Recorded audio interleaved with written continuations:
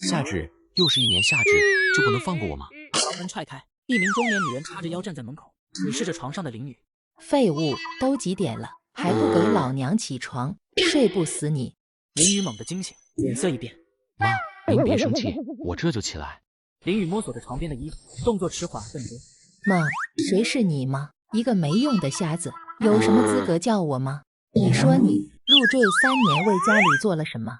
我上辈子到底做了什么孽？摊上你这个瞎子废物女婿，一天天什么忙都帮不上，还得花钱给你治病。雨欣都去公司了，你有点用，他都不用这么累。要不是老家伙坚持，我早就将你给赶出去了。老家伙也是瞎子，竟让雨欣嫁给你。如果不是你，雨欣还能过得更好。吃软饭到你这个地步，你还要点脸吗？3年前，林雨因为一场流星雨夺走了他的光明，也彻底改变了他的人生。每年夏至的夜晚都会让他身体痛苦不堪。朱莉扭着身体转身离去，林雨坐在床边，一道闭上眼，身体中气。强光过后，林雨适应了好一会儿，他缓缓睁开双眼。我的眼睛可以看见了。林雨愣住，他用力眨眼，揉了揉，再次睁开时，四周景象变得清晰起来。真的，我真的能看见了。3年了，整整3年了，我终于得以重见天日。去特马的流星雨，去特马的千年一遇。房门推开，叶可欣出现在门口，她扎着高马尾，身上穿着一件真丝短睡裙。林雨，快点，我妈让你去洗衣服。林雨视线落在叶可欣身上，鼻子流出红色液体。林雨，你流鼻血了。没事，可能是上火了，擦擦就好。叶可欣看着林雨的反应，她低头看了一眼自己。他就是个瞎子，怎么可能看得到？还好，那个可欣，别先出去，我想换套衣服。哼，没意思。叶可欣转身甩上房门，离开了杂物房。重见光明这件事，不告诉他们了。算了，走一步看一步吧，还是暂时不告诉他们我已经恢复了。既然眼睛已经恢复，也是时候该这个家不带也罢。林雨换上衣服，晕倒在床上。一道金光在林雨脑海中一闪，他睁开眼，发现自己身处一片浩瀚星空，漫天星辰近在脚下。怎么回事？我不是在杂物房吗？怎么忽然换地方了？这是哪？一个虚影缓缓出现在林雨眼前。年轻人，欢迎来到星辰海。星辰海，虚影，是你？没错，是我。吾乃天荒老人，来自北斗星域，因遭人所害，残魂至此，我心有不甘心，残魂寄托星辰海，望恢复实力，重回北斗星域报仇。他妈的，当年就是你把我弄瞎的吧？害我苦了这么多年。不好意思，当年用力过猛，现在不是没事了吗？用力过猛，你特么的祸害别人去啊！别生气嘛，我也是迫不得已才来这里。为什么是我？恢复实力，你跑我身上干嘛？你身上气息特殊，灵魂强大，正是我所需。我的好处呢？来我身体上，总得给些住宿费吧？哈哈，年轻人，好处就是我会传授我的毕生所学，助你成为至强者。林雨撇嘴，糟老头，你先别给我画大饼，来点实际的，金银珠宝、古董啥的，我不嫌弃。林雨双手抱胸，来回踱步。天荒老人大笑，哈哈哈！年轻人，待我将毕生所学传授于你，到时候你就会知道我是不是在给你画饼。那你打算怎么教我？你的灵魂经过星辰海滋养，只要你愿意，随时都可以与我共享学识。3年前那场意外，其实是我在为你打造一对火眼金睛。荒老人的虚影渐渐变突。好了，年轻人，我马上要进入沉睡了。记住，你首先要做的是修炼，其中星辰诀这套功法非常适合你，赶快让自己强大起来。对了，我这里还有一套银针，可以搭配这套功法，你小心收好。天荒老人的虚影彻底消失，空气中只留下能量波。喂，你什么时候可以醒来？林雨收起银针，看着空荡荡的房间，叹了口气。行吧，既然那糟老头说要我先修炼星辰诀，那就听他的吧。就在这时，一部名为《星辰诀》的功法突然完整的出现在林雨的脑海中，仿佛与生俱来。哈哈，真是神奇啊！果然如老头所言，只要心中所想，需要的信息就会立马浮现。林雨喃喃自语，盘膝而坐，闭上眼睛，引导气流在体内周点运行，身体放松下来，呼吸变得平稳有序。林雨在杂物房里修炼了许久，时间流淌飞快，几个小时过去，一阵手机电话铃声响起，林雨停止了修炼。这个功法是真心不错啊，才修炼了几个小时就能感觉到身体有用不完的力气，而且周身好像还有气体环绕。手机声响起，林雨睁开眼，摸向口袋，掏出手机，按下接听键。喂，妈，是钟雪红家属吗？这里是江州市中医院急诊科，钟雪红出了车祸，受了重伤，急需做手术，你赶紧过来讲费和签字。不好，老妈出事了。林雨拉开别墅大门冲了出去。林雨环顾四周，一辆出租车停在路边，林雨开副驾驶的门，坐了上去。林雨来到急诊科护士站询问护士，得知母亲已经下发了病危通知书，正在做手术。抢救室门灯熄灭，谢医生疲惫走出，眼神沉重。小芳，钟雪红家属到了吗？谢医生，家属到了，就在这里。谢医生叹气，看向林雨，进去再见一面吧。谢医生转身重回抢救室，林雨踉跄冲向抢救室。不，妈！林雨的呼喊声充满绝望，回荡在走廊。护士小红无奈叹息。林雨冲到手术台前，母亲身体已盖白布。节哀吧，小伙子。谢医生轻拍林雨肩膀。死者生前受到严重车祸，心脏已被胸骨刺破，大动脉完全断裂，恕我无能为力。不对，我怎么可以看到我妈的心脏在跳动？林雨眼中透视，看到母亲心脏在微微起伏。太好了，我妈她还有得救，她还有心跳。小伙子，经过我们再三确认，你母亲已死亡，不可能还有心跳。真的，我妈真的还有心跳，只不过她的心跳太微弱，你们仪器监测不出来而已。小伙子，我明白你的心情，但也要相信我们的专业判断。不，这不可能，一定还有其他办法。林雨紧皱眉头，来回踱步。在绝望中，林雨想起了天荒老人的传承——回阳九针。没错，回阳九针可以救治老妈。让开，我要救我老妈。谢医生脸色大变，快让安保人员进来，将这人给轰出去。林雨推开医护人员，拿出银针。衙门劳宫3阴交，涌泉太溪中脘接，环跳3里合谷病，此事回阳九针穴。林雨指尖飞舞，几枚银针带着真气落在钟雪红身上。这套针法配合上我之前修炼出来的真气，一定能把妈妈救回来。谢医生大惊失色，上前拉住林雨双手，试图抢夺银针。住手！你这是在干扰医疗秩序，是要坐牢的。医院安保人员和一名白发老者急匆匆赶到。院长，您怎么来了？我刚好路过急诊科，听说有人闹事，所以过来看看。怎么回事？急救室怎么会出现病人家属闹事的情况？院长，是死者家属认为病人还有心跳，不听劝告，想要亲自为死者治疗。什么？死者家属竟敢在医院搞事情！保安，赶紧将人给我轰出去！是。安保队长带领队员围上林雨，林雨拿起手术刀，转身挥动。不想死的话，离我远一点。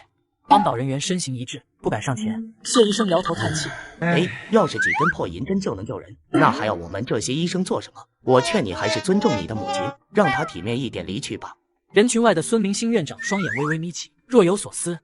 林雨手持手术用针，俯身在母亲钟雪红身上施针。院长，这家伙说用银针可以救回他母亲。你说他是在用银针救人？孙明星出身中医世家，针灸更是祖传绝学。他自问对已死之人也束手无策，更不信眼前这年轻人能创造奇迹。宣布死亡的病人，博医圣手来了也难，他一个毛头小子简直胡闹。孙明星上前去，目光落在林雨施针的动作上，身体一颤。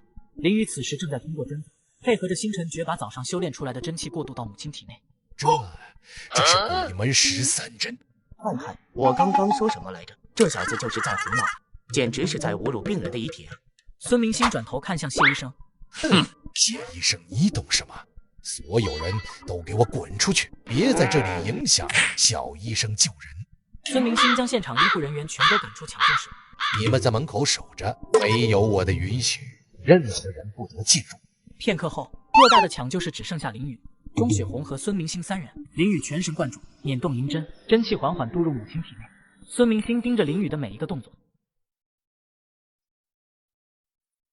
有心跳了，太神奇了。林雨长长的舒了一口气，嘴角露出笑容。总算是成功了。林雨一个没站稳，摔倒在地上。小医生，你没事吧？孙明星将林雨扶起，让他躺在担架床上。没事，就是有点累了。孙院长，麻烦您马上安排心脏方面的医生。我妈心脏上还插着胸骨，得马上取下来。话音刚落，林雨闭上双眼，彻底昏睡过去。好，我这就去安排。抢救室的门缓缓打开，孙明星走了出来。尽管钟雪红恢复了生机，插在他心脏里的那根骨头仍是悬在他头上的定时炸弹。孙明星转头对着护士站的小红喊道：“小红立刻准备将病人转到心外科去，通知齐主任亲自主刀。什么？转移到心外科？难道病人真的被救活了？抢救室内的声音肯定了谢医生的猜测，他曾宣布死亡的病人被林宇用针灸挽救了回来。谢医生，回头再跟你算账。2张病床被护士们推了出来，一张病床上，钟雪红身上插满各种管子和器，另一张病床上，林宇被推向 VIP 病房，钟雪红被推向心外科手术室，那里一群医护人员严阵以待，孙明星紧随其后。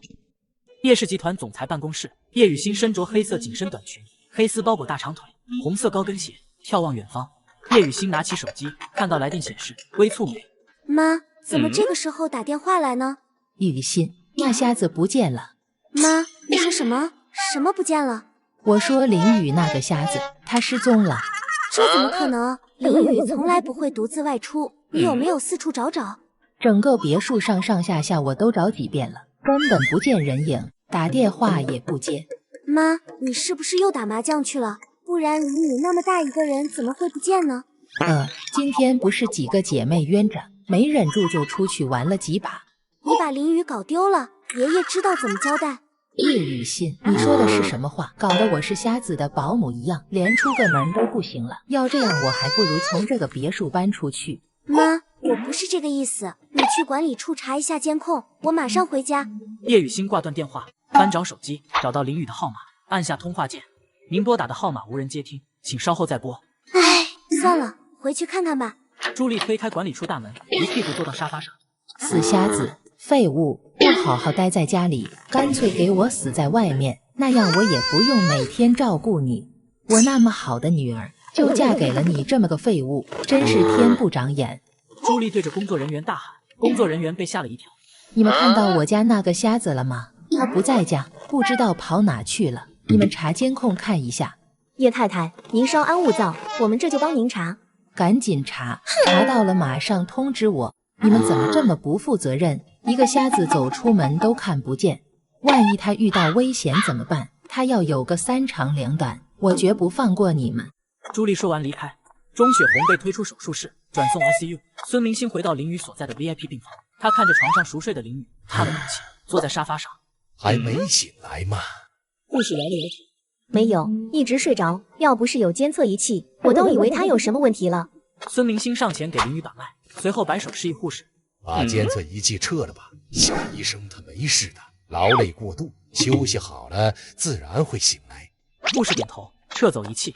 小医生，你母亲的手术很成功，已经送入 ICU 观察，你就好好睡一觉吧。孙明星转身离开病房，林宇从昏睡中悠悠转醒，艰难睁开双眼，模糊视线逐渐清晰。他迷迷糊糊掏出手机，下意识按下接听键。喂，妈，是我，叶雨欣，不是你妈，你上哪里去了？为什么一直不接电话？我在医院。医院？好端端的跑医院干什么？难不成你还想治好那双眼？哼，这就不劳烦叶大总裁记挂了。自从3年前林宇入赘叶家后，叶雨欣这女人便没给过他好脸色。林宇挂断电话，盯着天花板，叹了口气。叶雨欣握着手机，脸色铁青，身体微微颤抖。叶雨欣看着手机，电话被挂断。好，你个臭瞎子，翅膀硬了是吧？既然不用我管，那我就不管了。你是生是死，与我无关。要不是因为爷爷一定要让我嫁给你，你都不知道死在哪个角落里了。搞不懂爷爷为啥要让我嫁给一个瞎子。朱莉坐在沙发上，看向叶雨欣。雨欣，那个瞎子说了什么？他现在在哪里？在医院。在医院？他去医院做什么？不知道。就在这时，别墅大门传来敲门声。朱莉皱着眉打开门，门外站着一名工作人员。叶夫人，您好，我们在监控中发现您家姑爷今天上午离开了小区，这是视频文件，请您过目。工作人员递上一个 U 盘，朱莉接过。知道了，以后注意点，再有下次，我让你们老板炒了你们。对，我们以后一定注意。叶雨欣看向朱莉手中的 U 盘，妈，把那个 U 盘给我吧，我倒是要看看他怎么离开的。病房门推开，一名年轻护士推着小车进来。护士看到坐在沙发上的林宇，瞪大了眼睛。林先生，你醒了？我这是睡了多久？差不多8个小时。你饿不饿？要不要吃点东西？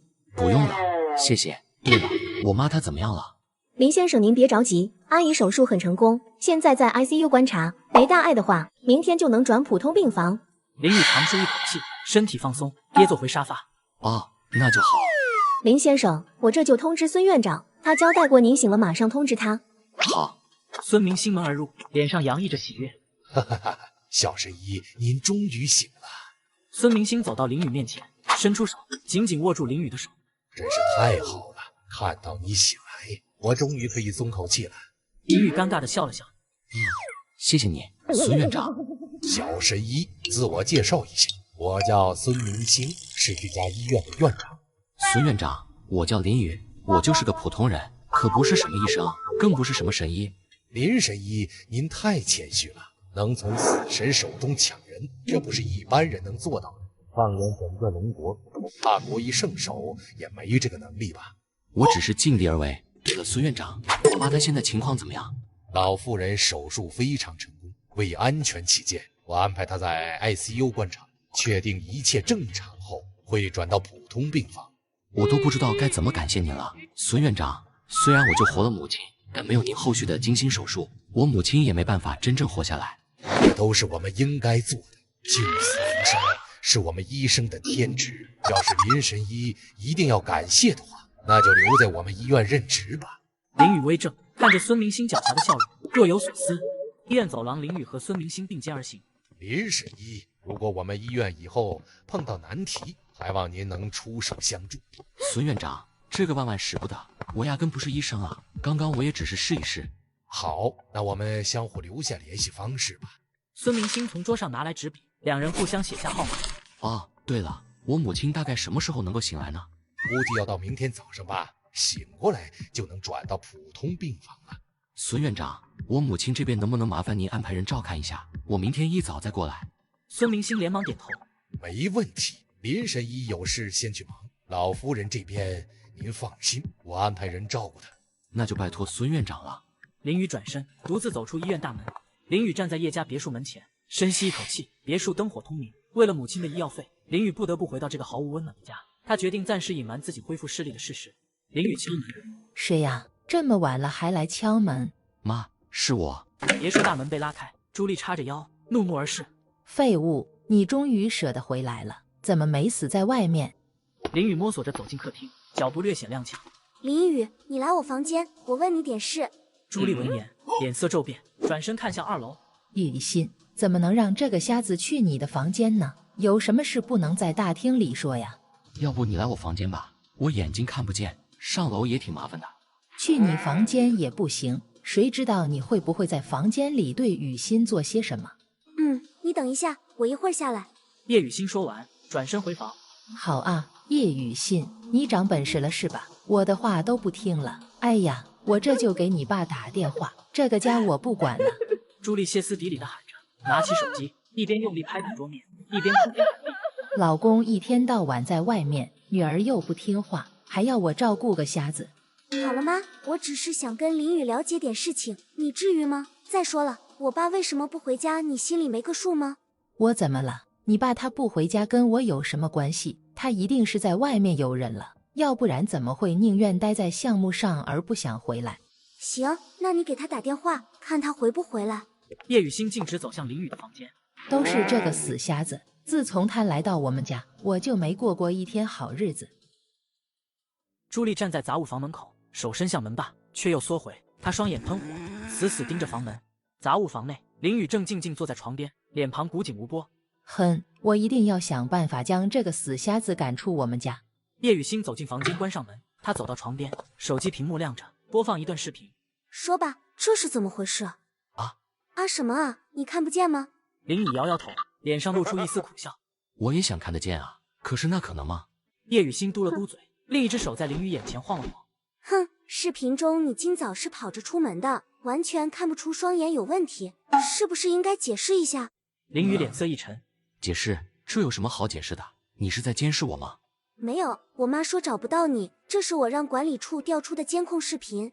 当时听到我妈要做手术，没想那么多就凭感觉往前冲了。真是这样吗？哼，你最好别骗我，要不然……叶雨欣转身就要出门。那个，我可以跟你借点钱吗？叶雨欣停下脚步，转过身。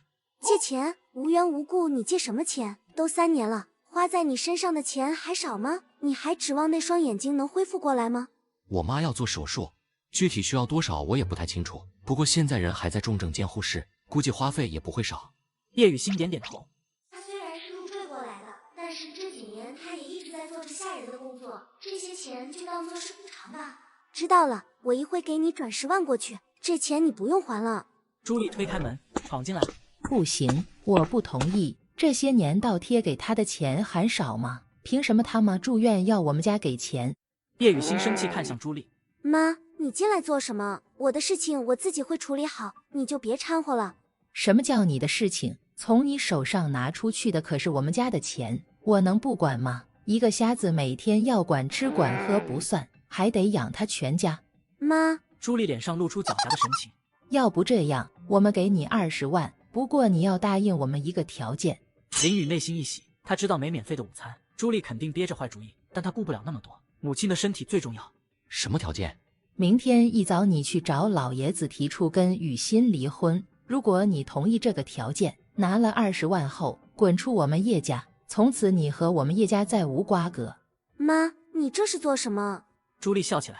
雨欣，你不是一直想摆脱这个瞎子吗？现在可是一个绝佳的时机啊！只要让他主动跟你爷爷提出离婚，看你爷爷这次还有什么话可说，哈哈。真的能行吗？林雨默默地注视着叶雨欣，他明白叶雨欣其实也渴望着这场婚姻的结束。没问题，明天你早带我去爷爷那边，我亲口和他说，既然双眼已恢复，是时候离开了。呵，一言为定，明儿一早我和雨欣一起送你过去。林雨摇了摇头，叹了口气。也好，就这样吧。夜色深沉，林雨站在窗前，夜已深，林雨却毫无睡意。今天发生的一切让他至今都未能回过神来，从重获光明到得到神秘传承，再到从死神手中救回母亲，以及答应与叶雨欣结束婚姻，桩桩件件冲击着他的大脑。既然已经答应了朱莉，明日一早就和叶雨欣去。算了，越想越乱，不想了，还是先修炼提升自己吧。林雨盘膝而坐，闭目凝神，开始修炼星辰诀。天色变亮，林雨醒来，伸了个懒腰。尽管整夜不眠，但已精神充沛，丹田之上更是传来阵阵暖流，这法诀还真不错。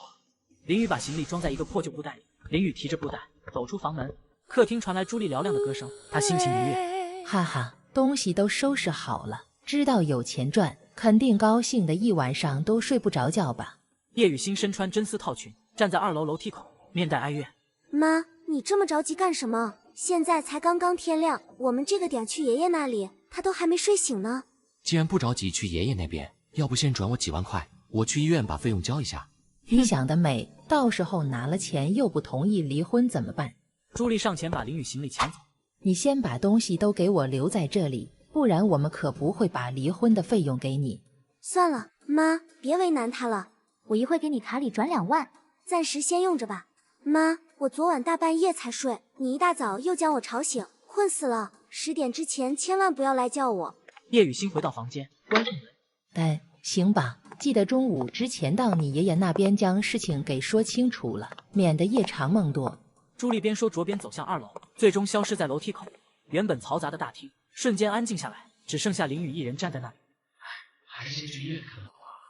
林雨顺手拿起餐桌上的面包和导盲杖，走出别墅大门。别墅2楼，叶雨欣紧盯着林雨背影。看来是我想多了。林雨很快来到中医院，此时还不到8点，医院已开始忙碌。他按照记忆中的路线，找到了昨天自己住过的那个楼层。楼梯口，小护士走上前。林先生，早啊。林雨回头。你好，早啊。林先生吃过早餐了吗？要不要来一点？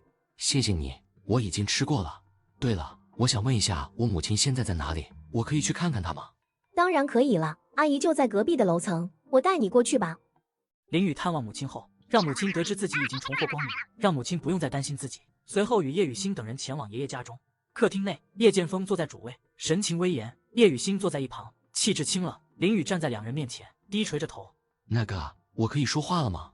哦，林雨啊，有什么事直接跟雨欣说就行，让她转达，不必你亲自跑一趟。我想跟雨欣离婚，请您成全。叶剑锋脸上惊讶的神色一闪而过，他显然没想到一个瞎子会主动提出离婚。离婚？没错，我决定要和叶雨欣离婚。理由呢？3年前，叶雨欣重病缠身，叶家为冲喜，重金寻羊年阳月阳日出生之人入赘。没有理由，当初让我入赘，不就是为了给叶雨欣冲喜吗？现在她已康复，你们的目的也该达成了。这并不是你们离婚的原因。在这个家，每天都得遭受朱莉谩骂。叶雨欣终日冷眼相待，3年了，我连她的手指头都没碰过，这些理由够了吗？叶剑锋眉头紧皱，前2点无所谓，赘婿就该有赘婿的觉悟，但雨欣一直没跟你同房，这确实出乎我的意料。爷爷，我根本就不喜欢林雨，他想进我房间，没门。雨欣不得胡闹，夫妻同房本就是正常之事。爷爷，这次是林雨主动提出的，我也没办法啊。这件事不要再提了，我不会答应的。叶剑锋知道林雨被选为赘婿，不仅是冲喜，更是因为高人曾言叶雨欣至阴体质，需8字至阳之人方能缓解。可是爷爷，好了，雨欣，不要再说了。爷爷，我求您了。叶剑锋看着孙女，叹了口气，脸上露出无奈。哎，这样吧，等雨欣过了24岁生日，你若还坚持，我就同意离婚。太好了，爷爷，离我24岁生日也就差不多1个月时间了。爷爷，为什么要等1个月？我们本就没感情，丈母娘也看我不顺眼，您就当放过我吧。不行，当初你入赘有约定，除非我们主动提出，否则你需按合同赔偿。现在身无分文，根本无力赔偿当初那笔巨款，3年都熬过来了，再多1个月也没什么差别。好吧。迈巴赫车内，朱莉趾高气扬，林雨闭目养神，叶雨欣面露难色。废物，离婚这么小的事都办不好，还想赖在我们家多久？叶雨欣已将爷爷不同意离婚的事告诉朱莉，朱莉满腔怒火，此刻全撒在林雨身上。妈，这是爷爷的意思，你冲我凶什么？有本事去爷爷面前凶。我就凶你，吃我的穿我的，凶你几句会死吗？林雨撇嘴，闭上眼，懒得理你。好啊，你这个废物什么态度？雨欣，把这个废物瞎子扔路边，让他自己走回去。叶雨欣看向朱莉，妈，荒山野岭的，他还是瞎子，这样行吗？有什么不行？他懒得理我，我懒得理他，他死活跟我无关。可是爷爷知道了，他什么？他死外面最好，你就不会受婚姻影响。叶雨缓缓将车停靠路边，要不你下车吧，你们太吵，我无法专心开车。林雨睁开眼，冷笑一声，觉得吵，让你妈下去，她整天骂人，正好走走消消食。朱莉拉开后车门，将林雨从车内扯下。你话多，还想让老娘下车？给我下来！迈巴赫迎财而去，林雨被丢在路边。靠，还真把我扔这了，这对母女真够狠心，遇到这对奇葩，算我倒霉。不过也好，那个家不是不小的。林雨漫步在马路上，享受着城郊的清新空气。他想起昨晚修炼星辰诀时的奇妙感受。这里的空气比城里新鲜多了，正好找个地方提振修炼。林雨很快找到了一处灵气浓郁之地，他盘膝坐下，闭目开始修炼，周围灵气如涓涓细流涌入体内。妈，爷爷再三交代，我24岁生日前不能和林雨分开，否则我的病可能复发。要是林雨死了，我的身体不也危险了？可笑，3年了，你和林雨没同房，不住一起，不还是好好的？你爷爷老糊涂了，杨大师的话我根本不信。我觉得你病早好了，林雨来只是巧合。叶雨欣微微皱眉，轻轻点头。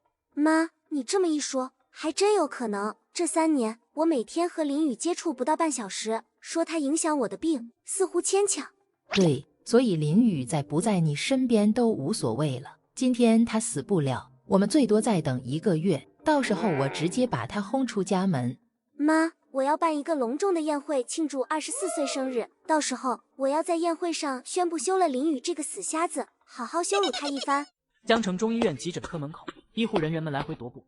急救中心电话传来，环城高速发生严重车祸，一女子追尾大货车，头部重创，生命垂危，正紧急送往这里。谢医生，又是一个脑部重创的伤者，估计成活几率不大。直接追尾大货车，伤在头部，估计还没到医院，伤者就没了。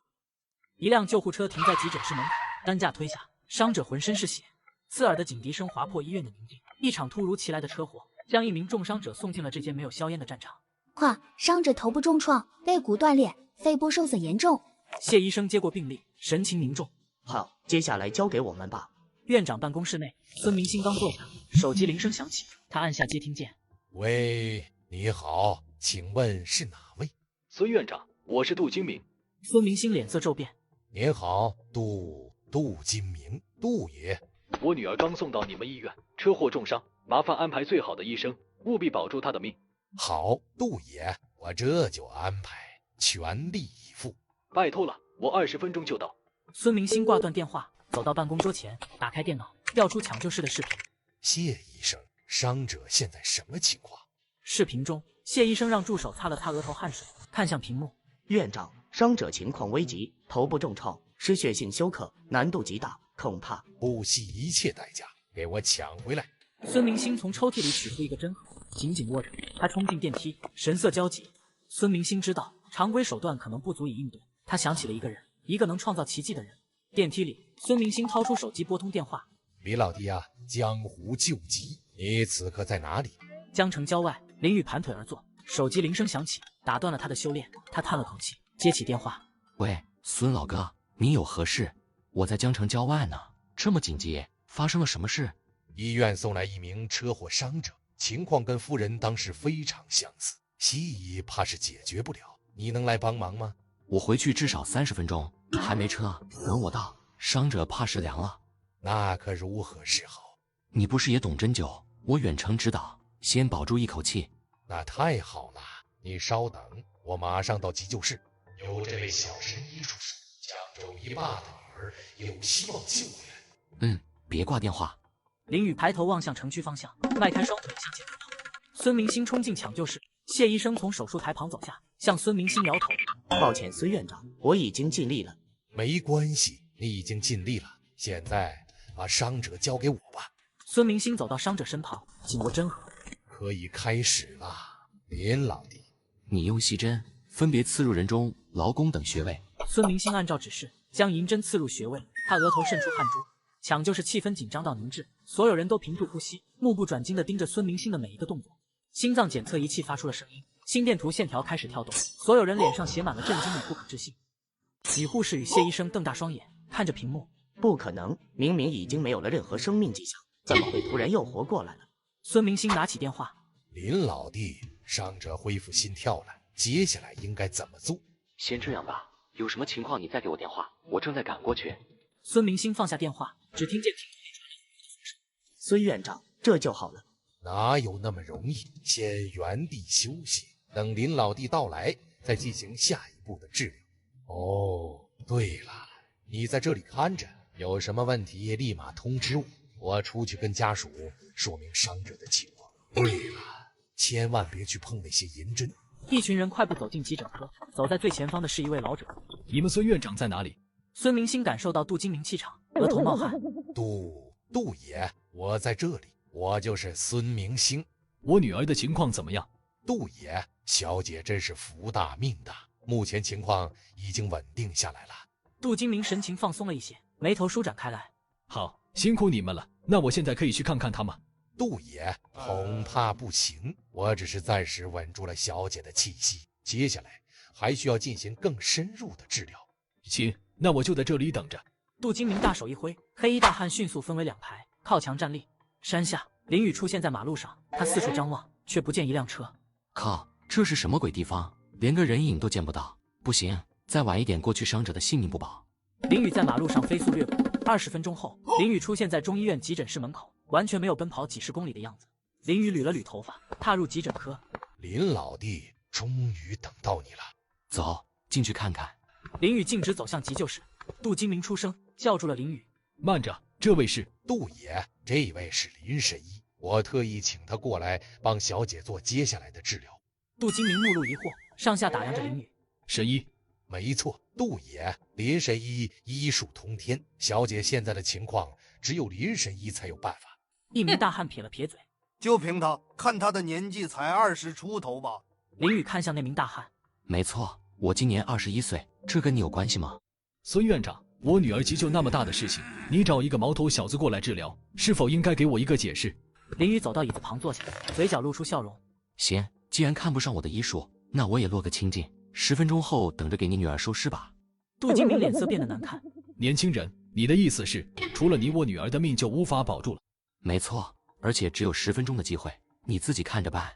呵，好大的口气！今天我还就不信了，偌大的中医院会找不出治疗我女儿的办法。再不行，送到更高1级医院去。林雨抬手看了看手机，点了点头。好，还有8分钟时间。杜金明颈部青筋暴起，你这是在找死！杜金明话音刚落，大汉们围拢过来，面色冷峻，盯着林雨。急诊室大厅，几名黑衣大汉围住林雨，杜金明脸色阴沉。怎么，你们这是想打架？林雨目光微凝，一股淡淡肃杀之气从他身上涌出。黑衣大汉们纷纷止步。大家息怒，听我说。孙明星站出来，看向杜金明。杜爷，小姐的生命气息之所以能稳住，全靠林神医刚才在电话上远程知道。如果按照西医抢救，小姐10分钟前就已宣布死亡了。如今小姐生命气息仅靠银针吊着，体内伤势没修复，特别是大脑出血，再不处理，小姐生命真的要不保了。另外，就在昨天，林神医刚在这急救室救治了一名同样症状的伤者，那名伤者已被转移到普通病房恢复。杜金明眼眸一亮，看着林雨。呀，真的？真的，千真万确。杜爷，哪怕给我1万个蛋，我也不敢欺骗你。突然，急救室内传来急切的声音，谢医生匆匆跑出，神情焦急。不好，孙院长，伤者心率急速下降，其他各项指标都在衰减，赶紧想办法。孙明星看向林雨。林神医，哎，走吧，希望还来得及。林雨转身走进急救室。急救室内，伤者躺在手术台上，心跳检测仪屏幕上一条直线显示心脏已停止跳动。林雨快步走到床边，脸色一沉，他握住伤者右手，悄悄注入一丝灵气。除了孙院长外，其他人都出去吧。谢医生和其他医护人员脸上满是疑惑和不解。这按林神医的意思，都出去吧，我留下协助林神医即可。谢医生等人虽不愿，但无奈退出急救室，只剩下林雨和孙明星。林老弟，银针。孙明星将一盒祖传银针递到林雨面前。孙院长，这可是好针啊！呵呵，这是我们孙家的家传之物，要不是林老弟的出现，他现在还躺在抽屉里吃灰呢。好，那我就借用孙院长的家传宝贝，给他重新开光。林雨捻起银针，气运指尖，开始施展还阳9针。林雨通过针法运气，不断的修复患者体内伤势。孙明星目不转睛地盯着林雨的手法，眼睛眨也不眨，震撼不已。呼，好了。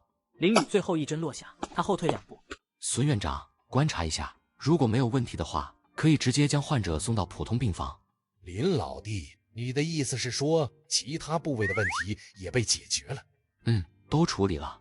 这门针法真是神奇啊，能把人从鬼门关里救出来。杜金明在急救室外来回踱步，脸上写满焦急和担忧。谢医生和几名医护人员从急救室走出，谢医生面露无奈。怎么样？我女儿的情况怎么样？不清楚，那小子将我们给赶出来了。什么？将你们都赶出来了？就凭那小子一个人能完成治疗吗？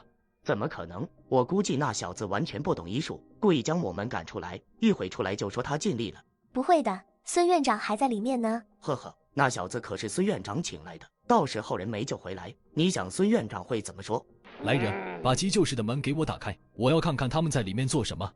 几名黑衣大汉冲向急救室大门，试图推开。医院安保人员吓得面色惨白，躲在远处瑟瑟发抖。他们深知这些黑衣大汉的狠力，根本不敢上前阻拦。急救室大门被黑衣大汉硬生生拉开，孙院长赶忙跑过来，挡在门口。你们这是干什么？这时心脏监护仪那熟悉而又稳定的声音传入众人耳朵。谢医生脸色骤变，转身逃跑。呵，给我把他拦住！黑衣大一把抓住了谢医生，将他拎了回来。你们这是做什么？敢无端禁锢医务工作者，就不怕我报执法队吗？谢医生挣扎着，黑衣大汉脱下一只袜子，塞进了谢医生的嘴里。都给我出去！杜金明脸色一阵红一阵白，赶紧让手下拖着谢医生出了门。开，统统都给老子滚出去！急救室大门缓缓重新关闭。林雨看向孙院长。孙院长，伤者家属是什么人？来头不小啊！林老弟，你不认识杜爷，不知道杜爷的身份。杜爷没听说过。这几年林雨待在叶家，大门不出二脉，况且他还是个瞎子，根本就不知道江城有杜金明这号人物。林老弟，这位杜爷可是咱们江城地下势力的第一人，逍遥帮的掌舵人，人称江城杜阎王。杜阎王听起来很厉害的样子。没错，杜爷在江城可是无人不知，无人不晓，就连3岁的孩童听到江城杜阎王的名号，都会被吓得半夜尿床。切，说半天不就是个黑社会大佬吗？搞得有多大能耐似的。林老弟，虽然你医术通天，但是江湖的事情你不了解，像杜阎王那种人，我们还是少惹为妙。行了，我跟他又没有交集，看他那不可一世的做派，问一问而已。那就好，那就好，我们做好自己的事情，哪怕是吃点亏，也不要去惹那种人物。病床上的伤者面色红润，呼吸平稳。孙院长，伤者已无大碍，接下来稍作恢复便可下床出院了。好，真的是太神奇了，太了不起了，林老弟！连续2床死里为生的成功案例，这回我中医院要名声大噪了。孙院长，这里就交给你了，我先从后门离开，记住，我不想有人打扰我的母亲。孙院长拍拍胸脯，明白，我一定不让人去打扰夫人。林雨打开急救室后门走了出去，钟雪红脸色苍白，正与年轻护士轻声交谈，冷娇娇身着护士服站在床边。小姑娘，你今年多大？叫什么名字啊？阿姨，我叫冷娇娇，18岁，刚毕业出来工作。要是林雨能找个像你这样的妻子该多好。阿姨，您是哪里不舒服吗？没事，娇娇，阿姨只是突然想起些事情，有些伤感。阿姨，别想太多，一切都会好起来的。房门被推开，林雨拎着水果和热粥走进来，看到母亲醒来，脸上堆满笑容。妈，我回来了，饿了吧？我给你买了你最喜欢的皮蛋瘦肉粥。林雨将水果放下，提起粥碗在母亲面前晃了晃。你别说，我还真的感觉有些饿了。林先生，我来喂阿姨吧，这是我的工作。不用了，你去把水果洗一下，我妈吃完粥要吃点水果。好。林雨舀起一勺粥递到母亲嘴边。妈，这皮蛋瘦肉粥味道如何？好吃，妈，好久没吃过皮蛋瘦肉粥了。林雨带着疑惑看向母亲。哦，妈的意思是好久没吃过那么好吃的皮蛋瘦肉粥了。妈，好吃你就多吃点，不够我再给你买。不用了，够了，真的很好吃。小雨，还是妈自己来吧。钟雪红接过碗勺，慢慢吃起来。林雨坐在一旁看着母亲。小雨，一会儿就给我办手续出院吧。今天是周五，小雅回家见不到我会担心的。林雅，林雨的亲妹妹，打小就是她的小雅，父母常年劳作，林雨便是她的保护神。妈，小雅现在上大学了吧？小雅现在在江城大学读大一，每周周末都会回家。妈，我爸不是在家吗？要不再休养几天再回去吧。唉，你爸他不一样。好，妈，我们这就出院，回家等妹妹回来。小雨，叶家那边怎么办？他们允许你出来那么长时间吗？放心吧，妈，我会处理好的。那好吧，那我们赶紧收拾东西。中医院走廊里，杜金明来回踱步，孙明星从急救室出来。孙院长，我女儿她怎么样了？哦，杜爷，杜小姐的伤势已无大碍，一会儿就可以出来了。好啊，孙院长果然医术过人，回头我一定重重有赏。杜爷过奖了，这都是林神医的功劳，我只是个助手而已。杜金明闻言，脸上表情凝固。这林神医到底是什么来头？杜潇潇摇了摇头，脸上写着不信。不可能，他顶多20岁出头，怎么可能有如此高超的医术？没错，就是一名20岁出头的小伙子。我一开始也怀疑他的能力，没想到还真是一名神医。走吧，老杜，我们回家。本姑娘到时候要好好感谢一下那位神医。江城南郊，林雨和钟雪红两母子拎着个小布包出现在城中村村口。妈，我3年没回藏龙湾了，村子似乎没有什么变化。在这里居住的基本上都是穷苦人家，村子哪会有什么变化？两人正说着话，突然一阵惊异声传来，兰姐走了过来。雪红，你不是被车撞了吗？怎么会在这里？是啊，刚从医院回来呢。不对啊，雪红，我可听说你的胸骨都被车撞得插入心脏了，村里都在传闻你已经死了。那都是他们瞎传的，你看我这不是好好的吗？钟雪红和兰姨道别后，带着儿子朝着村内走去，路人纷纷朝钟雪红投来异样的目光。大白天不会是见鬼了吧？我昨天明明看到钟雪红被大卡车撞得不成人样，现在怎么像个没事人一样？是啊，明明胸口已经凹陷下去了，怎么可能？林雨母子走到家门口，屋内传来一阵吵闹声。死瘸子，快把我姐的身份证给我，她已经被车给撞死了，我要到医院给她办理死亡证明。哦，不可能，雪红昨天还好好的，怎么可能被车给撞了呢？再说了，就算是雪红出了事，也轮不到你去给她办理证明。林天华知道这个小舅子是赌如命，肯定是不安好心。嗨嗨，我说你一个床都下不来的瘸子，就算让你去医院，你去得了吗？哦，对了，哈哈哈，你还有一个被送到叶家做上门女婿的瞎眼废物儿子，这几年他连叶家的门都出不来，估计也指望不上吧。林天华气得浑身发抖。钟志兵，你别太过分了，好歹你也是小雨的舅舅，怎么能说出这样的话来？林天华，别敬酒不吃吃罚酒，赶紧将我姐的身份证交出来，要不然就别怪我动手了。你想做什么？我告诉你，你这样做是犯法的。难道就不怕执法队来找你麻烦吗？执法队，哈哈哈！我只是帮我姐处理后事而已，就算是执法队来了，我也不怕。我再给你最后一次机会，要是再不交出我姐的身份证，我可就不客气了。钟志斌从口袋里掏出一把匕首，刀刃在林天华脸上比划着。好，钟志斌，看来你是早有预谋的。钟志斌在林天华身上踹了一脚，骂道：“废话真多，念在你是我姐夫的份上，才没对你动手。再不知好歹，信不信老子要了你的命？”就在这千钧一发之际，房门被人一脚踹开，林宇冲了进来。林宇一脚将钟志斌踹飞，钟志斌砸在木桌上，木屑飞溅，钟志斌满嘴是血，从地上爬起来。你找死！钟志斌余光瞥见钟雪，脸色瞬间惊恐。啊，姐，怎么是你？钟志斌，你又出去赌了？不是，姐，你不是被车撞了吗？怎么会出现在这里？钟志斌，你就这么希望我妈被车撞吗？你是林宇，我的好舅舅，你果然是狗改不了吃屎，还是烂赌鬼一个。钟志斌摇头，喃喃自语道：“呵呵，幻觉，一定是幻觉。一个死人，一个瞎子，怎么可能同时出现在我的面前？”林宇上前，两个耳光扇在钟志斌脸上。这回清醒了吗？我的好舅舅。钟志斌脸色惨白，点头。姐，那啥，我还有事就先走了。钟志斌转身走。小雨，先别管他，看看你爸有没什么事。钟雪红看向林天花。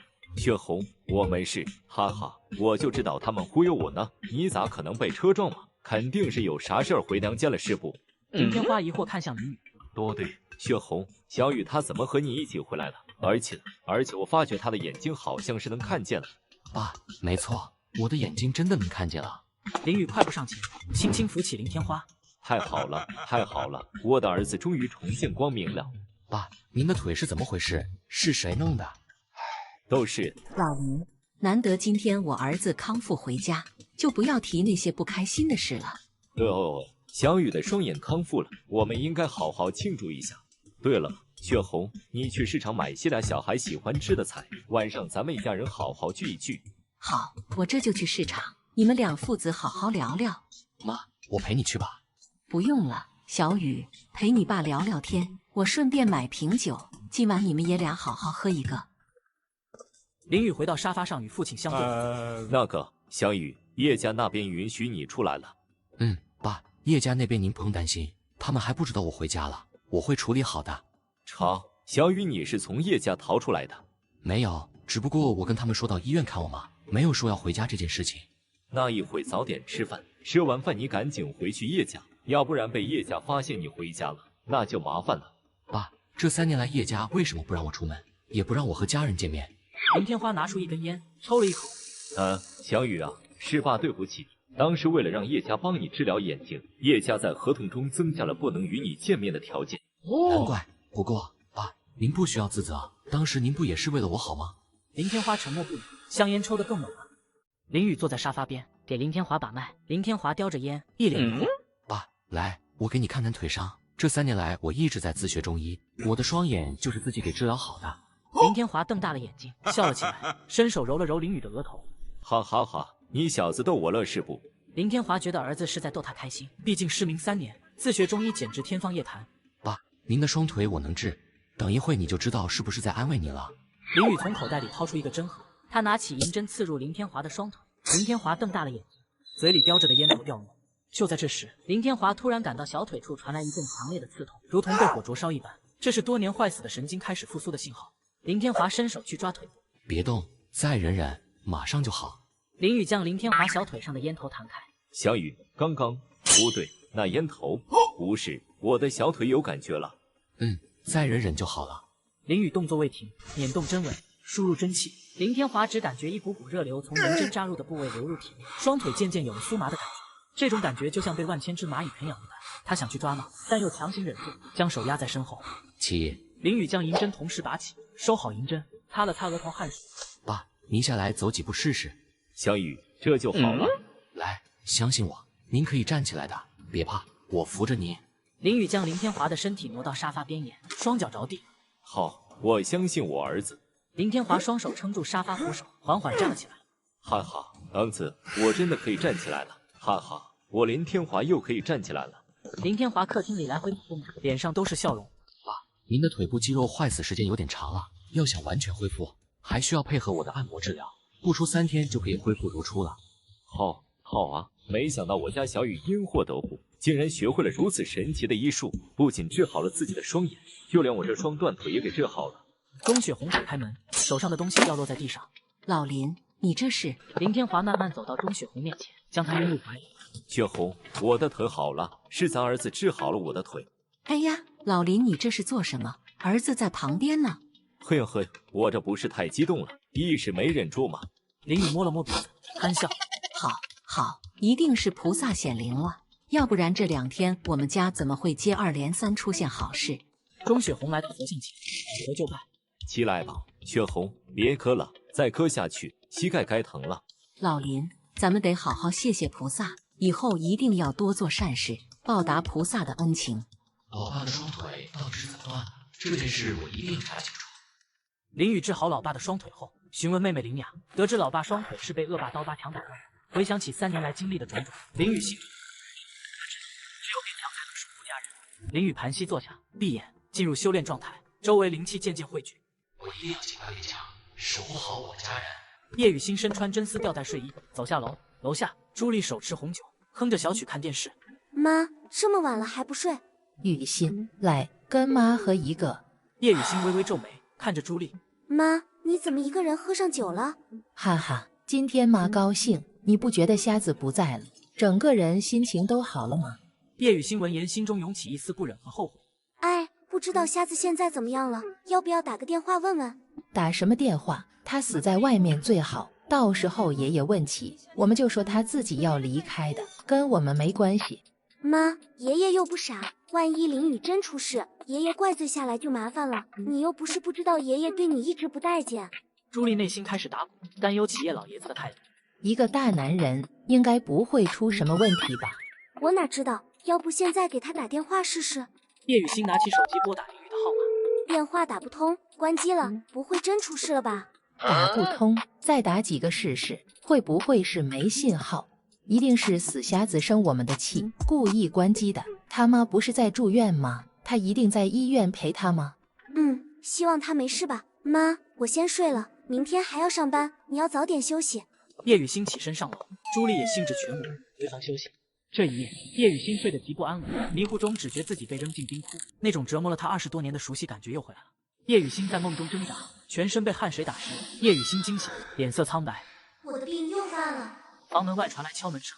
雨欣，今天怎么回事？这个点了还没起床上班？妈，我马上就来。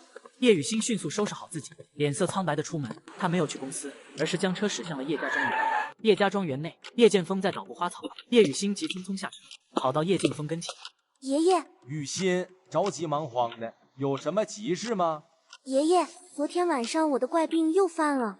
叶剑锋面色大变，急忙站起身。什么？又犯了？对，没错，跟之前的症状一模一样。哎，怎么突然又犯了呢？爷爷，我不知道啊，我也不知道为什么会这样。雨欣，你先别急，我这就打电话给大师问问。叶剑锋转身，拿起手机拨打一个号。叶雨欣站在原地。叶剑锋脸色铁青，将电话放下。雨欣，昨晚那瞎子是不是没住在别墅？叶雨欣低下头。是的，爷爷。爷爷怎么知道他没回来？难道真出事了？怎么回事？我不是说过不能让瞎子离开别墅吗？爷爷，林雨他妈妈住院了，昨晚在医院陪他妈妈，所以就没回来。赶快让他回到别墅。大师说过了，在你24岁生日之前，一定不要让瞎子离开别墅，要不然……叶雨欣心中暗自庆幸，连忙打断叶剑锋的话。爷爷，我明白了，我这就到医院去接他回家。去吧，记住我说的话，要不然就算大师都救不了了你。叶雨欣匆忙离开，林雨睁开双眼，迸射出警报。经过一夜修炼，他感受到体内涌动着强大的力量，他突破到了炼气一重境界。哈哈，我突破了炼气一重。房间门被人用力敲响。小雨，发生了什么事情？为什么你的房间里有这么大的异味？异味？哦对，好像确实有股怪味。林雨低头，看到自己全身沾满了一层泥，恶臭扑鼻而来。我操，我这是怎么了？一股信息涌上心头，他明白这是体内排出的杂质，是身体被净化的证明。妈，没事，我一会儿洗个澡就好了。林雨打开房门，直奔卫生间而去。他经过妹妹咦，哥，你该不会是吃坏了肚子，没忍住拉裤兜了吧？林雨脸红，死妮子，说什么呢？哈哈哈，笑死我了。小雅，这有什么好笑的？马上要出摊了，帮忙收拾一下。哦，好，你让我再笑一会。妈，你们等我一下，我洗完澡也跟着一起去。哥，你吃了早餐再来吧，我们先过去。周末人多，晚了就没有好位置了。也行，那我等会过去。林雅推着摆摊车来到兰姨身旁。早上好，兰姨。小雅回来了，你们今天早上也出来摆摊吗？是的，我爸爸的腿已经痊愈了，他在家闲不住，所以我们也来凑凑热闹。林天花和钟雪红抬着食材走过来。哈哈，兰姐，为了给我治病，家里欠不少钱呢，我总不能一直待在家里吧？哎呀，天华的腿真的完全恢复了，真是老天有眼啊！是啊，这还得多亏了我家小雨，要不是他，老头子腿恐怕是没有机会治好了。雪红，你说是小雨治好了天华的腿，这小子怎么忽然变得这么厉害？没错，是他。刀疤男嘴里叼着烟，歪着脑袋，带着几个小弟走来。哟，这不是林天华吗？怎么腿不瘸了？一大早也跟着摆起摊来了。众人神色不安，气氛凝固。林天华脸色铁青，钟雪红紧紧拉着他的手。林天华一家经营着菜摊，却再次遭遇了附近的地头蛇刀疤强一伙。3年前，林天华的双腿就是被此人打断。啊，看到我们哥几个就不敢说话了，是不是怕了？刀疤强走近，用手指戳了戳林天华的胸口。别以为腿好了就能嚣张了，告诉你，在这片儿还是我们说了算。你们到底想要干什么？干什么？当然是来收费了，收费500，赶紧交出来吧。前几天我已经交过1次了，为什么还要交？少废话，交你就得交。前几天交的是下午和晚上的费用，谁让你们早上在这里摆摊的？黄毛举起手中铁棍，不交钱，信不信我们砸了你的摊子？林雅走出来，怒视刀疤强。刀疤强，你别太过分了。哟，这不是我家小雅吗？一段时间没见，出落得越来越水灵了。我呸！谁是你家小雅？刀疤强，你要不要脸？哈哈哈，就喜欢你这个小辣椒。这样吧，你答应做我的女朋友，摊位费就给你免了，而且以后你们家有我罩着，没人敢欺负你们。找你妈做你女朋友去，你也不照镜子看看自己长什么样。刀疤强大怒，将林雅抓进怀里，林雅拼命挣扎。臭婊子，别敬酒不吃吃罚酒，我跟你们拼了！林天华抄起菜刀，对着刀疤强冲了过去。老东西，就凭你也敢和强哥动手？黄毛一脚踹向林天华肚子，手中的铁棍朝着林天华脑门砸去。就在千钧一发之际，一道银色的光芒呼啸而至，一道银光击中黄毛手腕，黄毛吃痛惨叫，铁棍脱手落地。林雨出现在黄毛面前，面露怒色，找死！林雨抬手，耳光扇出，黄毛整个人被扇飞出去。众人倒吸一口凉气，刀疤强身体微抖，被这股力量震慑。放了我妹妹！林雅还在刀疤强怀里挣扎。哦，是林雨你这个瞎子！刀疤强认出了林雨，但想起他以往的软弱，瞬间又恢复了狂妄。哈哈，我还以为是哪位高手呢，就凭你这个瞎子，也想让我放了小雅妹妹？我再说一遍，放开她！刀疤强，念在我们一起长大的份上，我再给你一次机会，放了我妹妹。林雨，你话说反了吧？这样吧，看在我们一起长大的份上，你现在跪下来求我，说不定把我跪开心了，我会留你们一条活路。黄毛爬起附和。没错，林雨，你一个瞎子凭什么跟强哥这样说话？赶紧给强哥跪下磕3的响头！既然你不肯放手，那就别怪我不客气了。林雨身形一闪，冲向刀疤强，他双手探出，抓住刀疤强手臂，用力一扭，只听咔嚓一声，骨头断裂的声音清晰可闻。啊！刀疤强松开了林雅，林雨趁机将林雅拉到身后护住。你竟敢折断我的手臂！我给过你机会的，是你自己不珍惜，那就怪不得我了。围观群众哗然，无法相信眼前这个瞎子竟然如此厉害。你们都是死人吗？都特马给我上，给我打断他的手脚！是，给强哥报仇。对，给强哥报仇。刀疤强的一众小弟举起手中铁棍，朝着林雨冲去。也好，一并将你们给解决了，顺便除去你们这帮曹文湾的祸害。林雨身形一闪，冲向人群。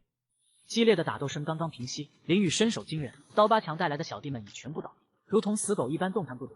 刀疤强看着林雨，你不是林雨，你到底是谁？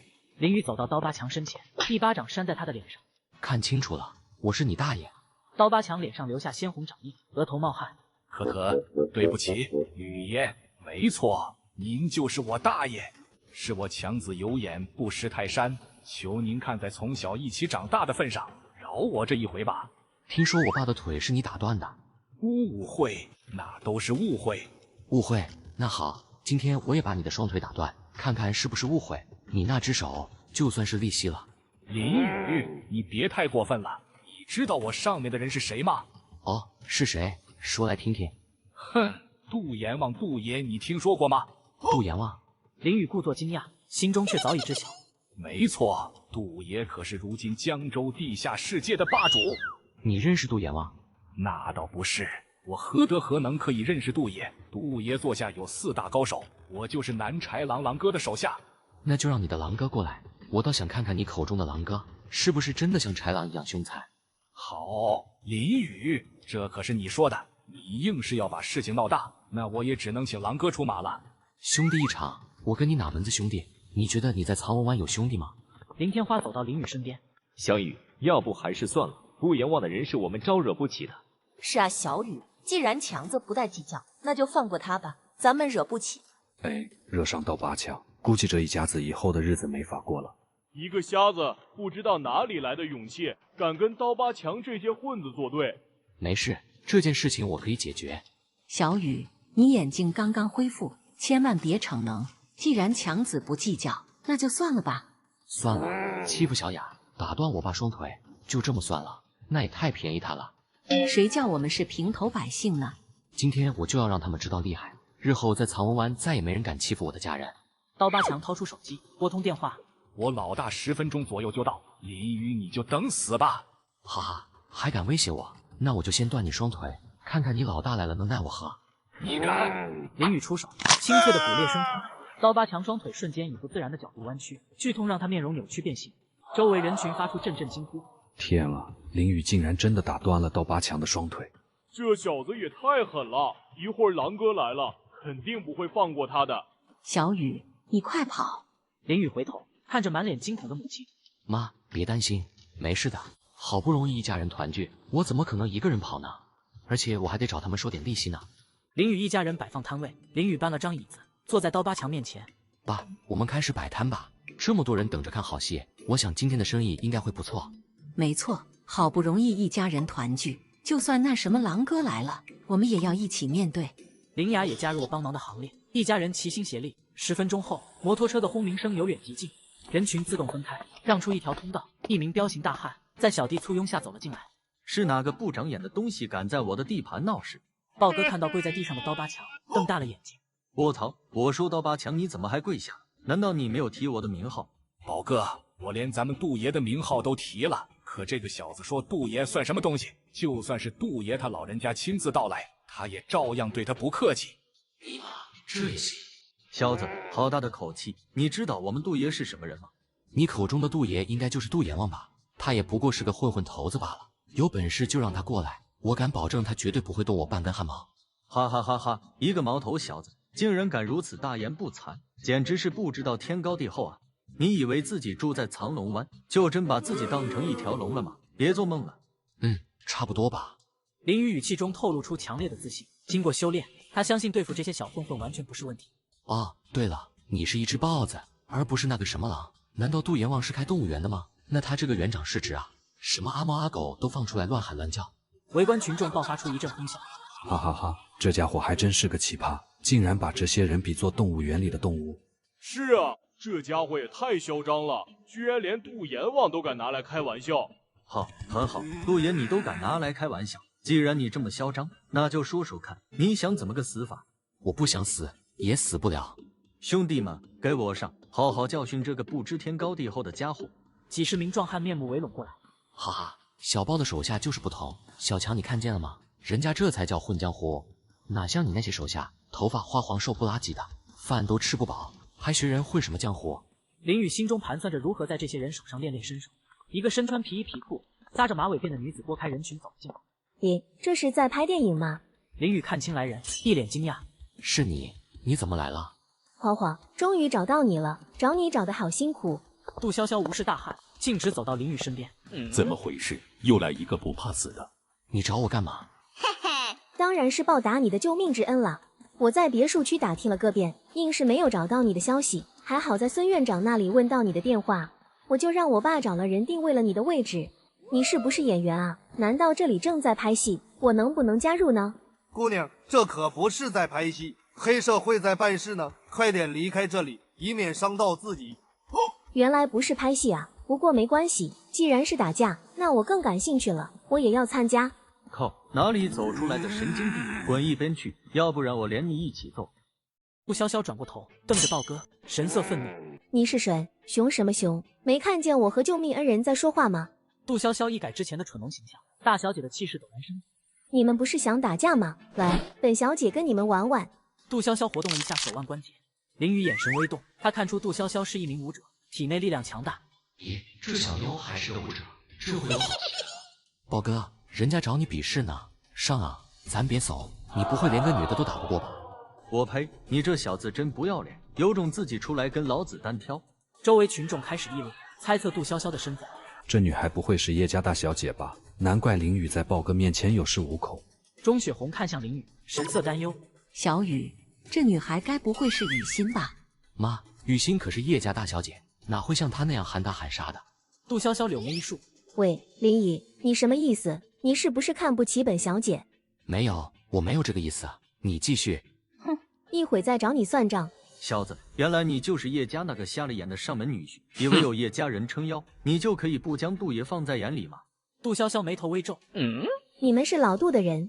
老杜竟敢这样称呼杜爷，你到底是什么人？没想到老杜的人在下面欺行霸市，今天本小姐就替他好好管理一下。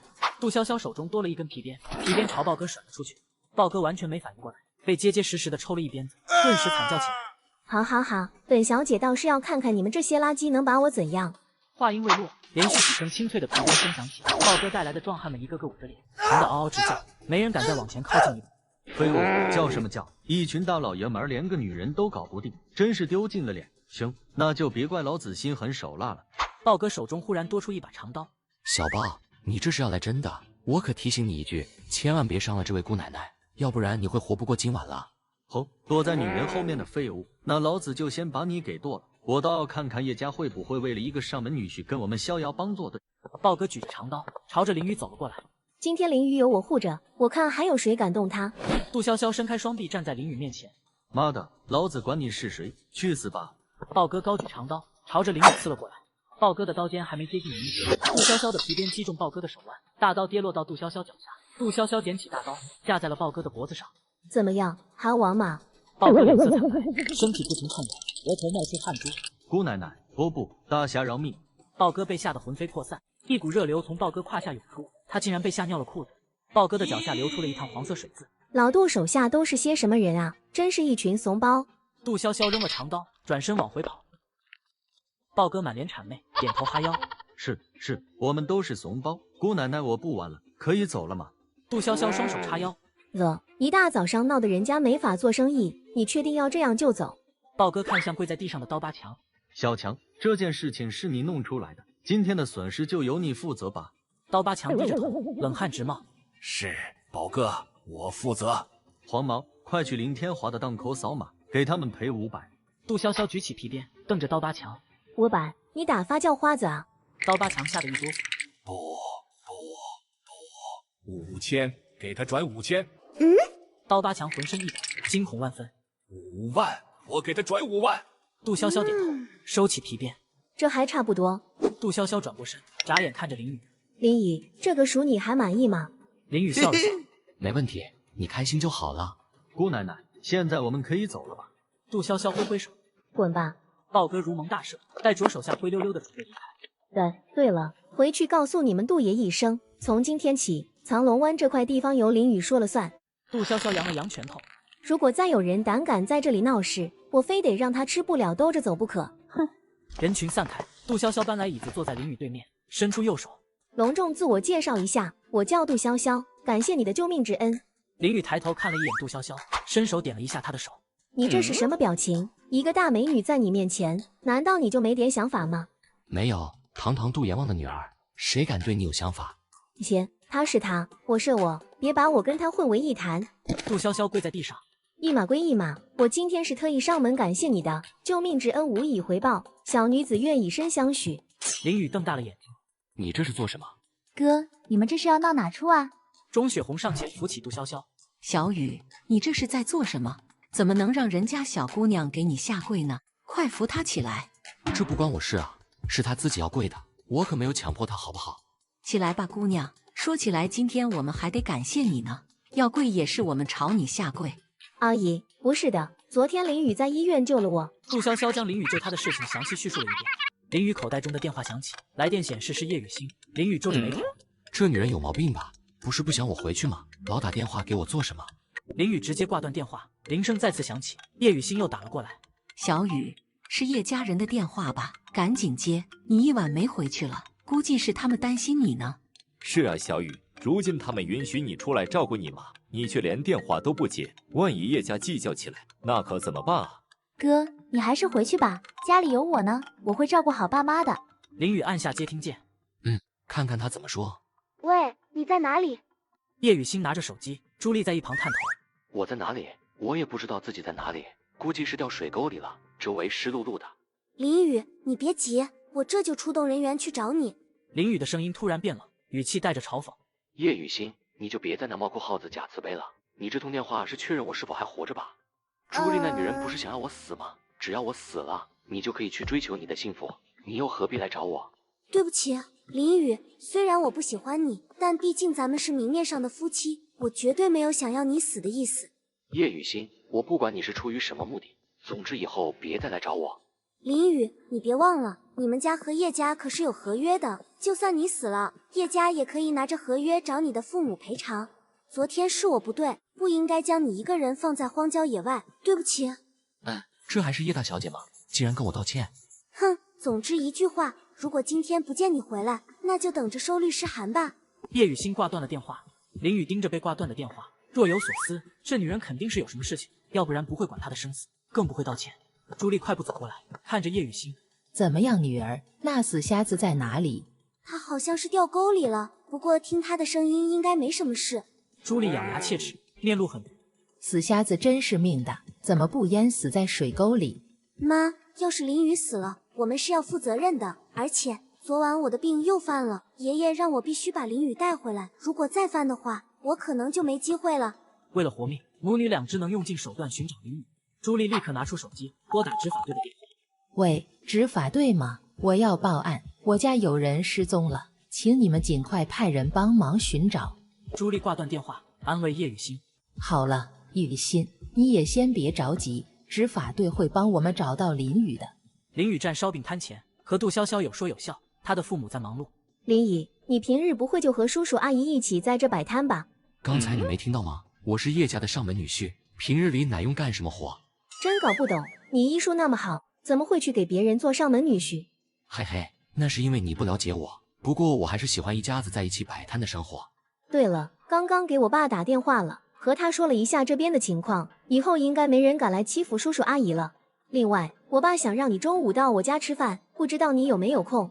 林雨感觉自己去了，就又会陷入麻烦之中，当即拒绝。吃饭就不必了，我刚回来，家里还有很多事情要处理呢。钟雪红放下手中的活，笑着打断林雨：“有空，有空。潇潇，跟你爸说，小雨他中午有空。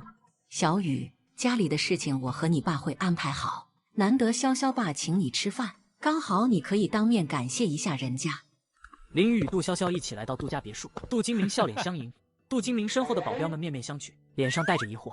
杜爷今天是怎么回事？怎么对一个20岁出头的年轻人如此客气？难不成这年轻人是哪个大家族的子弟？林雨踏入客厅，眉头微皱，看向半空。咦，屋里的怨气怎么那么重？杜金明见林雨站在门口，表情严肃。林神医，你这是？杜老，有没有感觉到这屋里怨气很重？怨气？我们都是混江湖的，身上多少都会带着些戾气，但就算有什么怨气，在这个家里应该也藏不住啊。保镖们小声嘀咕。什么神医？我看是个神棍还差不多。杜杜阎王的称号可不是乱叫的，哪怕有不长眼的小鬼误闯入家里，也得吓得魂飞魄散。林宇没有理会保镖的议论，他手指掐诀，微微闭眼。林宇睁开眼睛，看向杜金明，家里是不是有人得病，到医院却查不到原因？林宇大脑中关于道法的传承被激活，他瞬间明白了客厅中怨气的来源。杜潇潇从沙发上蹦起来，林姨，你的意思是我妹妹的怪病是因为这些怨气吗？对，应该就是这股怨气搞的鬼。不过为了保险起见，还是带我去见见病人吧。杜潇潇拉着林宇就往楼上奔去。你跟我来，我现在就带你过去。公主卧房，一个12、13岁的小女孩杜瑶瑶躺在床上，脸色苍白，嘴唇发紫。林姨，这就是我妹杜瑶瑶。半年前开始，每到晚上她就会哭泣，彻夜不能眠，到了第2天早晨，整个人就如虚脱了一般，毫无精神。林宇皱眉，一股灵力作用在双眼之中，房间内的景象突变。在林宇眼中，一团黑雾正包裹着杜瑶瑶的身体，啃食着她。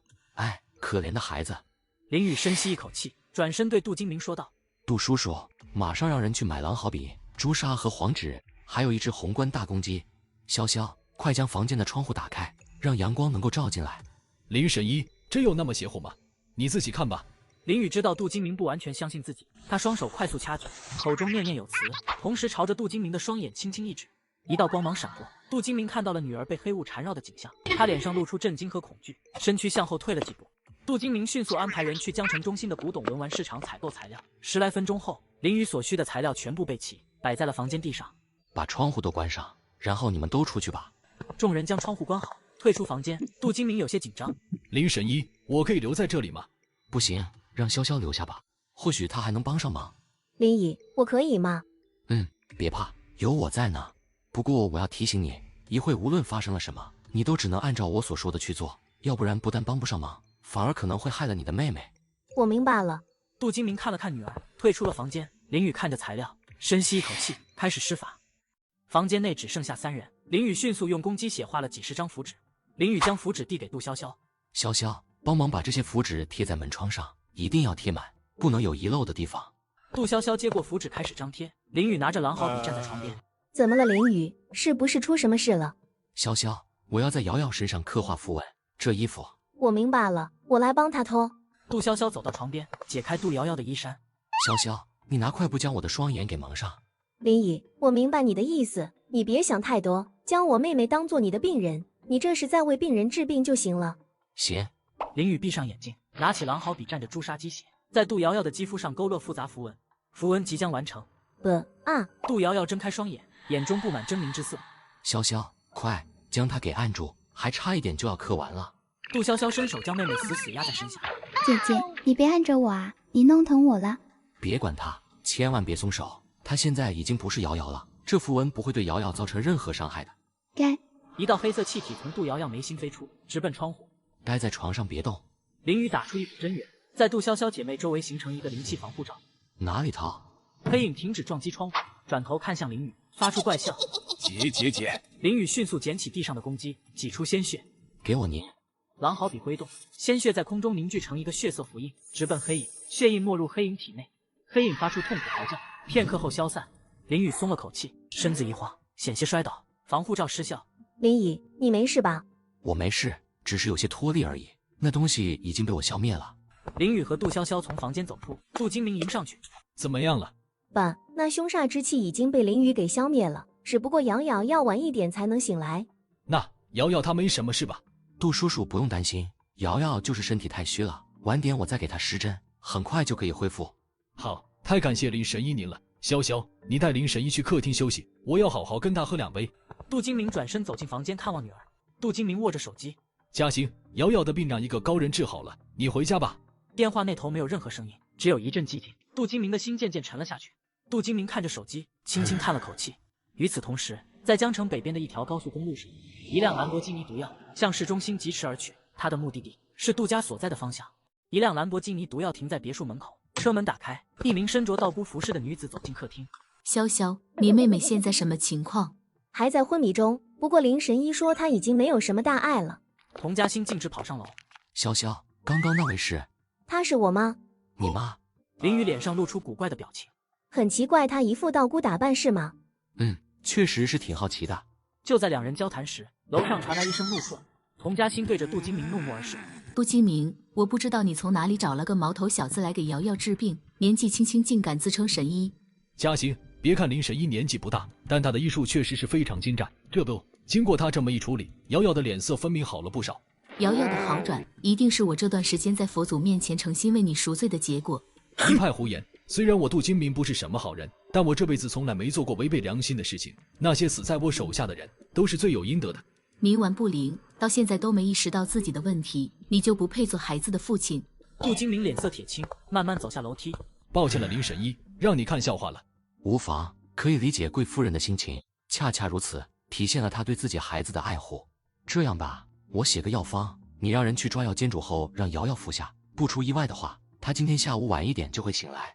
林雨拿起狼毫笔，刷刷几笔画好4张符篆，交给杜金明。杜叔叔，虽然邪祟已除，但我管你家人的气色，特别是阿姨，近期之内会有血光之灾。这几张符篆，你们每人1张佩戴在身，到时候可以保命。好了，没什么事的话，我就先走了。林雨起身准备离开，杜潇潇拉住他。放心吧，按照药方连服7天，你妹妹的病一样可以好转。爸，你去安排煎药的事情，林雨这边我会照顾好的。林雨，我请你到外面吃大餐去。杜潇潇拿起车钥匙，拉着林雨出门。潇潇，你妈是从哪里听说诵经拜佛就可以消除你妹妹的病痛的？鬼知道呢，一天到晚神叨叨的。不过她也是为了我妹好，我妹从小体质就差，我妈为了她可是操碎了心。其实我也挺心疼我妈的，但有时候她的做法真的让人无法接受，比如将妹妹生病的事情完全怪到我爸的身上，简直就是胡闹。杜潇潇和林雨离开后，杜金明和童嘉欣相对而坐。嘉欣，这次回来了就别走了吧，留下来好好照顾瑶瑶。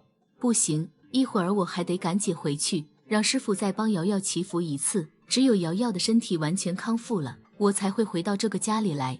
童嘉欣说完，起身离开。林雨得知杜潇潇其母遭遇车祸，救人途中偶遇女警官吴琼，随后得知舅舅钟志斌打算杀人骗女，与警官一同前往家中。钟雪红瞪大眼睛望着钟志斌手中匕首。林雨走进房间。林雨，别以为我怕了你，今天要么替我想办法还钱，要么我们同归于尽。同归于尽？钟志斌，你觉得有这个本事吗？林雨向前迈出一步，钟志斌不自觉后退。不许动，放下手中的武器，举起双手抱头。吴琼出现，举着枪口对准钟志斌。卧槽，你这个疯女人，不是叫你先别出来吗？你竟然敢报警！好，那就去死吧！钟志斌脸色疯狂，匕首朝着钟雪红刺了出去。林雨闪身到钟雪红面前，夺过匕首，将其横在了钟志斌脖颈处。林雨速度太快，钟志斌根本来不及反应。钟志斌脸上充满惊恐，身体颤抖起来。小雨，别这样，我可是你的舅舅啊！舅舅，你竟然还有脸自称是我的舅舅？我也是被逼无奈，实在是走投无路了呀。哈，走投无路就可以对家人下手吗？那好，今天就给你当记性。双手被林雨扭转成了90度角，钟志斌发出惨叫，昏死了过去。小雨，你怎么能下这么重的手呢？他可是你的舅舅啊！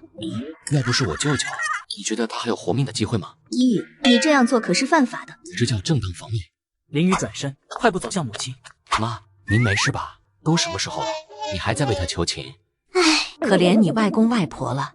要是你舅舅进去踩缝纫机，他们一大把年纪了，该怎么办好？这些年他折腾2位老人家还不够吗？正好有机会让他进去清醒清醒。林雨走向厨房，拿起水瓢，舀了一勺清水，泼在了钟志斌的脸上。冰冷刺骨的感觉让钟志斌瞬间从晕死中苏醒过来。啊！别杀我！哈，还死不了？姐，救救我！我还不想死。钟雪红别过脸，说，到底发生了什么事？刀哥，是刀哥坑了我。钟志斌低着头，林雨盯着他。刀哥？哪个刀哥？是逍遥帮的刀哥。我在他的厂子里输了钱，还不起，然后他就给我出了个骗保的主意。然后你就将目标定在了亲姐姐身上。你这个掏心掏肺的东西，这些年要不是他，你恐怕早就饿死了。是我不是人，我猪狗不如。钟志斌抬手连续扇着自己耳光。一共欠了多少？200万。林雨挥拳砸向钟志斌。我打死你的混球！小雨，别打了，你就算把他给打死，也解决不了问题啊！不是我说您，他之所以会变成今天这样，完全是被您和外公外婆给惯坏了。吴警官，您看这件事并没有造成太大的后果，您看，他的行为已经构成犯罪，必须带回执法队进行审讯。如果是戴罪立功呢？那要看是什么样的功劳。捣毁地下赌博窝点，地下钱庄，这算不算大功？你要动逍遥帮的地盘？没错，这些害人的赌博窝点，地下钱庄本就不该存在，更别提逍遥帮这种黑社会组织。吴琼无奈叹息，摇了摇头。逍遥帮可不是一般人能惹得起的。吴警官，你先把钟志斌带回去关押，我想出法子再联系你。你最好乖乖配合我和执法局的调查，说不定还能有戴罪立功的机会。钟志斌连忙点头，林雨伸手将钟志斌双手恢复了原状。吴琼带走钟志斌。妈，您别担心，先让舅舅在执法局里待几天吧，我会想办法让他戴罪立功的。林雨走进房间并关上了门，拿出手机拨通了电话。杜家别墅内，一家人围坐在杜瑶瑶身边。杜潇潇手机响起，爸，是林雨的电话。杜金明迅速从女儿手中接过手机。喂，你好，林神医。杜叔叔，向您打听件事情，兰城这边是不是有一个叫刀哥的人？是你的人吗？刀哥，我不认识这个人，你稍等，我马上了解一下。好，我等你回复。林神医，那个杜叔叔，有什么话你直说。瑶瑶她醒来了，但是感觉她的精神状态还有些不对。按照要求服药就行了，神魂受损需要一段时间慢慢恢复。你说的是真，是不是可以让瑶瑶快点好起来？可是阿姨她……童嘉欣一把抢过杜金明手中电话。林神医，我是童嘉欣，不好意思上午对你的态度不好，我知道错了，能不能麻烦您再来一趟？童嘉欣曾经以为林雨是个神棍，被林雨得救后态度发生转变。行，晚点我过去一趟。好，那阿姨就先谢谢你了，我让潇潇过去接你吧。林雨来到杜家后，是真彻底康复了杜瑶瑶病情。为表感谢，杜家用豪车作为赠礼送给林雨。林雨与两夫妇谈起了杜家问题。杜潇潇姐妹离去，林雨脸色严肃。杜叔叔，童阿姨，家里连续出了几件事，你们觉得有什么蹊跷吗？林神医，你的意思是有人要害我们？最近确实有些奇怪，难道真的有人在针对我们家？两起车祸具体原因我不清楚，但是从瑶瑶的怪病这件事来看，并不是有人针对你们，而是你们家的气场出了问题。气场，这是什么意思？简单来说，就是家里的怨气太重，伤害到瑶瑶的身体了。杜叔叔还好，一身阳刚之气邪祟接近不了，但阿姨和潇潇就不同了，你们身上均或多或少有怨气缠身。没错，师傅跟我说过，有可能是因为这些年金明杀戮太重，所以才导致了瑶瑶得了怪病，所以金明是时候收手了。嘉欣，这些年我所杀的都是该杀之人，在我的手下没有冤死的鬼。难道你想弄到最后家破人亡才甘心吗？那么大的摊子，不是我想收就能收的，牵扯面太广了。而且我现在也已经退居二线，只是偶尔处理一些大事而已。林雨抿了一口茶。既然如此，那便慢慢来，不可操之过急。我已经将别墅内的怨气给清除了，再加上我给你们的护身符，短时间内应该无大碍。林雨从口袋中掏出几张符篆递给童嘉欣。谢谢林神医。好，那就按照林神医的说法，接下来我会对我下面的人严加管理，绝对不让他们胡作非为。我会支持你的。对了，林神医，你让我查的人，我查到了，此刻他正在南城，需不需要我让人给带过来？不必了，这件事我自己会去处理，只不过那个赌场和钱庄可能就需要你出手了。没问题，逍遥帮也是时候好好整顿一番了，那就劳烦林神医从南城开始吧。林雨和杜金明对视，脸上露出邪笑。饭后，杜金明拿出珍藏红酒招待林雨。杜潇潇站起身，面带微笑。林雨，天色已晚，我送你回去吧。不用麻烦了，我自己开车回去就行。好不容易有辆豪车，这不得先让自己爽一爽吗？林雨，喝酒不开车，难道你不知道吗？杜潇潇皱着眉头，宛如小媳妇训斥丈夫。杜金明夫妇相视一笑。放心吧，我有分寸的，不信你闻闻。林雨凑近杜潇潇，杜潇潇脸上泛起红晕，推开他。呸呸呸！谁要闻你的臭嘴？杜瑶瑶的声音突然传来，打破了暧昧。姐，你们这是在撒狗粮吗？瑶瑶，上楼看书去。杜瑶瑶吐了吐舌头，做了个鬼脸，跑上楼。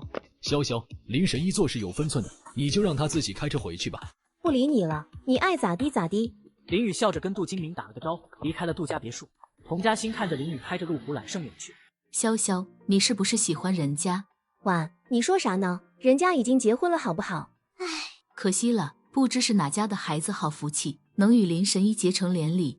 杜金明若有所思地看着远方，没有说话。叶雨欣在客厅里焦急踱步，秀眉紧皱。妈，我在原路找了一下午了，都不见瞎子的踪影，你说他会去了哪里呢？我哪知道啊，执法局那边说失踪时间不到24小时，压根就不给我们立案调查。瞎子要是真出了事，我可怎么办？但应该不会的，毕竟电话不是还打得通吗？门铃声响起，叶雨欣眼睛一亮，飞奔到门口，打开大门。林雨身姿笔挺，出现在眼前。你回来了。林雨看了一眼叶雨欣，嘴角微翘，迈步径直走进屋内。叶雨欣愣在原地。林雨，你这是什么态度？我女儿辛辛苦苦找了你一下午，你回来连句话都不说，就这么走了？我有让你们去找我吗？要不是你们赶我下车，我至于掉水沟里吗？你还说昨天的事，不是因为你顶撞我，我至于让你下车吗？你看看你，入赘我们叶家3年，整天无所事事，要不是我们好吃好住的供着你，你早就流落街头当乞丐去了。你个白眼狼，你这是什么态度？你别忘了，你现在住在我们家，吃我们的，用我们的，你有什么资格这样对我说话？不想见到我的话，我可以立马离开。林雨口袋里有了钱，说话底气十足。你……林雨不再理会朱莉，转身走进了房间，关上了门。林雨离开房间后，叶雨欣疑惑看向朱莉：“妈，你有没有觉得今天的瞎子跟以往有什么不同？”不同？有啊，那就是他长本事了，敢跟老娘对着干了。不是，我说的是他的眼睛，你有没有觉得他不瞎了？不瞎了，对，似乎他刚才走路的样子不像个瞎子，难不成他的双眼真的好了？眼睛好了又怎么样？还不是这些年你带他去医院治疗的功劳。他不是以为眼睛好了就可以在我面前放肆吧？朱莉语气中充满了不以为然。妈，这段时间你先忍一忍吧，要是他真的一气之下离开别墅，那我就危险了。知道了。经过一夜修炼，林雨实力提升，精神饱满。他伸了个懒腰，走出房间。饭厅里，朱莉和叶雨欣正在吃早餐，有说有笑。林雨径直走向大门。林雨，一大早你准备去哪里？你的病只有晚上才会发作，白天我要忙自己的事，晚上再回来。不行，你必须得留在别墅里，万一我又不舒服怎么办？放心吧，这么多年你白天都在集团上班，也不见发病。林雨继续往门外走。等一下，你的眼睛好了？好了。好了又怎么样？一个白眼狼罢了，他本来就是个废物，现在眼睛好了还不知道感恩，一副理所当然的样子。你眼睛好了不应该感谢雨欣吗？这些年要不是他带你去治疗，你以为你的眼睛还有恢复的希望吗？呵呵，你这是什么态度？不管怎么说，你的眼睛恢复了，那就是我们的功劳，不是我们好吃好喝的供着你，你的眼睛怎么会无缘无故好起来？妈，别说了，随他去吧，晚上回来别墅住就是了。林雨买了4份早餐，开着路虎揽胜来到藏龙湾，楼下邻居们议论纷纷，一群人围观林雨和豪车。快看，那个不是瞎子林雨吗？他的眼睛怎么好了，而且还开上了豪车？哎，林雨的命真好啊，什么都不用做就能有美女陪睡，还有豪车开，真是让人羡慕嫉妒恨呐。林雨没有理会，直接朝家里走去。爸妈，小雅，你们正在吃早饭呢，我给你们带来了一些早餐。喂，哥哥，这是皮蛋瘦肉粥，好久没吃过了。老妈不是经常买皮蛋瘦肉粥吗？别提了，自从给爸治病后，我们家就再也没有吃过皮蛋瘦肉粥了。林雨沉默，心中酸楚，终于明白母亲的辛苦。妈，这些年辛苦你了。妈，如今我眼睛恢复了，而且医术也还算不错，以后咱们家不会穷了。你把账号给我一下，回头我往里头转点钱。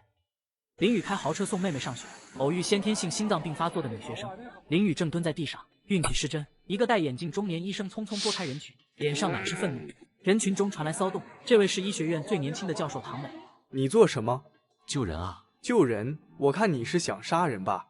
林雨不理会喧哗，银针稳稳落在女生的人中穴上，瞬间稳住了女生的气息。唐磊走到近前，仔细观察林雨动作，眉头微皱。来，你来。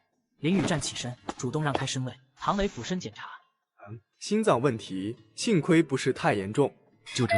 病人虽然是心脏问题，但这里什么仪器都没有，必须尽快把他送到医院做进一步的治疗。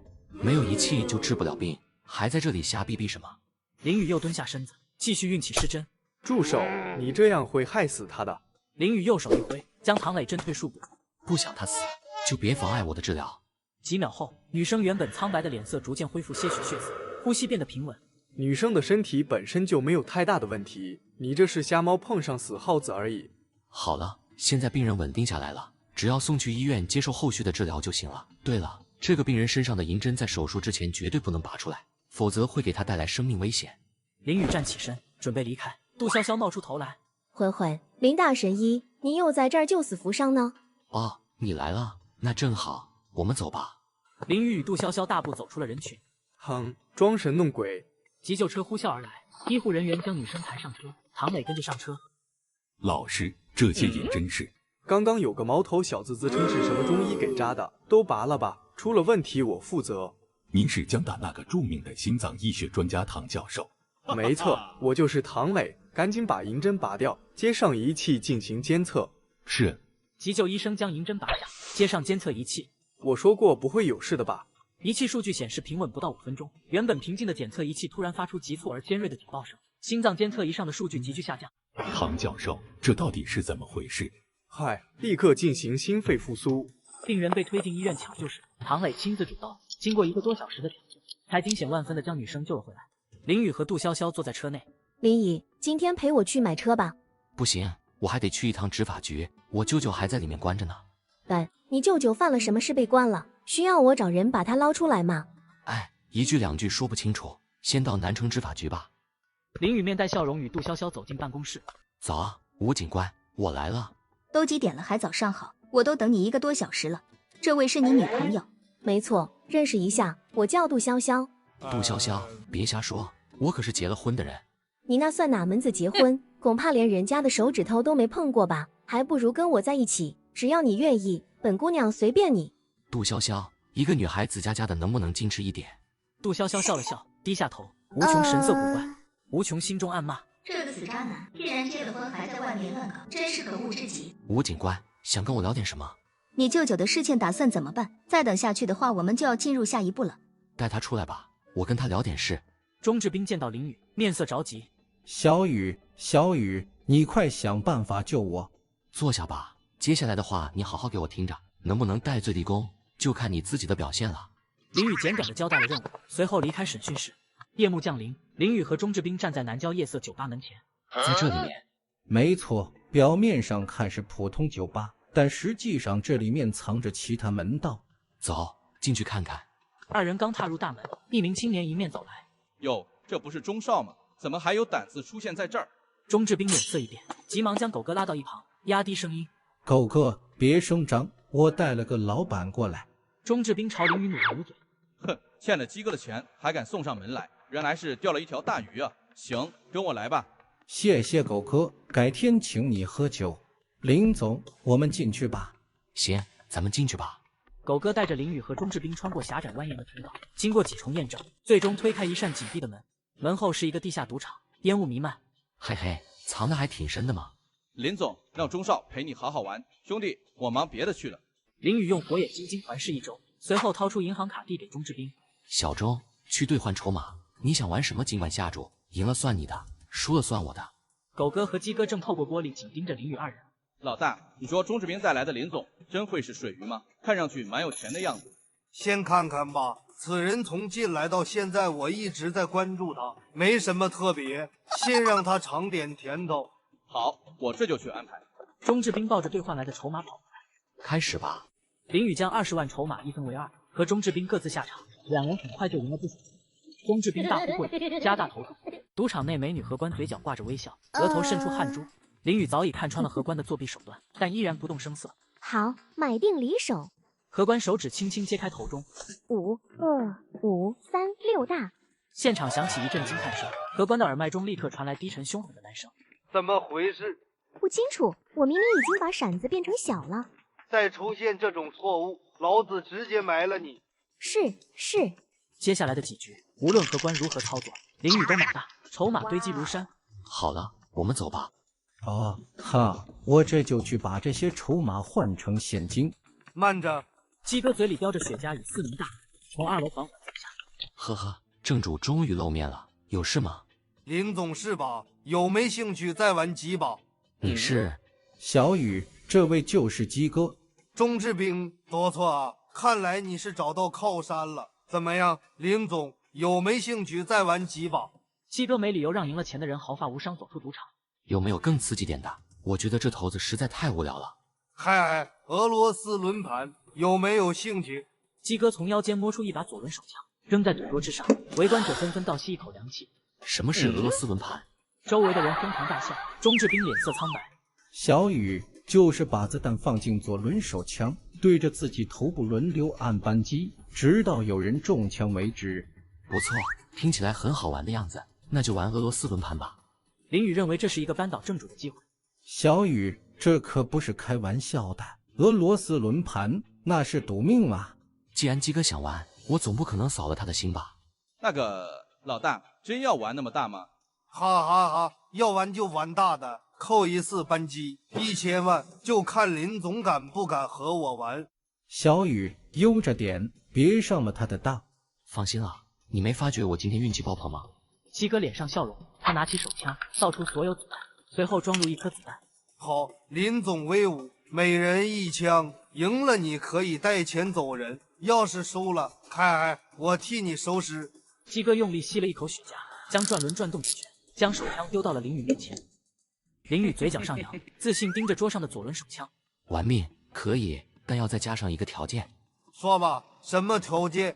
那就是不可以认输，不死不休。鸡哥脸色微变，思忖片刻后拧灭雪茄。好，我倒要看看你有多大的本事。林宇拿起手枪，举起对准自己太阳穴，扣动扳机，一声轻微的啪响，第一枪空了。请吧，鸡哥。鸡哥微微一怔，缓缓捡起手枪，扣下扳机，又是一声砍，第二枪依然是空枪，现场响起热烈的掌声。该你了。林宇举起手枪，再次扣下扳机，第三枪仍是空枪。鸡哥身体微抖，但很快恢复镇定。继续啊！我刚刚明明已经开过1枪了，你让我继续开枪是什么意思啊？我们这里的规矩就是这样，第1轮每个人只开1枪，到了第2轮，那就是每人开2枪，所以接下来的这1枪还是你的。是这样子的吗？不是，这个游戏一直以来都是1人1枪，从来没有听说过还有其他什么规则。我们厂子就是这个规则，不信的话你可以问问大家。林宇朝人群扫了一眼，众人都低头不敢直视。在鸡哥的肠子里，他的话就是规则。林宇手中把玩着手枪，非要我再开这1枪也行。不过如果这1枪仍然没有问题，那你就必须免除钟少所有的债务，怎么样？小雨，刚才赢的那些钱已经足够帮我还清债务了，没必要再去冒险啊。那些钱是我的好不好？做人要诚信，借了钱要还，那就一言为定，其他多余的废话就不要再说了。林宇直接拿起手枪，扣动了扳机，第4枪依然是空枪。鸡哥脸色大变，额头开始冒出汗珠，双手微微颤抖。老大，要不咱们还是别玩了吧？今天就当我们倒霉，把那3000万交给林老板得了。不玩了，你们怕是忘记我一开始说过的话了吧？兄弟，我立马将3000万现金打到您的卡上，还有钟少的欠条，我这就让人取出来给烧毁。你真是个爽快人啊！不过做人要讲信用，钟少欠了你的钱，今天我亲自带着他来还钱了。但是刚才开局前说好的规则，你也得遵守才行啊。当然，我鸡哥一向守信用。好，那我们就继续玩吧。林宇举起手枪，将枪口抵在了鸡哥头上。如果你这1枪不敢开的话，我很乐意帮这个忙。鸡哥身后的保镖们掏出家伙指向林宇。放肆，想比手速是吧？来，看是我的子弹快还是你们的拳头快？林宇扣下扳机。鸡哥脸色苍白，汗珠滚落，双腿一软，瘫倒在地。枪声并未响起，林宇刚刚只是空扣了扳机。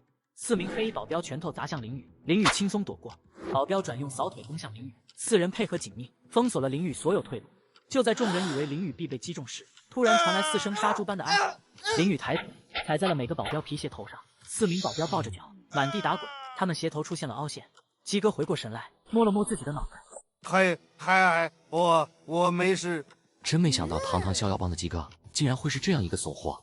小子，你居然敢说老子是怂货，我看你是活腻歪了。哟呵，鸡哥这是恼羞成怒了，既然还没死，那就赶紧起来继续玩吧。好玩，我们继续玩。小子，现在轮到你了。你不会是脑子吓坏了吧？你那规则呢？哼，刚刚你那枪不算，那是替钟少还债的。好，如你所愿，咱们继续。林宇拿起手枪，再次对准自己脑袋，扣动扳机，手枪依然没有射出子弹。这人是疯子吗？电影都不敢这样演吧？真是个神人啊！来吧，轮到你了，有什么遗言赶紧跟你的手下们交代清楚。林宇将手枪递到鸡哥面前，鸡哥犹豫片刻，伸手接过手枪。鸡哥后退几步，举枪对准林宇，哈哈哈，真是个傻逼！他们已经试过5个弹夹，只剩下2个，其中1个必定有弹头。气口清场。狗哥驱赶围观人群。哦，不装了。我装你吗？敢来我的场子闹事，知道这是谁的地盘吗？不管这是谁的地盘，今天你都完了。小子，那就去死吧！鸡哥扣动了扳机，预想中的枪声没有响起，鸡哥脸色瞬间苍白。又是连续几枪，依旧没有反应。鸡哥瞪大眼睛，身体颤抖。他打开弹夹，弹夹空无一物。这不可能！这是怎么回事？我明明看到老大将子弹放入弹夹了。好了，游戏结束，不玩了，结算走人吧。走吧，我们兑筹码去。哈哈，凯尔，小子，想从我的场子拿钱走，没那么容易。你不是在找那枚子弹吗？还给你。林宇话音刚落，一枚子弹头从鸡哥耳垂上穿过，击碎了他身后玻璃。鸡哥惊恐万状，浑身发抖，汗珠滚落。气口，马上帮李先生安排。叶宇与执法局联手捣毁赌场，逍遥帮突然宣布暂停旗下所有赌场和钱庄运营，消息震惊了整个江城江湖。赖局长靠在椅子上，脸上带着惊讶。无穷啊，没想到还真被你给猜对了。林宇那小子和杜阳旺之间确实有着不一般的关系。嘿嘿，我就知道那小子靠谱吗？既然这样，那就把他那个小舅子给放了吧，以他戴罪立功为由头，也算说得过去。好吧。林宇盘膝坐在山窝中修炼，环境清幽，手机响起。吴警官，他爱去哪儿去哪儿。不行，有些文件需要你的签字，如果实在没空，那就再关他几天吧。行吧，我晚点过去。林宇将手机扔到一边，闭眼修炼，周围灵气开始向他汇聚。树林中，一位老者抚摸着一棵杉树，双手微微颤抖，身旁站着少女和中年男子。瑶瑶，把我带来的东西拿出来。唐菲菲上前扶住唐老，满脸关切。爷爷，您的身体状况不佳，今天还是不要喝酒了吧。不知道明年是否还有机会再来这里看望他，来一次少一次喽。小姐，既然唐老有这个心愿，那就按照他的意愿去做吧，毕竟这也是他一生的心结所在。就你话多，医生已经叮嘱过爷爷，以后都不允许再碰酒了。要是真的喝了又出什么问题，你能够承担得起这个责任吗？菲菲，怎么跟你七叔说话？赶紧道歉。没事，唐老，我只是想……小七，我明白你的意思。菲菲她年纪尚小，不懂事，你别跟她计较，多担待些。哼，你这丫头，等爷爷不在了，看谁还会惯着你。爷爷，您胡说什么呢？您一定会长命百岁的，而且我爸已经请了国外的名医，您的身体一定会好起来的。唐老笑了笑，斟满2杯酒，将一杯洒在杉树周围。老伙计，哥又来看你了。唐老仰头将另一杯酒一饮而尽，随后对着杉树行了一个军礼。白酒浓烈，唐老被呛得咳嗽连连，脸色涨红。爷爷，您没事吧？老者嘴角溢出鲜血，染红了衣襟。爷爷，您怎么咳血了？七叔，快看看爷爷是怎么回事。就在这时，一个年轻的声音从他们上空响起：弹头留在了心脏，无法取出，导致气脉衰竭，本来就不该喝酒的。小七面色大变，立刻将爷孙2人护在身后，看向四周。什么人？周围一片寂静。小七内劲调动，警惕升级到最高。哼，藏头露尾的鼠辈，有本事出来一见。一道身影缓缓从树枝上飘落下来。不必紧张，一个路过之人而已。小七看见林宇，上前出掌，林宇反手一挥，拍出一掌，小七倒飞而出，冲击力扩散。不远处，爷孙2人也后退了好几步才稳住身形。小七如炮弹般在空中急速飞行，连续撞断了几棵粗壮的树木，重重跌落在远处的树丛之中，生死未知。哎，可惜了，小七，你怎么就如此冲动？七叔从树丛中站了起来，一脸焦急，老者脸上露出惊讶表情。这怎么可能？小七是一名武道高手，如今却被对方一掌击飞，结果让人难以接受。唐老、小姐，你们快走，我来拖住他。唐菲菲转身，但很快又停住，看向老者。菲菲，听爷爷的话，先去看一下你七叔怎么样了。唐菲菲快步朝着七叔方向跑去，小七被唐菲菲扶回到了老者身边，盯着林宇。小子，你究竟是什么人？刚刚不是说过了吗？你只是一个路过这里的卡面来打而已。卡面来打？哼，你以为我会相信你的鬼话吗？普通路人会有这么厉害的身手吗？说吧，你到底是谁派来的？信不信由你，反正事实就是这样。哼，不管你说的是真是假，总之今天这件事没查清楚之前，你不能离开。有这个闲工夫回头看看你家老爷子吧。老者已经瘫倒在了地上。唐老，你对唐老做了什么？你是不是眼瞎啊？我一直站在这里一动没动。肯定是你对唐老下的毒手，我跟你拼了！小七怒吼一声，朝林雨扑了过去。林雨眼中闪过一丝不屑，随意抬手一挥，一道无形劲风呼啸而出。小七被劲风直接摔倒在地，口中喷出一口鲜血，脸色惨白。七叔，老者剧烈咳嗽了几声，吐出几口血水，缓缓睁开了眼睛。菲菲，快叫你七叔住手！还有5分钟，老爷子再不接受治疗的话，到时候哪怕大罗金仙到来也无力回天了。什么？你说我爷要死了？没错，不想你爷爷死的话，帮我看住那个傻大个。林雨从口袋里掏出一把银针，迈步走向唐国涛。你可以救我爷爷。不然呢？你以为我吃饱了没事做，来这里挨骂吗？七叔起身来阻止。小姐不可。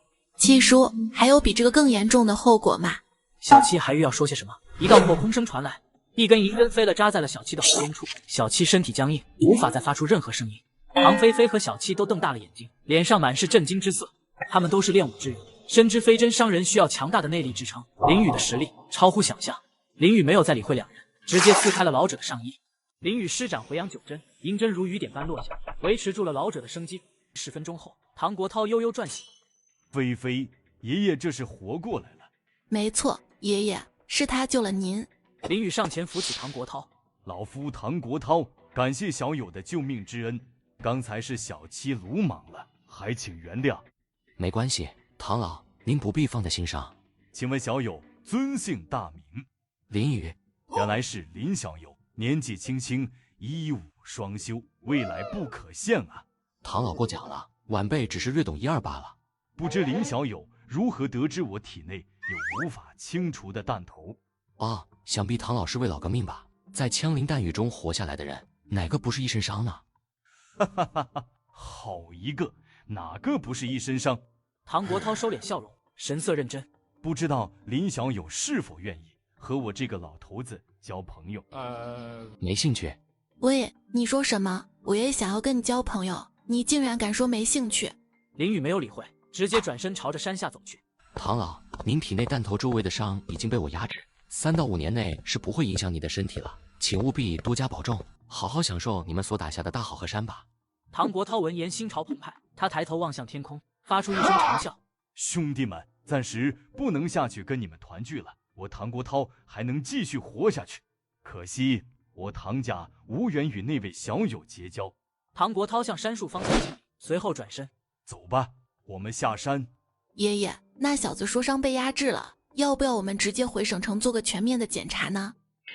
不用，唐磊不是在江城大学吗？直接到他那边做个检查就行。既然我们已经到了江城，还是顺便去见一见几位故人吧。吴琼黑着脸，大美女，是谁惹你不开心了呀？哼，这还差不多。吴琼将一叠文件递给林雨，只要你在这些文件上签字，你的舅舅就能从这里离开了。林雨接过文件，签上名字，嘴角微翘。啊，我一定不会让他好受的。唐老等人检查后得知江城有人能救他，他便打算入住江城。林雨则受邀前往萧家治病。一辆路虎揽胜在别墅门口停下，萧玉若等候在此，他快步迎了上去。林雨从车上下来。你是林神医？我叫林雨，孙院长让我过来的。萧玉若嘟起小嘴，有些惊讶。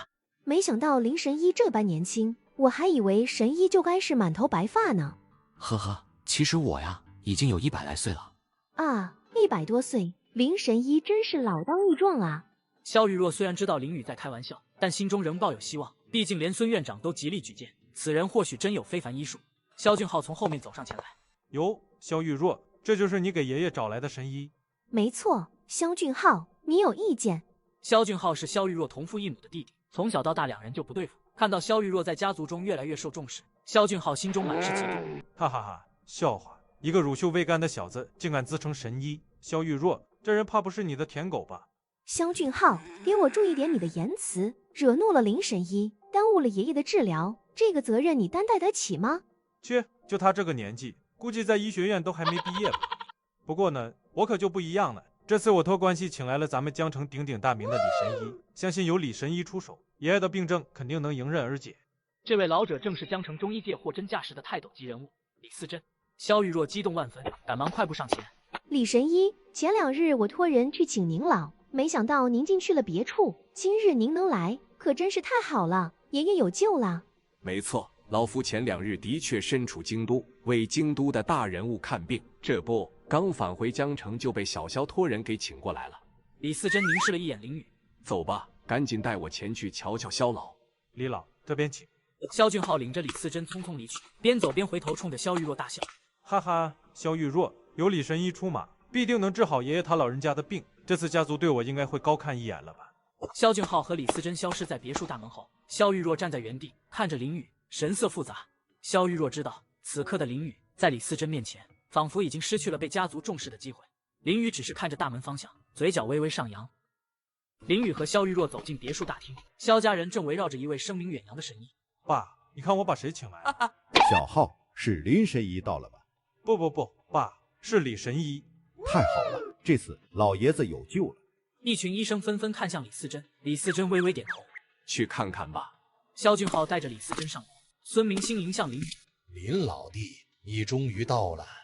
孙院长，你怕是没搞错吧？就他，林神医。萧振业的目光带着明显的轻视。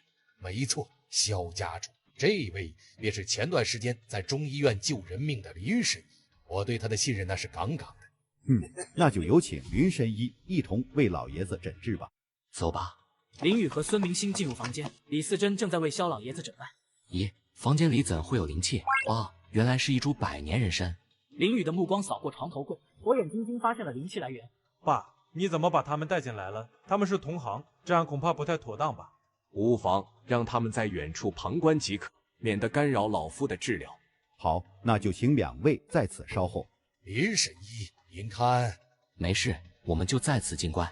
李嗣珍停下诊脉，叹息。李神医，我爸他状况如何？血脉枯竭，气息奄奄，萧老爷子恐怕是大限将至了。天人五衰之象，确实棘手。我这便为萧老施针，只是萧家主还需做好心理准备。李嗣珍从针囊中取出金针。咦，竟是金针！我真是太感激人物，所用之针皆如此不凡。房间内，李嗣珍开始施针，第4枚金针落下，李嗣珍停下了动作。就这？这位小友有什么疑问？就这4针吗？我以为还有呢。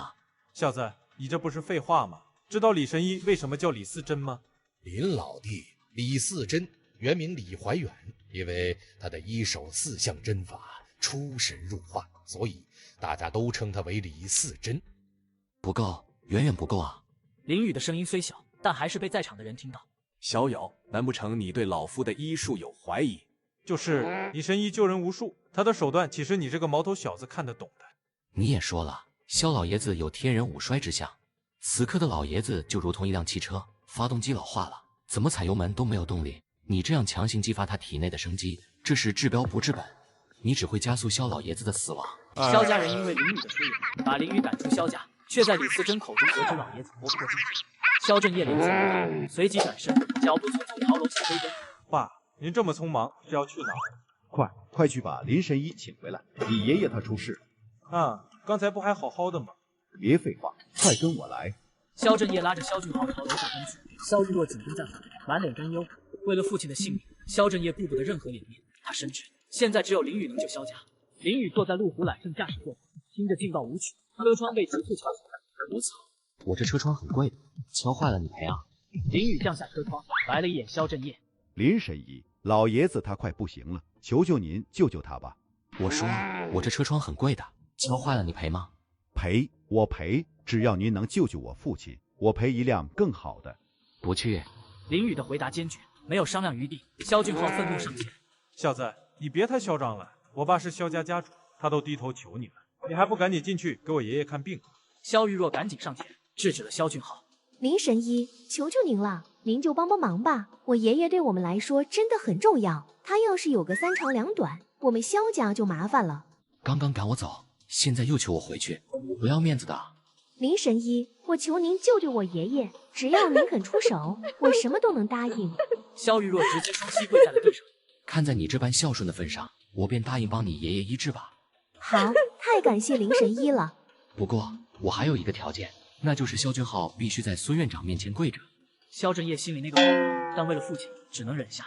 还不给老子滚回去跪下！我告诉你，今天你要再敢惹怒林神医，我打断你的双腿。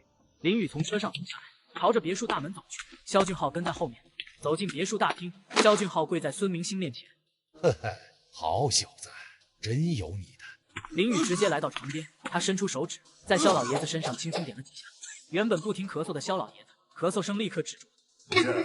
萧家主，家里有年份久远的人参吗？有，刚好玉若高价买了1株回来。萧振业快步走向床头，将盒子取过来，递给了林宇。好，接下来的治疗要用到这株人参，你们都出去吧，我这就开始帮老爷子治疗。众人离开卧室，林宇看着人参，嘴角微微上扬。林宇打开木盒，一株人参躺在其中。林宇面露狂喜，哈哈，竟然不止100年，差不多有近200年份了。他迅速将人参收入口袋，如此稀世珍宝，必须用来提升修为。林宇收敛心神，运气施展回阳解针，银针扎在老爷子各处穴位上。林宇收针推开房门，走了出来。林神医，我爷爷他怎么样了？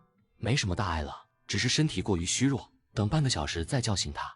萧振业和李思珍走进房间，看到萧老爷子面色红润，呼吸平稳时，惊愕不已。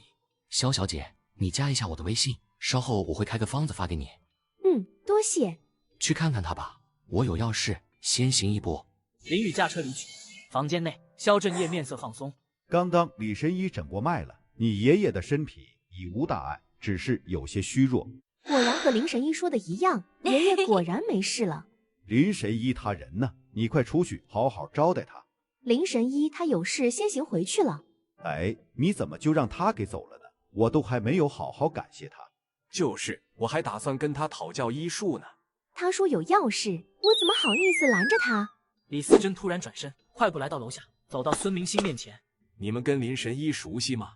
啊，李神医，林老弟没冒犯您吧？没有，只是我觉得与林神医比较投缘，想跟他结识一下。哦，没问题。他突然有急事回去了，改天我和他约个时间，咱们在中医院见个面，相互熟悉一下。好，那就有劳了。李神医客气了，您能到中医院，那是我们的荣幸啊。孙明星简直受宠若惊，这位赫赫有名的李思珍，竟然主动要求去中医院结识林宇。来到小南山修炼场所，林宇掏出人参，迫不及待地运转星辰诀。林宇盘腿坐下，人参内浓郁灵气涌入身体。好猛！人参灵气狂躁异常，在他经脉中横冲直撞。林宇感觉脑袋一阵剧痛，林宇咬紧牙关，面部扭曲，青筋暴起。100年人参果然不凡，差点将脑袋都整爆了。在功法引导下，狂躁的灵气渐渐温顺，汇入丹田。林宇长舒一口气，继续吸收。大半天后，林宇将人参灵气全部吸收完毕。将近200年的人参都无法助我突破，修炼之路并不像自己想象的那么简单。林宇停止修炼，信步走在小南山上，不知不觉间走到了昨天祭拜的那棵杉树下。林宇靠近杉树，发现它直插天际，树上挂着一块保护牌，没有墓碑。这棵树下难道还藏着某位前辈？林宇修炼中途被杜潇潇叫来一起吃饭，遇到恶霸伤人，林宇出手相救。熊大捂着滴血右手，怒目圆睁，四处张望。是哪个混蛋戳我？给老子滚出来！食客们被吓得远远跑开，只有林宇和杜潇潇的桌子依旧平静。餐厅内，豹哥搂着女子，带着小弟们走了出来。熊大，发生了什么事？郭麒麟从地上爬起，冲到豹哥身边，伸出手。吃了我的蜂蜜，快给钱！豹哥斜了一眼郭麒麟，表情不悦。熊大，我说你能不能办点正事？一个乡下来的毛头小子你都搞不定。豹哥大手一挥，一个巴掌将郭麒麟扇飞。豹哥，我刚要收拾这小子，但不知道从哪儿飞来一根筷子，把我的手给戳穿了。废物，把这人给我废了！敢跟老子要钱，怕是没听说过逍遥帮豹哥的厉害吧？林宇闻言冲到2人面前，给了2人巴掌，2人飞了出去。杜潇潇走到2人面前，面带威胁：“小豹，看来你是没长记性啊！死刑不改，还敢做欺行霸市的事情，信不信我让林宇剁了你的4肢？”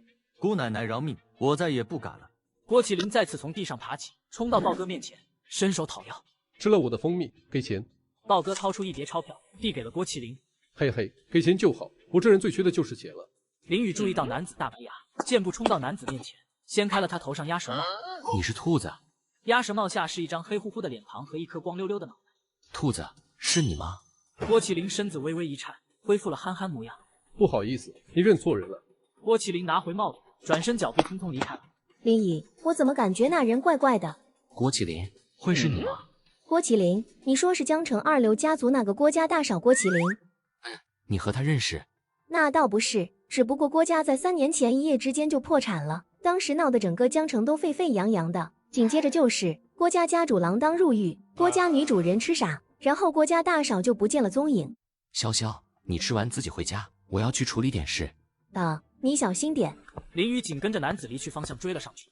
林雨拐过街角，借着月光赶上了郭麒麟。兔子，这乌漆嘛黑的山路，你看得见吗？你是谁？我不认识你。兔子，我是林雨啊，你是不是遇到什么事了？放心，我对你没有恶意。什么兔子林雨的？我不知道你在说什么。兄弟有难，我不可能视而不见。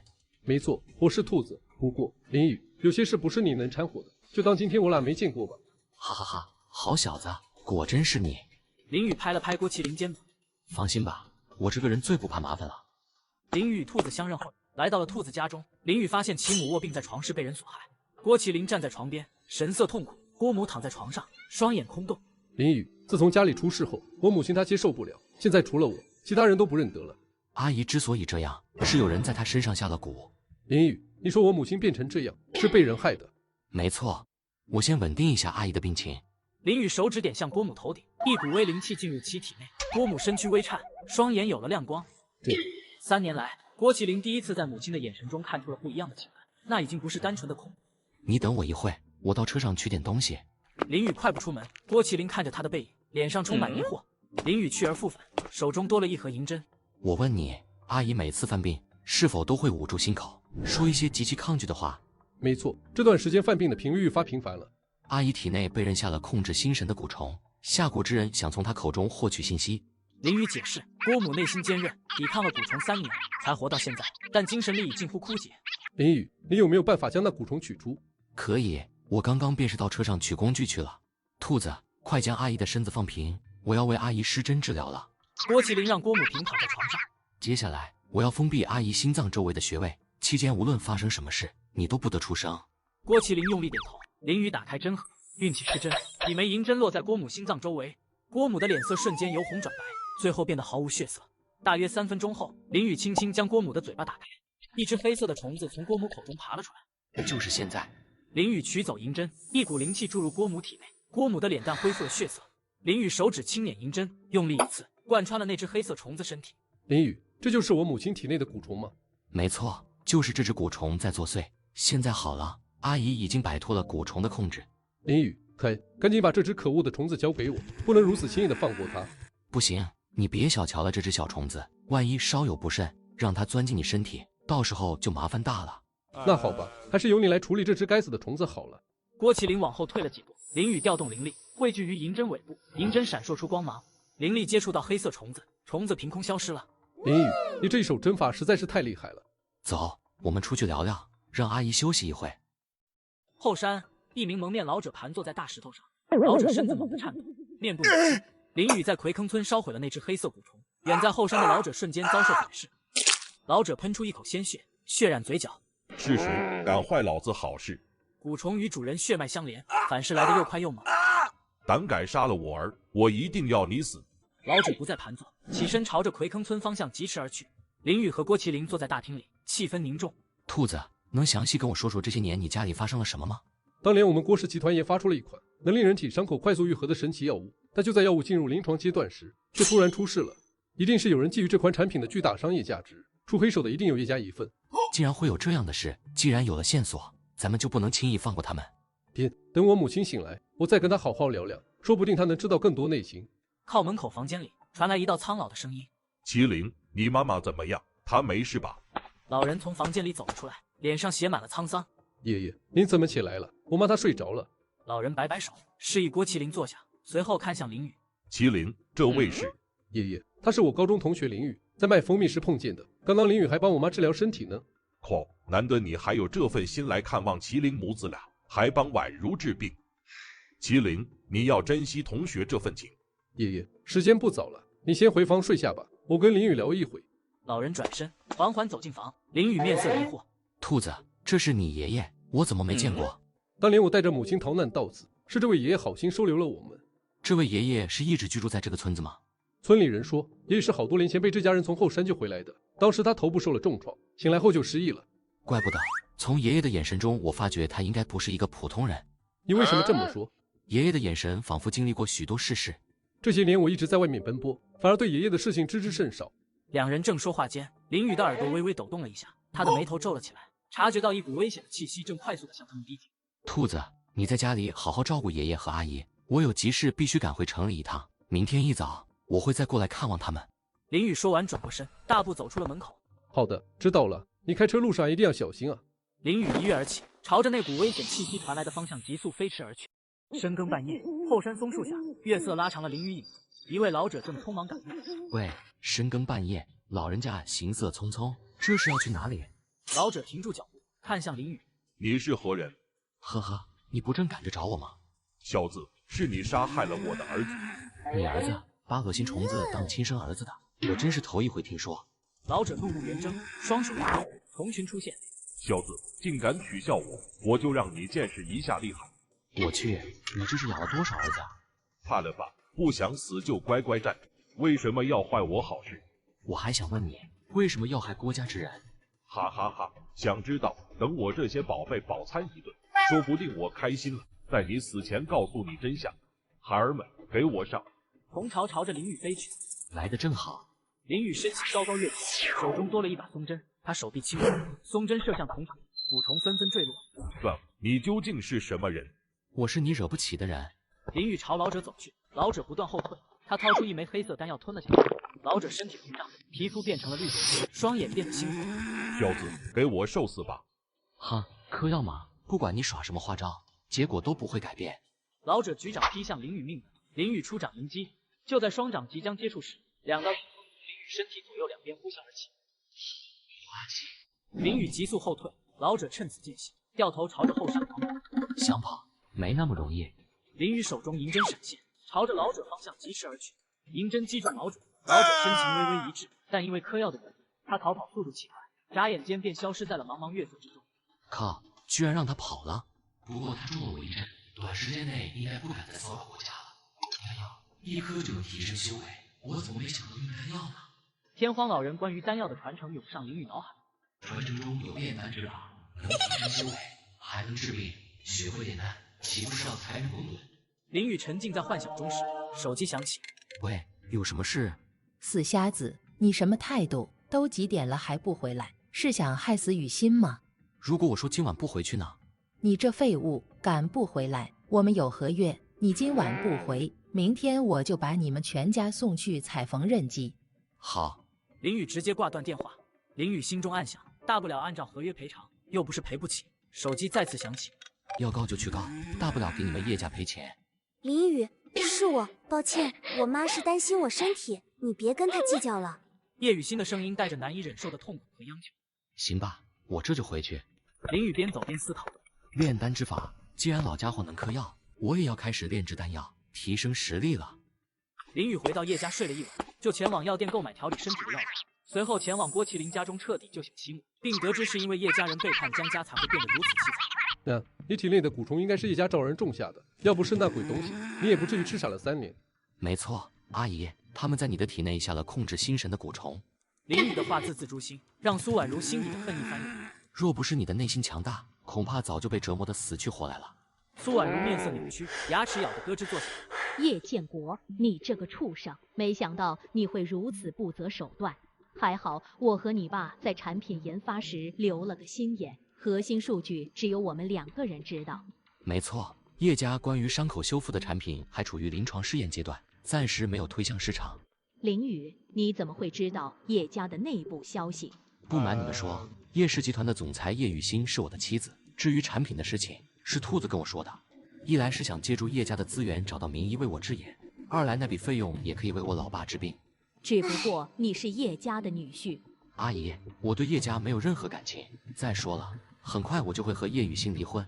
离开也好，凭借你这一手超凡的医术，必定能闯出属于自己的一片广阔天地。灵儿，这位是你秦爷爷吗？没错，3年前就是秦爷爷收留了我们母子。秦叔，这些年多亏了您的收留和照顾，婉如给您磕头了。苏婉如双腿着地，倒头就拜。孩子，使不得，醒来就好，醒来就好啊！秦老爷子赶忙将苏婉如扶起，眼中满是慈爱。秦叔，您坐。苏婉如搀扶秦老爷子坐下，两人开始闲聊。林雨与郭麒麟在屋外闲聊，并给了他一张银行卡跟手机，随后就去萧家看病去了。郭麒麟走进屋内，灵儿，林雨他这就回去了。娘，他刚走不久，听他说好像是中医院的孙院长叫他过去给萧家老爷子看病呢。郭麒麟没太在意，但苏婉如在听到孙院长和萧家老爷子后，心中有了疑点。孙院长居然会特意请林雨去给萧家老爷子看病，看来儿子的这位同学可不简单呐！我必须要让儿子跟他多些接触才行。一辆路虎揽胜停在庄园门口，萧战国带着一家老小恭候，萧俊浩满脸不愿站在队伍最后。萧老爷子，您竟然亲自迎接，如此高的接待规格，让我有点受宠若惊呢。哈哈，林神医您可是咱们萧家的大贵人呐，更是我的救命恩人。我这个糟老头子当然得领着全家人出门相迎才够诚意呀。萧战国精神矍铄，与1天前判若两人。林雨微微颔首，随后摆了摆手：“各位就先散了吧，我不太习惯这般嘈杂喧闹的场面。”林雨迈步走向别墅。好，那大伙儿都各忙各的去。玉若啊，你留下陪陪我。林雨进入房间后，第一时间为萧战国诊脉。萧战国身体指标已超乎寻常，请林雨来，更多是表达感激和结交。老爷子身体已无大碍。林神医，正是跟你介绍一下，这是我的孙女萧玉若，她可是我孙辈中最令我看好的。你们都是年轻人，以后可以多多交流。你好，林神医，我叫萧玉若，日后还请多多指教。萧小姐，以后别叫什么林神医了，叫我林雨吧。那可不行，要不以后我就叫你林先生吧。对了，不知昨天那株人参，萧小姐是从哪里得到的？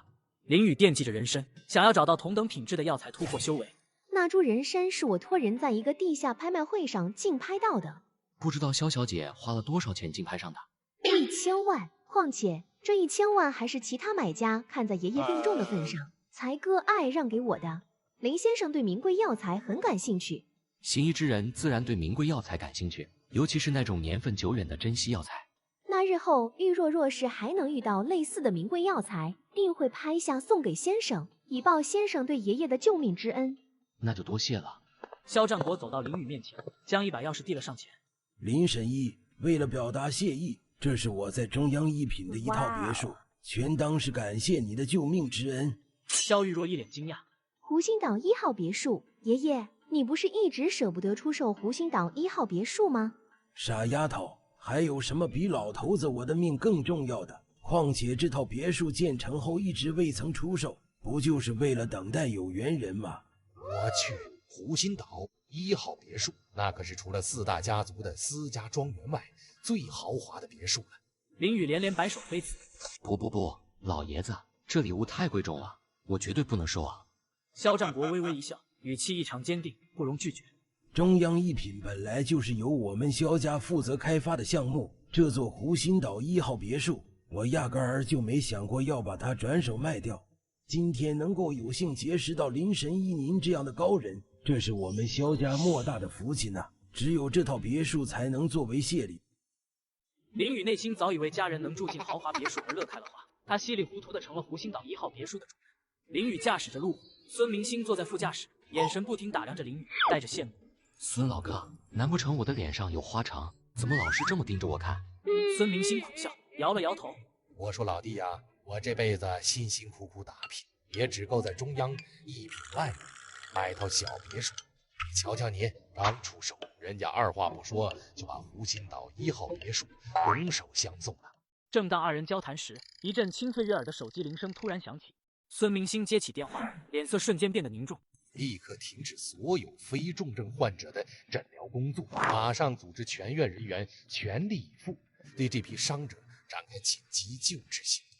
孙老哥，发生什么事儿了？让你着急成这样子？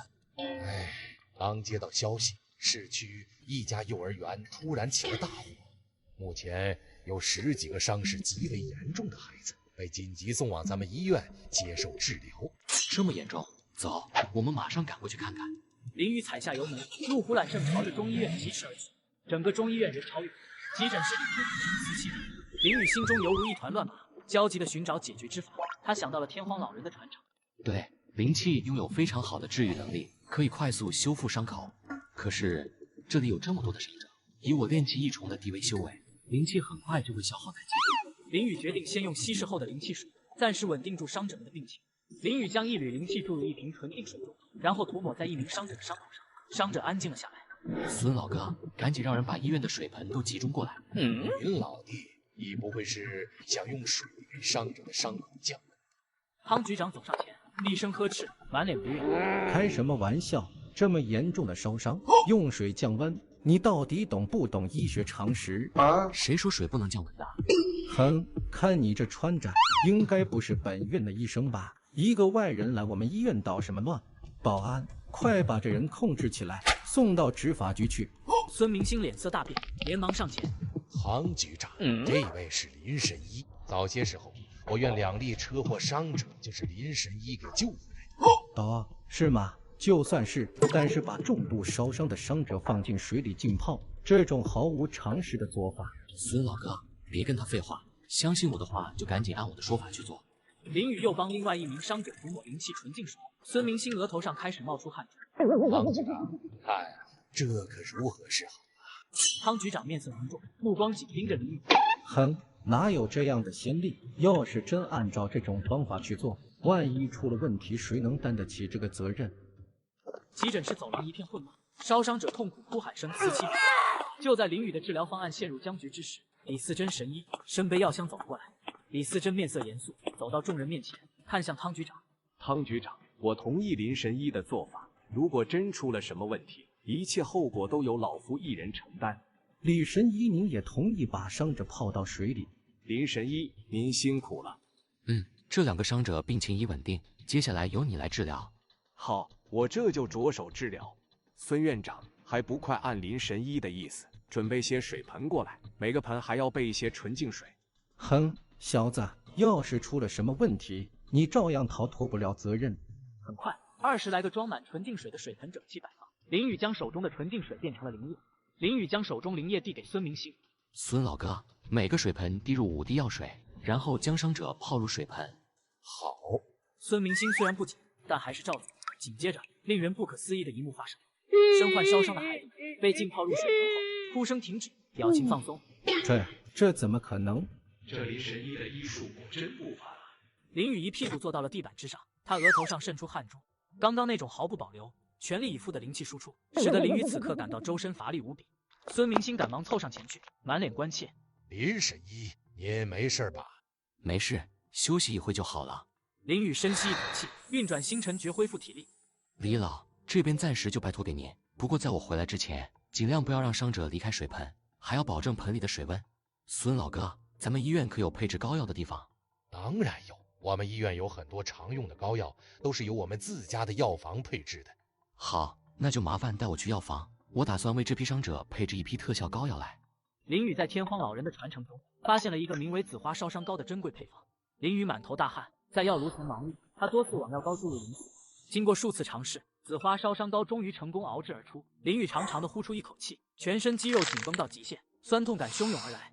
林宇将瓷瓶递给孙明星：“孙老哥，让伤者从水盆里起来吧，然后把这些膏药均匀地涂抹到他们的伤口处。”好。孙明星指挥医护人员迅速展开涂抹工作。紫花烧伤膏轻轻触及伤者伤口，狰狞伤口被修复，红肿皮肤恢复如初。现场众人皆瞠目结舌，汤局长惊得合不拢嘴。哇，这简直太神奇了！林宇身体晃了晃，靠在墙上，脸色苍白的可怕。紫花烧伤膏虽然神效，但林宇为了熬制它，耗尽了所有气力。汤局长看着林宇和膏药，脸上满是嫉妒与不甘。黄峥满脸急切，看着林宇：“什么？我儿子还有救？快帮忙救救我儿子！”林宇微微点头，转头看向孙明星：“孙老哥，麻烦安排一个地方，我要为孩子治疗。哦，对了，把医院药房里最好的人参给我拿上几株，记住，一定要是最好的。”连续的消耗使得林宇体内的灵气已近乎枯竭，他必须尽快补充能量。治疗过程大约需要3个时辰。总之，在我出来之前，切记不要进来打扰我。林宇转身迈入了手术室，药房的人很快送来1盒人参。林宇以目前的消耗来说，医院的人参杯水车薪，无法补充消耗。随后他破坏了监控，盘膝坐下，运转星辰诀，全力汲取灵气修炼。叶家别墅内，朱莉站在大厅中央，搓着双手。叶雨欣在大厅里来回踱步。雨欣啊，那个废物还没接电话吗？还是没有接听，我也不清楚他究竟去哪儿了。眼看着挂钟的指针即将指向12点，他的心愈发紧张起来。哎呀，这可怎么办才好？眼看就要12点了，那个窝囊废要是再不现身，你的身体怎么吃得消啊？妈，您别太担心了，先去休息吧，我也累了，想回房间躺一会儿。万一那小子今晚真的不回来了，你怎么办啊？放心吧，妈妈，就算他不回来，大不了我一晚上不睡而已，不会有事的啦。时间过去了5个小时，手术室外，黄峥夫妇的焦虑达到了顶点。汤局不是说3个小时就可以完成吗？现在已经过去5个小时了，我儿子他不会出事了吧？黄峥，林神医说了，千万不要去打扰他，要不还是再等等吧。等什么等？要是我儿子有个3长2短，我绝对不会放过你们。女人朝着手术室狂奔而去，手术室门缓缓打开，林雨走了出来。林神医，我儿子他怎么样了？没事了，进去看看吧。不过他已经睡着了，暂时不要将他给叫醒。林雨与汤局长等人交谈几句，便离开了医院，回到叶家别墅门口。韩熙打坐修炼，叶雨欣悠悠转醒，他第一时间感受自己的身体，脸上露出惊喜。他走到朱莉面前，林雨昨夜喂下灵水，使得叶雨欣的病情暂时稳定，避免了发作。妈，林雨他昨晚有回来吗？没有，我昨晚起来了好几次呢，都没瞧见那死瞎子的身影。我的病也没有犯，难道说我的病就这样奇迹般的好了？我昨晚进你房间看了你几次，见你睡得那么香甜，就没忍心打扰你。叶雨欣脸上绽放出笑容。如果真是这样的话，那可太好了。妈，昨晚林雨没有回来，我的病也没有再犯，是不是我的病已经好了？一定是这样，太好了，以后都不用看那死瞎子的脸色。孙明星拿着手机，神色紧张，快步走到窗边。林老弟，有件事得赶紧跟你讲，市里让汤局长把你的产品拿去做化验了。哦，那化验结果如何呢？活性比一般纯净水高，别的没了，膏药就是普通药材熬的。呵呵，看来他们要大失所望了。可不是嘛，李神医还说了他们一众，把汤局长吓得够呛。你现在是不是还在医院里呀？我正好有点事情下去找你聊聊。没错，我们都在呢。李神医之前也提过，想要找个机会跟您见见面。那好，咱们等会儿见。林雨、李思珍和孙明星围坐在一起，李思珍面带赞赏。林神医，老夫今日算是大开眼界了。李老，您过奖了，我不过是熟能生巧罢了。上面对您的特效药水和膏药很感兴趣，日后您可得多加小心。我打算将膏药量产，推广至江城的各大医院。至于特效药水，是我师傅给我应急用的，仅此一瓶，用完就没了。孙明星听到膏药能量产，眼睛瞬间亮了起来。什么？这膏药竟然能够量产，那可真是太好了。龙国队进入医院的药品管控严格，没有3-5年是难以上市的。那就先在中医院使用，倘若不可行，便仅限在此使用。如此一来，市场价值便大打折扣了，您的收益也会减少。身为医者，理当以救死扶伤为首要任务，钱财又怎会计较多少呢？林雨趁热打铁，提出了一个对中医院和自己都有利的建议。李老，不知道您平日都在哪家医院坐诊呢？老夫平日里在龙国各处游走，好些年都没有固定的坐诊之处了。不知李老是否有意到中医院坐诊呢？您的威名坐镇中医院，能吸引更多患者，我的膏药也会更好卖些。孙明星看着李思珍，满脸期待。哈哈，孙院长，你林神医之间的关系可不简单呐。李老说笑了，我们只是致力于中医事业发展，还望李老能够答应此事，是我院的荣幸啊。也罢，那我每月便抽出2天时间到这里坐诊吧。太好了，有李神医鼎力加盟，咱们中医院必定能更上一层楼。那就这样决定，我这款膏药名叫无痕修复膏，如果一切顺利，3天时间就能给中医院供应第一批产品。那简直太好了，我得赶紧行动起来，安排相关事宜。3天后，李神医坐诊，再加上无痕修复膏推出，咱们医院肯定会成为江城瞩目的焦点。江城上层圈子因为药膏之事风起云涌，但林雨却置身事外，沉浸在修炼之中。林雨缓缓睁开双眼，长呼一口浊气，神情满足。沉浸式修炼真是太爽了。他感觉到真气流动顺畅，距离突破炼气2重只差临门一脚。他拿起手机，发现10几个未接来电。林雨按下回拨键，满脸疑惑：“喂，你是哪位？”“林雨啊，我是你老丈人叶建国，听说你的眼睛恢复了，要很晚才回家里。今晚我回家吃饭，你也赶紧回来一起吃个饭吧。好的，爸，我这边收拾收拾，马上就赶回去。林宇挂断电话，迅速将车上的药材搬进别墅。林宇来到叶家别墅门前，径直走进客厅。叶建国坐在沙发上，招手让林宇坐下。爸，恢复有好几天了。对了，您怎么突然回来了？太久没回家了，回来看看你们。就在这时，门口传来脚步声，叶雨欣和叶可欣两姐妹回来。爸，叶可欣直接扑进了叶建国怀里。爸，你回来了，我可想死你了。叶雨欣看到林宇，脸色阴沉。你怎么回来了？雨欣，是爸打电话让林宇回来的。叶雨欣黑着脸，转身向楼上走去。你跟我上楼，我有话跟你说。林宇刚进门，叶雨欣就关上了门，怒气冲冲。林宇，你什么意思？昨晚给你打那么多电话也不接，你不知道我的病还没好吗？啊，对不起，我昨晚手机落车上了，昨天你又犯病了。哼，还好我的病昨晚没发作，要不然今天你就见不到我了。林宇皱眉，用火眼金睛审视叶雨欣，发现她体内寒气愈发凝练。你想干什么？林宇收回目光，心中疑惑她为何说病好了。昨晚的事情真是不好意思，我在医院忙着救人，后来太晚了，就没有打电话给你。呵呵，救人？你以为侥幸治愈了自己的双眼，便真成了医生？我看你是不知去哪里鬼混去了吧？你爱信不信？你这是什么态度？如果不是我四处找名医为你治眼睛，你以为仅凭你那点微末医术就能治好自己？我不过是给你留点颜面，不想在我妈面前揭穿你罢了。行，我也是感谢你这些年的照顾，否则我根本不会再踏足这个家。林宇说完，转身开门走了出去。楼下，叶建国和叶可欣正在低声交谈，朱莉时不时看向门口，伸长脖子张望。妈，您这是在等谁？呵呵，我可是在等一位尊贵的客人。母女俩说话间，屋外突然传来一阵急促的刹车声，一个西装革履男子手捧一大束鲜花，缓缓走进了大门。家宴气氛热烈，叶建国举杯庆祝林宇复明和张强高升。来，让我们共同祝贺林宇眼睛复明以及张强的职务高升，大家一起干杯！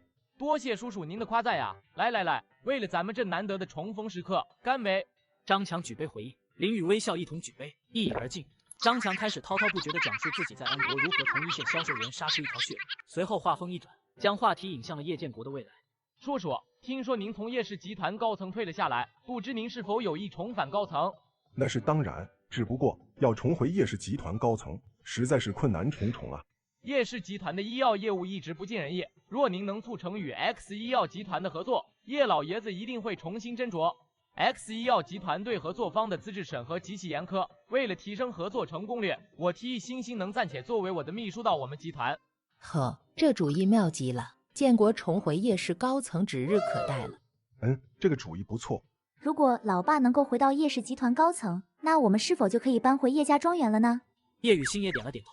就在众人憧憬未来时，一直沉默的林宇突然开口，语气带着质疑：“呵呵，让我老婆跟在你身边做贴身秘书，张总好算计啊。”林宇的话音刚落，立刻引来了叶家母女的怒火：“你这没出息的东西，胡说些什么呢？不让雨欣跟着强子学习，难道要她成天跟在你这个废物身边吗？就是，也不照镜子看看自己，和张强哥相比，你简直就是一无是处。”师弟，你可别想歪了，让星星跟在我身边，无非就是想让叶氏集团尽快达成合作。林宇 ，X 医药集团管理之严格超乎想象，若雨欣能够进入 X 医药集团学习，那双方合作的机会无疑会大大增加。好吧，只要雨欣同意，那我自然也没意见。林宇看向叶雨欣，我这边没有问题，能够进入 X 医药集团学习是一次难得的机会，我一定会好好把握。没错。只要你爸重返叶氏集团高层，我们就可以搬回叶家庄园。林宇彻底不想再参与这个话题，他放下筷子，准备离开。你们吃吧，我出去溜达一下。废物，你什么意思？吃饱了就想跑，要走也行。等会儿把碗洗了，把家里的卫生搞干净，然后你爱去哪儿去哪儿。朱莉一把揪住了林宇，把手松开，不然可别怪我对你不客气。反了你了，你还想打我不成？朱莉伸手朝林宇脸抓去，林宇侧身躲过，在朱莉身上一推，朱莉坐回了自己的座位上，脸上写满了惊讶。林宇，你这是干啥？爸，谢谢你今天让我回来吃这顿饭。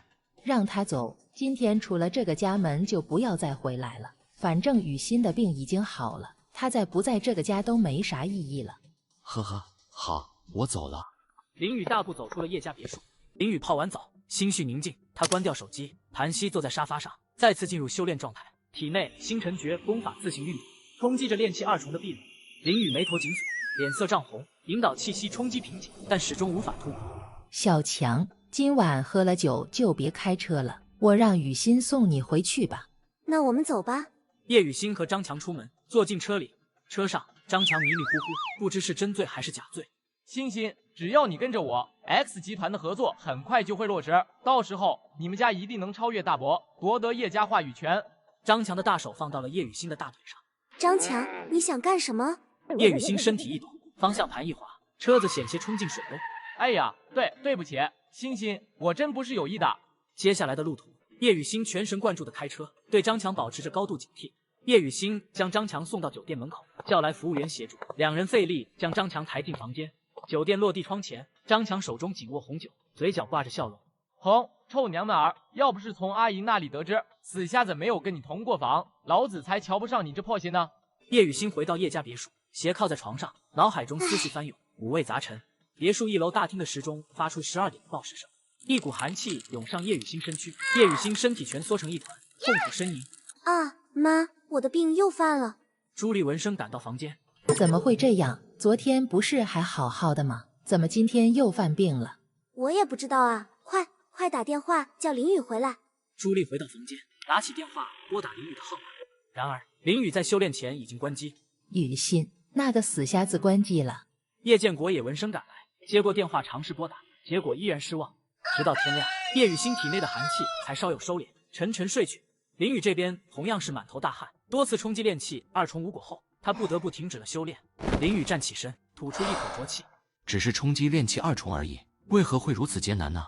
林雨看着大厅里药材，灵机一动，为什么不尝试一下炼丹呢？如果能炼制出大补元气的丹药，必定可以助我突破瓶颈。说做就做，林雨在传承中找到了气血丹的配方，他将萧玉若准备的压力锅当作丹炉。厨房内，林雨满头大汗，压力锅内不断传出声音。历经了991次失败，湖心岛1号别墅闹腾了一整天。我去，终于成功了！林雨手中出现了好几枚红褐色丸子，这就是气血丹吗？药香浓郁，表面光滑如镜，试试效果吧。林雨张开嘴巴，将所有丹药一股脑倒进口中。林雨盘腿坐在客厅，面色凝重，将一枚丹药吞下。丹药化为暖流，在体内迅速融合，凝聚成强大的气流。就是现在，林雨运转功法，引导气流汇聚丹田，一股气流从他身上喷出。哈哈，这该死的瓶颈，我终于突破了。林雨眼前一黑，瞬间置身于一片星空之中，他屹立在星辰之上，一脸惊愕。咦，我怎么又到这个地方来了？天荒老人身影缓缓浮现，站在林雨面前。年轻人，我们又见面了。林雨连忙朝着黑影颔首行礼。前辈，不错，你已突破到炼气二重，总算是正式踏入了修炼的门槛。可惜啊，这个星球的灵气实在太过稀薄了，仅靠这样缓慢的修炼，不知得等到何年何月才能助我重返故地。那么请问前辈，可有什么方法能够加快我的修炼进度呢？你不要将自己的目光仅仅局限于医术之上，我的传承中还有诸多神奇法门，比如风水堪舆之术、茅山鬼术之道、奇门遁甲之法以及相术命理之学等等。尤其是聚灵阵法，若能运用得当，对你修为大有裨益。天荒老人衣袖一挥，林雨眼前一黑。林雨回到了别墅内，他捂着头。这天荒老人也真是的，如果早点将这些知识输到我脑中，我哪里还用得着像查字典那样费时费力的去摸索啊？林雨拎起压力锅，朝着厨房走去。得益于天荒老人的传功，这次炼丹过程顺利无比。林雨面带微笑从厨房里走了出来，手中多了几枚红褐色气血丹。嘿嘿，没想到这炼丹之法竟然如同深深烙印在了我的大脑之中一般，使用起来竟是如此的得心应手。林雨拿起手机，屏幕亮起，数十个未接来电提示音响起。这一定又是叶雨欣的病情发作了，他们才会如此急切的想要联系我。郭麒麟电话打了进来，林雨接通。喂，兔子，这时候找我，是不是想请我吃饭？我说林雨，你跑哪儿去了？电话关机一整天，我都差点要找执法队帮忙找人了。手机没电了。我现在就在你家门口，出来聚聚吧。真的吗？我现在在外面呢，稍等一会儿。就上次我们碰面的那个排档。林雨挂断电话，随后驾车出门。在车上，他给叶建国回了电话。爸，您找我有什么事吗？林雨啊，你的手机怎么一直关机啊？昨晚雨欣的病又犯了，我们想让你回来别墅住。不好意思啊，爸，我昨晚出门忘带充电器了，刚充上电就给您回电话了。你现在在哪儿？吃饭了没？要不要我让雨欣去接你回来吃饭？不用了，爸，我在外面和同学一起吃饭呢，晚点再说吧。苏婉如滔滔不绝，林雨快要坐不住。林雨和郭麒麟像两个认真听讲的学生，硬生生听了苏婉如3个小时的商业课。林雨手机震动，他看到叶建国的来电，如获大赦。阿姨，不好意思，我那边有点急事，必须要先离开了。小雨，我还有几个关于市场细分的想法，你听我说完。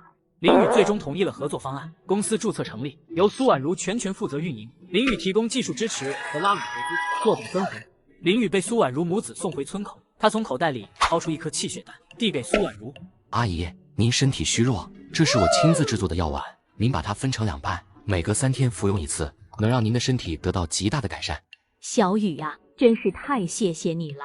苏婉接过药丸，林雨微微一笑，转身离开。林雨回到叶家别墅，已接近深夜12点。叶建国一家4口正和张蔷薇坐看电视。林雨推开大门，终于舍得回来了。林雨眉头微皱，脚步停下。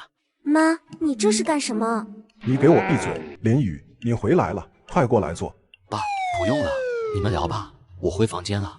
林雨朝着叶建国说完，径直走向房间，关上房门。哼，什么东西？阿姨，听说中医院出了一位神医，您有没有听说过？据说他比李四珍还要厉害，如果能请到那位神医出手，欣欣的病肯定能被治好。小强，你说的是发明特效药水的那位神医吗？没错，就是他。前一阵子萧家老爷子得了重病，连李四珍都束手无策，但是那位神医一出手，快要断气的萧老爷子立马就被救回来了。这么厉害啊！要是能请到那位神医出手，那欣欣的病就有救了。林雨在房间里打坐，嘴角微翘。如果他们知道口中所谈论的神医就是我，不知会是什么事情。小强，你是否有门路可以联系上那位神医？阿姨，你放心吧，欣欣的事情就是我的事情，我已经托人去打听了，相信很快就会有消息传来。张强的手机收到一条新信息，他点开查看，脸上露出笑容。哈哈，真是说曹操到，消息上说那位神医姓林。姓林？叶雨欣联想到林雨，但很快否定，靠自学成为神医，实在令人难以置信。雨欣，你该不会以为小强口中的林神医会是林雨那个废物吧？姓林的人多如牛毛，怎么可能轮得到林雨那个一无是处的家伙呢？哈哈，确实不可能，没有几10年的行医经验，怎能成就神医之名？另外，2天后中医院将会举行一场盛大的发布会，那位林神医已经答应出席，到时候我可以在发布会上主动去结识一下，我就敢保证能将他请来给欣欣治病。太好了，到时候我也一定要去，亲眼目睹一下这位林神医的风采。林雨在房间内议论，张嘴大笑。林雨在房间内把玩枣红色玉佩，脸上带着欣喜。林雨在古玩街一眼看中这个玉佩，花了大价钱买了回来。玉佩蕴含的灵气浓郁至极，林雨深知这是提升修为的绝佳机会。将其中的灵气吸收殆尽，我的修为必定能够提升不少。手机铃声响起，林雨接起电话。喂，哪位？林先生你好，我是珍宝轩的邓宝玲，还记得卖你玉佩的那位老人家吗？他找你有事。林先生，您当时怎么知道我是为了凑手术费才去卖玉佩的？从你的面相看的，20万花完后，您家人的病情非但没有好转，反而愈发严重了吧？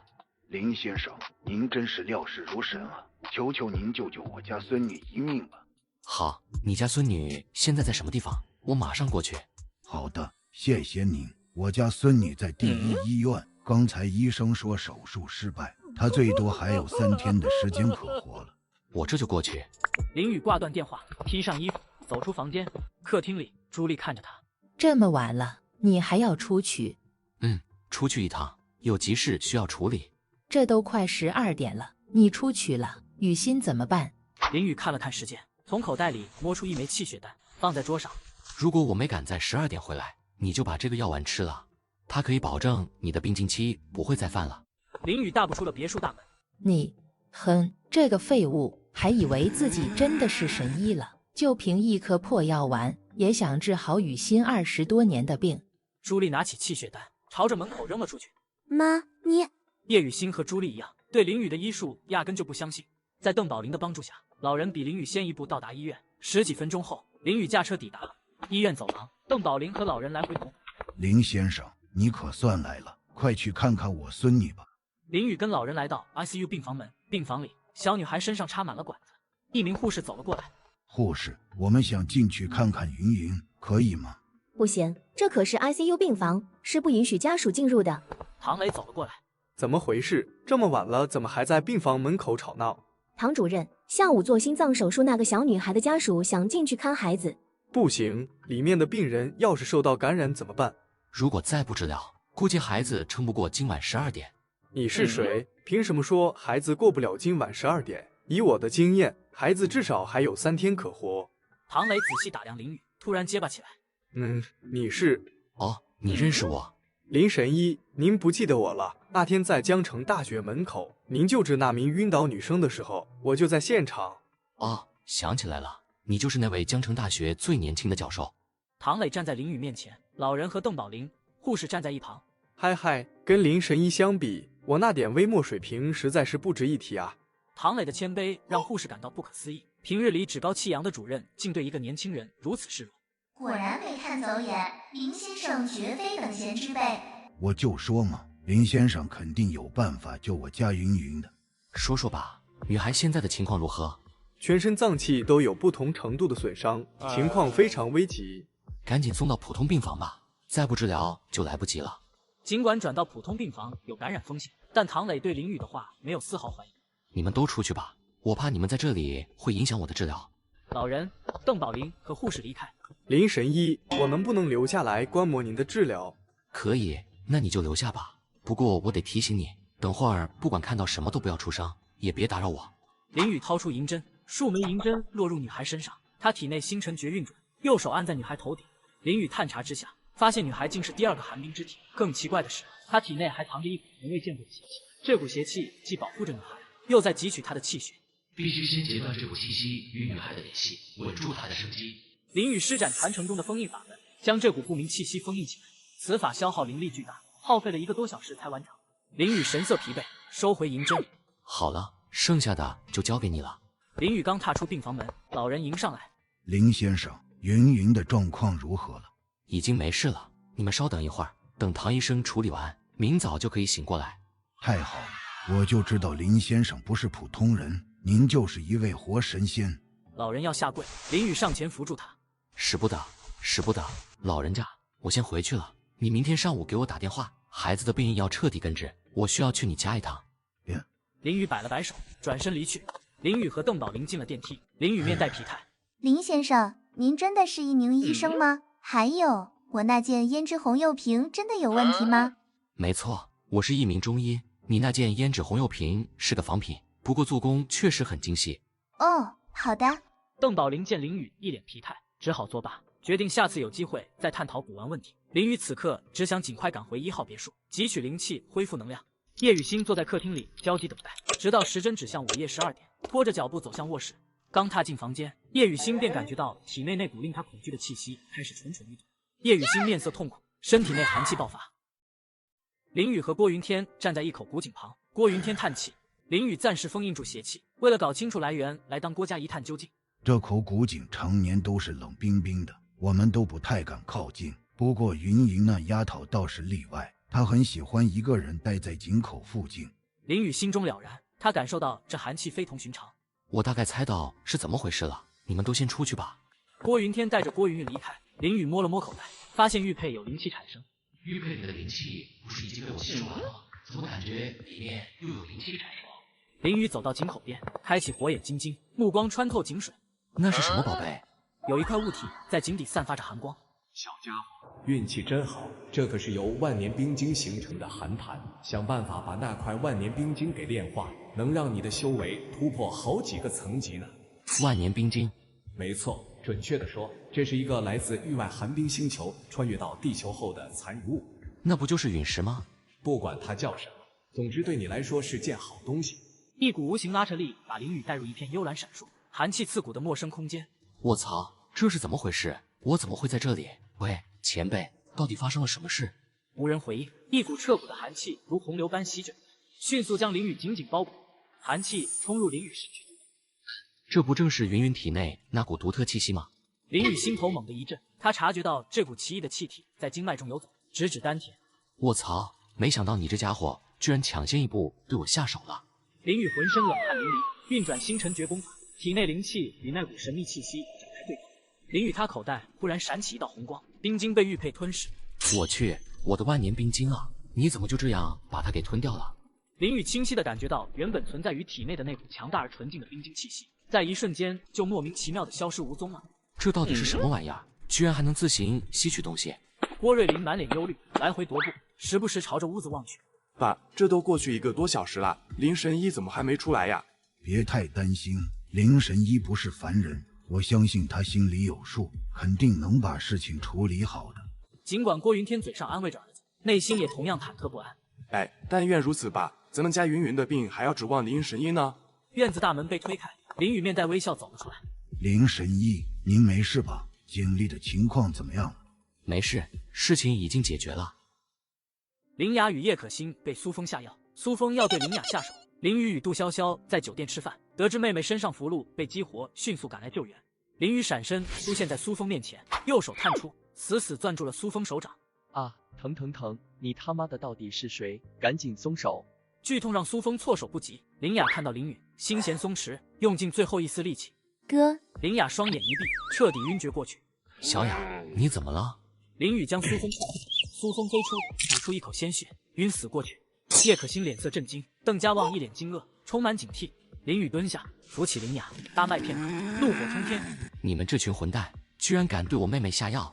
小子，你就是林雅的哥哥，敢坏我们苏少的好事，我看你真是吃了雄心豹子胆。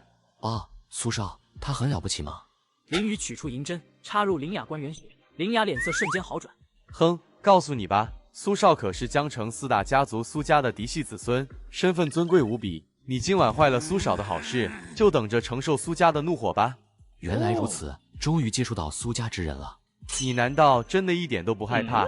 呵呵，怕，我的字典里从来没有怕这个字。林雨脱下上衣盖在林雅身上，缓缓站起身，走向苏峰。叶可欣娇躯颤抖，意识模糊，强忍不适。林雨，赶紧带着小雅离开这里，苏峰可不是你能招惹得起的人物啊。竟然是叶可欣的声音，她怎么会出现在这里呢？叶可欣双颊绯红，美眸迷离。你先别问这么多了，赶快带我们2个离开这里。林雨走向叶可欣，仔细观察。你也被下药了吗？嗯。哎，真是个麻烦。林雨掏出银针，刺向叶可欣腹部关元穴。银针入穴，叶可欣紧绷的身体瞬间松弛，热胀感迅速消退。叶可欣瘫软在地，长长呼出一口气。你这到底用的是什么手法啊？你怎么可能会针灸的？叶可欣内心百感交集，震惊于林雨的转变和能力。林雨没有理会他的震惊，他冰冷的目光已经完全锁定在了地上昏迷的苏峰身上。苏家很好，既然你们感动我的家人，那就要做好承受后果的准备。杜潇潇匆匆赶到，看到平躺在凳子上的林雅，满脸焦急。林姨，这里究竟发生了什么事情？小雅她没什么大碍吧？这帮混蛋给小雅下了药。什么？给小雅下药？师栓，给老娘出来，看我不废了他！明白了，欺负小雅的是他们2个。杜潇潇看向正扶着苏峰的邓家旺，潇潇，麻烦你先把小雅带到 V888包厢去休息一下，我这边还有点事情要处理。林雨眼中透露出玩味之色，他打算好好跟苏大少玩一玩。林雨，你听不懂我前面说什么吗？惹怒了苏少，就算是我们叶家也保不住你。潇潇，赶紧把这个人也带走吧，太烦人了。杜潇潇应了一声，左手拎着叶可欣，右手抱着林雅，走出了房间。走廊上传来了叶可欣愤怒的声音：林雨，你这个废物，要是给我们叶家带来麻烦，看回去怎么收拾你。林雨用力关上了包厢大门，他紧紧盯着苏峰和邓家旺。接下来我们得好好算一算这笔账了。林雨给了他一个响亮的耳光。我怕他，你知道老子是谁吗？在这里瞎逼逼。林雨在叶可欣的座位前发现了一杯喝剩下的果汁，他嗅了嗅，刚刚给他们喝的是这个吧？来，把它给喝下去。邓家旺拼命挣扎反抗。不要！林雨将果汁灌入邓家旺嘴里，将他甩到了一旁，继续将果汁灌入苏峰口中。你也尝尝这滋味吧。林雨取出银针，刺向苏峰人中穴。苏峰苏醒。你想干什么？告诉你，我可是苏家的人，如果你敢对我动手，你绝对活不过明天早上。苏峰逃离，被林雨拦住。林雨取出2根银针，分别刺入了苏峰和邓家旺的气海穴中。随着银针的刺入，两人的身体开始不由自主地颤抖起来，气血在体内疯狂翻滚。接下来就好好享受吧。林雨刚踏进房门，杜潇潇笑问道：“处理完了？”“帮小雅把耳朵捂好，可别脏了小女孩的耳朵。”人家也还是黄花大闺女呢，就不怕脏了我的耳朵？姐，你能一样吗？林雨，你对苏少做了什么？他们不是想干那事吗？我不过是成全他们罢了。给你的同学们打电话，告诉他们 V666包厢有好戏看。你这个废物，真想害死我们是吗？你算什么东西，敢说我家林雨是废物？杜潇潇扬起巴掌，一记清脆的巴掌声回荡。你敢打我？你知道我是谁吗？打你又怎样？像你这种狗眼看人低的人，一巴掌还打少了。杜潇潇又举起了巴掌。潇潇，看在他还算维护小雅的份上，这次就算了。哼，好你个林雨啊！你这双眼睛才刚刚恢复正常，居然就在外面找了别的女人，看我不告我姐！哟呵，你还敢在这里瞎逼逼？信不信我现在就把你给送到 V666包厢去？叶可欣脸色煞白，被杜潇潇气势震慑，乖乖闭嘴。林雨将灵气注入林雅体内，林雅悠悠转醒。哥，你没事吧？苏峰是个恶少，你快点走。小雅，哥没事，你感觉怎么样？叶可欣快步上前，脸上满是关切。小雅，你没事吧？有没有哪里受伤了？没事，可欣，今晚多亏了你保护我，不然我真不知道该怎么办。叶可欣笑了笑，随后看向林雨，脸色带着好奇。对了，林雨真的是你哥哥，以前怎么没听你提起过？没错，这就是我的哥哥林雨，是不是很帅很厉害？他就是我常说的我们家那位上门姐夫。啊，不会吧，我哥就是你说的那个一无是处的废物姐夫。林雨脸色一黑，咳嗽几声。小雅，你觉得哥哥我是废物吗？哎呀，没有，我哥厉害得很，绝对不可能是废物呀。哼，他入赘叶家3年，除了洗几件衣服，还能干什么正经事？他不是废物又是什么？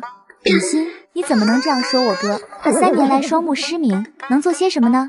我不管，他就是废物，在我家打不还手，骂不还口。要不是他废物，我姐也不会3年不让他进房间。对，3年来没有同房。林雨，你和你老婆还不是正式夫妻？哥，这是真的吗？好了，你们别吵了。潇潇，时间不早了，麻烦你送他们回家，我这边还有重要的事情要处理。林雨朝门外走，把逍遥帮总部位置发给我，我得去看看。我总感觉这事不对劲。好的，放心，他们俩交给我，我一定安全把他们送回家。V666包厢内的喧闹声早已停止，服务员们在门口守候，不敢贸然进入。马思纯等不到苏峰，决定亲自去查看。马思纯推开包厢门，景象让他和周围的人瞠目结舌。包厢内一片狼藉，走廊上议论纷纷，场面混乱。快叫救护车！马思纯退出包厢，紧紧关上大门。医护人员将2个连体男人抬上救护车，朝着第一医院疾驰而去。杜金明瘫坐在地，林雨将他搀扶到椅子上。林雨为查明苏峰下手原因，潜入杜叔叔会所，正巧碰到杜叔叔与人交战重伤。杜叔叔，您先歇息一会儿，剩下的就交给我来处置。林雨转头看向蔡金，不过就是些江湖上的恩恩怨怨罢了，何至于如此羞辱他人呢？蔡金虎满脸惊恐，结结巴巴。你究竟是谁？难道你刚才没有听见吗？我称呼他为杜叔叔呀。你就是金虎堂堂主蔡金虎吧？听说你有意重返江城。林雨其实在杜金明出手时便已抵达门口，他捕捉到了一股熟悉的气息。绝无可能，杜金明身边的人我都调查得清清楚楚，他绝对不可能有像你这般年轻且厉害的侄子存在。蔡堂主，这世上有太多你不知道的事了。林雨缓缓走向蔡金虎，蔡金虎感受到压迫的后退一步。你以为你调查清楚了一切，却不知有些人何时不是你能轻易窥探的。我本想着双方可以公平竞争，但你们今日做的太过分了，又被刺又下毒的，我实在无法再容忍下去。小子，你别嚣张，你知道身后站着的是谁吗？管他是谁，在我眼里，只要我想，这里就可以成为他的葬身之地。蔡金虎心中一惊，感觉到了林雨话语中的杀意，血手屠夫双眼微眯，紧盯林雨。哼，年轻人，别以为自己有几分武力，便胆敢在老夫面前如此张狂无礼。实话告诉你，今日之事你管不了。哦，如果我硬是要管呢？哼，不知天高地厚的小子，你可知这血手先生乃是江湖上赫赫有名的大人物？血手屠夫脸色阴沉，一个巴掌甩在蔡金虎脸上。给我闭嘴！允许你说话了吗？蔡金虎被打得晕头转向，连忙跪地求饶。是，小的知错了，再也不敢多嘴了，请先生恕罪。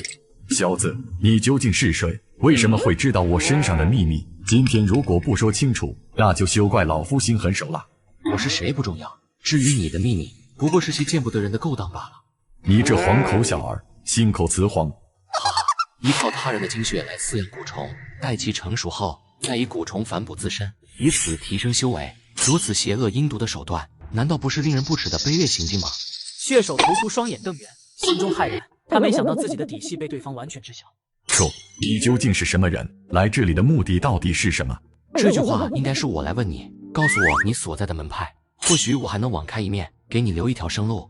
血手屠夫闻言突然狂笑起来，就凭你，也妄想让我屈服？一道耀眼金光从血手屠夫体内激射而出，直取林宇的命门。擂台上，血手屠夫倾尽全力打出致命一击，林宇侧身轻松避开。面对血手屠夫来势汹汹的杀手锏，林宇只是嘴角微扬，露出一抹不屑的冷笑。就这，也不过如此吗？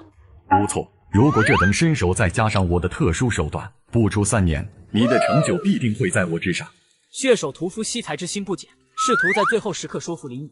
老头，你废话可真多，有什么招数赶紧使出来吧，本少爷可没时间陪你在这里磨蹭。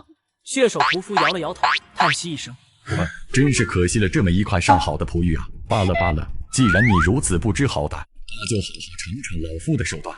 血手屠夫又是一挥，手中突然多出了一把竹笛。哟呵，怎么着？难不成你这是打算提前给自己吹奏一曲哀乐，好送自己上路吗？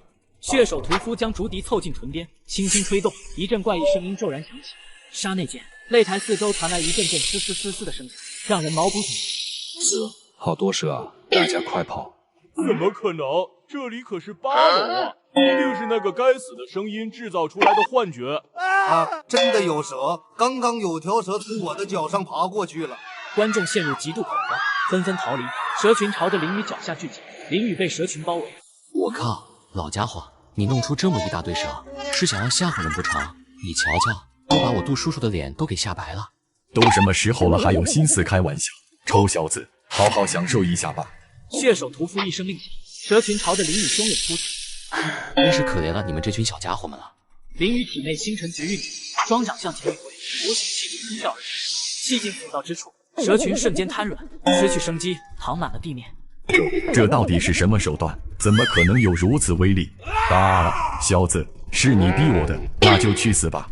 血手屠夫使出了最后一击，4声尖锐刺耳，4股强大至极的气息从东南西北4个方向疾驰而来，4股力量眨眼间将林宇牢牢吸引中央位置。果然不出我所料，和当初伤害苏阿姨的那个老头所用的招数一模一样。林宇深吸一口气，4道气随之打去，直接锁定了那4股力量。血手屠夫感受到与自己精心培育的4条小金蛇失去，心中充满了难以置信，恐惧瞬间蔓延。他脑海中只剩下一念：逃跑。血手屠夫转身逃离擂台。哼，想跑没这么容易。一道寒光闪过，一枚细银针从林宇手中飞射而出，银针没入了血手屠夫的眉心之中。血手屠夫甚至来不及做出任何反应，身体便不由自主的一个踉跄，血手屠夫向前扑倒在地。1号别墅内，血手屠夫躺在地板上，发出一声呻吟，缓缓睁开双眼。映入他眼帘的是正端坐在沙发上的林宇，神情戏谑，仿佛等待猎物醒来的猎人。说吧，苗疆巫族怎么会出现在江城？什么苗疆巫族？我不知道你在说什么。别跟我装傻充愣！一股无形的气劲压在血手屠夫身上，让他呼吸一滞。我真不知道，有种就给个痛快。行，你喜欢用虫子害人，今天我就让你尝尝被蛊虫是新的滋味。林宇右手一挥，一道灵光没入血手屠夫眉心，紧接着林宇左手搭在他肩膀上，气息渡入其体内，那根银针仿佛活了过来，在血手屠夫体内疯狂乱窜。血手屠夫脸瞬间扭曲，青筋暴起，汗珠滚滚而下。这是一种源自灵魂深处的剧痛，仿佛有无数毒虫在舔舐他的骨脏，让他痛不欲生。他在地上发出惨叫。我说，求求你快停下！哼，你不是喜欢痛快吗？林宇撤回气息，银针随之停止。我的确来自苗疆，是苗疆巫族的后人。苗疆巫族不是早就被取缔了吗？我们并未灭绝，只是隐匿于世罢了。怪不得。如此说来，江城还有你的同门吗？没有。哼！林宇一声轻哼，如同重锤砸在血手屠夫心上，他顿时慌了神。有，还有一位长老在江城一带活动。现在在哪儿？他具体在哪，我确实不清楚。不过他似乎跟叶家那位老爷子交情不浅。听到叶家，林宇心头一动，难道他们口中常提的那个高人就是此人？你当真不知道他的下落？真的不知道啊，他是长老，神龙见首不见尾，只有他需要我们时，才会主动联系我们。那就算了。血手屠夫刚松一口气，以为捡回一条命，但林宇接下来的话却……不过，你们用残忍的一体养蛊之法提升修为，这件事不能就这么算了。不，大人误会了，小的养蛊只是为了防身，1级养蛊之术，那是长老级别才懂的。就你这血手屠夫的名号，平日里也没少干伤天害理的事吧？大人明察，小人绝不敢肆意妄为呀。林雨眼神一冷，留在他体内的银针迅速划过他的大脑，解决了血手屠夫。林雨突然想起了一个人，他从怀中掏出手机，拨通一个号码。不对，午夜，雨靠在路虎车头，拨通了一个电话。你这人是不是脑子有病啊？大半夜给人家打电话。不好意思，吴警官，这么晚打扰你了。有话快说，有屁快放，别耽误本姑奶奶睡美容觉。血手屠夫，您听说过吗？血手屠夫，你打听他干嘛？他可是我们的1级通缉犯。被我抓住了，来中央一品北门的小公园，我等你，给你30分钟，不然我就自行处理。林雨挂断电话，吴琼从床上一跃而起。臭男人，敢挂老娘电话，看我不收拾你！吴琼一边骂着，一边飞速穿好衣服冲出家门。不到20分钟，一辆警车便稳稳停在小公园门口。吴琼跳下车，径直走向林雨。不错，提前了10分钟。人呢？吴琼警惕起来，从腰间掏出武器并上膛。血手屠夫凶名在外，江城执法局多次抓捕都以失败告终，由不得吴琼不紧张。别急，抓个1级通缉犯又有什么奖励？立功、升职、加薪肯定是少不了的。问你到底说不说？血手屠夫人呢？打开车尾箱看看。吴琼走到车尾，深吸一口气，拉开车尾箱，一个男人被捆得结结实实，昏迷不醒。真的是血手屠夫？你是怎么做到的？这个你就别管了，总之是合法公民的愤怒之事，把他弄你车上去吧。不行，他万一醒了怎么办？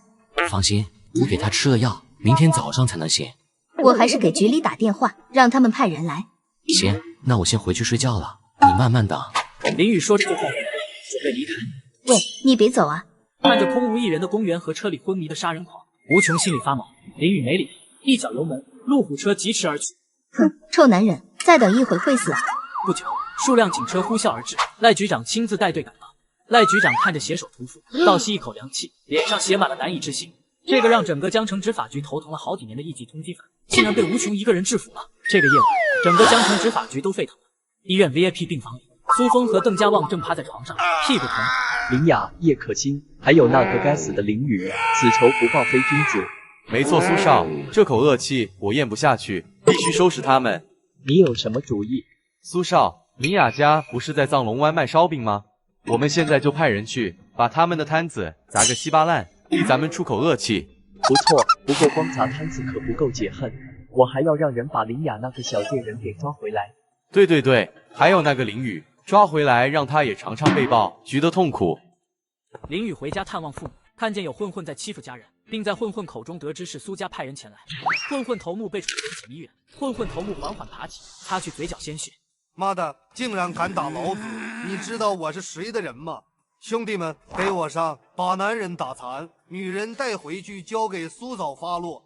随着他一声怒吼，几个小弟如饿虎扑食般冲了上来。林雨迎上前去，不断出脚，小弟们纷纷倒地，痛苦呻吟。你究竟是什么人？回去告诉你家主子，我叫林雨，我会让他付出比那晚还要痛苦10倍的代价。是，林爷爷，我们这就滚！混混头目带着手下如丧家之犬般，灰溜溜的逃离了现场。林雅从钟志斌身后跑出来，抱向哥哥。哥哥，我们不会再有事的吧？不会的，别怕，以后不会再有人来欺负我们的。林雨处理完事情之后赶来参加会议了。主持人走上台，面带微笑。各位来宾、记者朋友，本次发布会有2个重要议题，一是我院成功引进专家，2是关于神奇膏药的说明。首先，我隆重介绍国医圣手李自珍、李神医将于即日起正式到我院坐诊，让我们用热烈的掌声欢迎。台下顿时响起掌声，记者们窃窃私语。孙院长竟然能请来李神医坐诊。是啊，李神医向来行踪飘忽，今天怎么会破例？待议论声平息，主持人再次开口。接下来进入第2个问题，神奇膏药，有请我院的孙明星院长与林神医为大家详细讲解。孙明星与林雨走上台，微笑着向众人致意。大家好，前2天那场火灾，不少小朋友不幸受伤，我院承担了几乎所有的救治任务。面对严重的受伤，传统方法至少需要10天半个月才能痊愈。又在我们手足无措时，林神医出现了，他用独门绝技配制出神奇膏药，让伤者一夜痊愈。神奇膏药的配方和所有权是林神医个人的绝学，并非我院的研究成果。希望某些别有用心之人不要再妄图打配方的主意。然而，孙明星的话还没说完，台下突然传来阵阵嘈杂之声，一名记者站起来打断了他。孙院长，据我所知，膏药出自贵院药房，您说灵神医1-2个小时就配出神药，不合常理吧？另一名记者也立刻站起，高声附和。没错，我怀疑孙院长企图侵吞医院的研究成果，所以才编造出灵神医来转移公众视线。孙明星站在台上，脸色瞬间变得无比难看。林宇敲响麦克风，打断了众人。发布会现场，记者和各大家族代表议论纷纷。台上孙明星脸色铁青，林宇打断了众人。大家都说完了，说完了让我说2句。他环视全场，稍作停顿。针对刚刚不合常理的问题，我个人没必要进行解释。这药膏是我亲自调配，目前只有中医院有。接下来就请灵神医公司的代言人萧家大小姐萧玉若上台替我说明。得尽快下台，感觉今天会出事，看看有什么阴谋。此言一出，台下瞬间哗然，更是面面相觑，震惊不已。萧玉若，4大家族的萧家大小姐，她怎么成了灵神医的代言人？聚光灯下，萧玉若身着礼服，落落大方走上台。大家好，我是萧玉若，今天我代表灵神医就神奇膏药做出说明。我们萧家与灵神医结识，纯属机缘巧合。想必大家都知道，我爷爷久病卧床多年，而他的病正是灵神医妙手回春治愈的。这个消息再次引爆全场，萧老爷子病重是人尽皆知的事，如今竟已痊愈。真的吗？萧老爷子的病好了？千真万确，灵神医还是我亲自引荐给萧老爷子的。而且之前我们医院2起起死回生的案例，也都是灵神医的杰作。一直沉默的李思珍也在此刻开口。我之所以会来中医院坐诊，也正是因为灵神医的缘故。这款膏药是灵神医的成果，我们萧家有幸与灵神医达成合作，共同创立了医药公司，旨在携手开发这款药膏。话音落下，现场先是死寂，随即爆发出山呼海啸般的议论声。这意味着萧家已经拿下了这款神药的生产和经营权。该说的我都说清楚了，请各位不要再为难中医院，我们会争分夺秒，让产品早日上市。就在这时，一个不和谐的声音从人群中传来。慢着！众人循声望去 ，X 医药集团的负责人张强站了起来。萧小姐，你说膏药是灵神医研发的，可有确凿证据？这款膏药出自灵神医之手，毋庸置疑，哪里还需要证据？简直是无稽之谈，荒谬！这明明是我们 X 医药集团的最新成果，何时成了什么灵神医的杰作？这位先生，既然你坚称膏药是贵公司的，不知你是否能拿出证据？面对萧玉若的反将一军，张强却露出一抹冷笑，显得胸有成竹。想要证据？好啊，没问题。他从公文包中取出一叠文件，高高举起。我现在就可以公开部分关键成分和实验数据，看到底是谁在信口胡诌。发布会现场，人声鼎沸。张强站在人群中，这人究竟是谁啊？他真能掏出确凿的证据吗？看到张强自信满满的样子，一旁的萧玉若心中猛地咯噔一下，但一想到林雨逆天的医术，他悬着的心又放了下来。张强大声呼喊，他扬起手中一份文件，来来来，都过来瞧瞧，这便是关键所在。一时间，所有人的目光都聚焦在张强手中的文件上。孙明星院长突然上前，一把夺过文件，哼，拿过来给我看看。嘿嘿，我没猜错的话，这份数据是源自我们中医院的实验室吧？孙院长，你对这份数据很熟啊，萧家早就给你看过了。我要问你，我们医院的数据究竟从何而来？孙明星义愤填膺，他当众解释，这份数据是灵神医许可后，在药监局监督下，对剩余膏药进行研究得出的成果。这是我们医院实验室辛苦得出的成果。张强突然从怀里掏出一沓资料，甩在桌上，发出一声巨响。睁大你的眼睛，好好看看吧，这份关键数据是从我们研发中心打印出来的，而且我们这可不止一份，整个研发过程的数据我们应有尽有。张强的声音越来越大，他特意看向台下的媒体记者。事情已经再清晰明白不过了，就是萧家和中医院搞的鬼，窃取 X 医药集团的劳动成果。今天这么多媒体朋友在场，必须曝光这件丑事。全场哗然，萧玉若双手抱胸，缓缓开口：你们 X 集团如此厉害，那为何至今都没见到产品问世？张强脸上露出鄙夷之色。在 M 国，药品上市有极为严苛的流程，哪像你们在实验室里乱捣鼓就敢卖，简直是草菅人命。你的回答跑偏了，我们在讨论配方的归属。我们灵神医能配制出膏药，你们的实验样品呢？总不能没有吧？张强被问得一愣，瞬间语塞。实验样品岂能随便带出来？这可是公司核心机密。但我告诉你，所有数据都足以证明神奇膏药就是我们的。呵呵，真是可笑至极！光凭你一张嘴胡说，谁信？林神医可是亲自配出了膏药，还在患者身上取得了惊人效果。眼看言语上占不到便宜，张强终于亮出了最后的底牌。张强表情变得严肃，语气充满威胁。总之就一句话，我们已经正式申请了专利。如果你们执迷不悟，继续生产，等待你们的将是法律的制裁。林宇隐藏在人群中，看着突发的这一幕，心中已经了然。原来是搞这一出啊！好，等着你们出招，我们萧家和林神医接着便是。医院地下停车场，萧玉若坐进林宇的路虎揽胜，脸上满是忧虑。林神医，依我看 ，X 医药集团这次是盯上这款产品了。以他们的作风，不弄到手，绝对不会善罢甘休。很明显，除了他们，江城4大家族的其他3家也在虎视眈眈。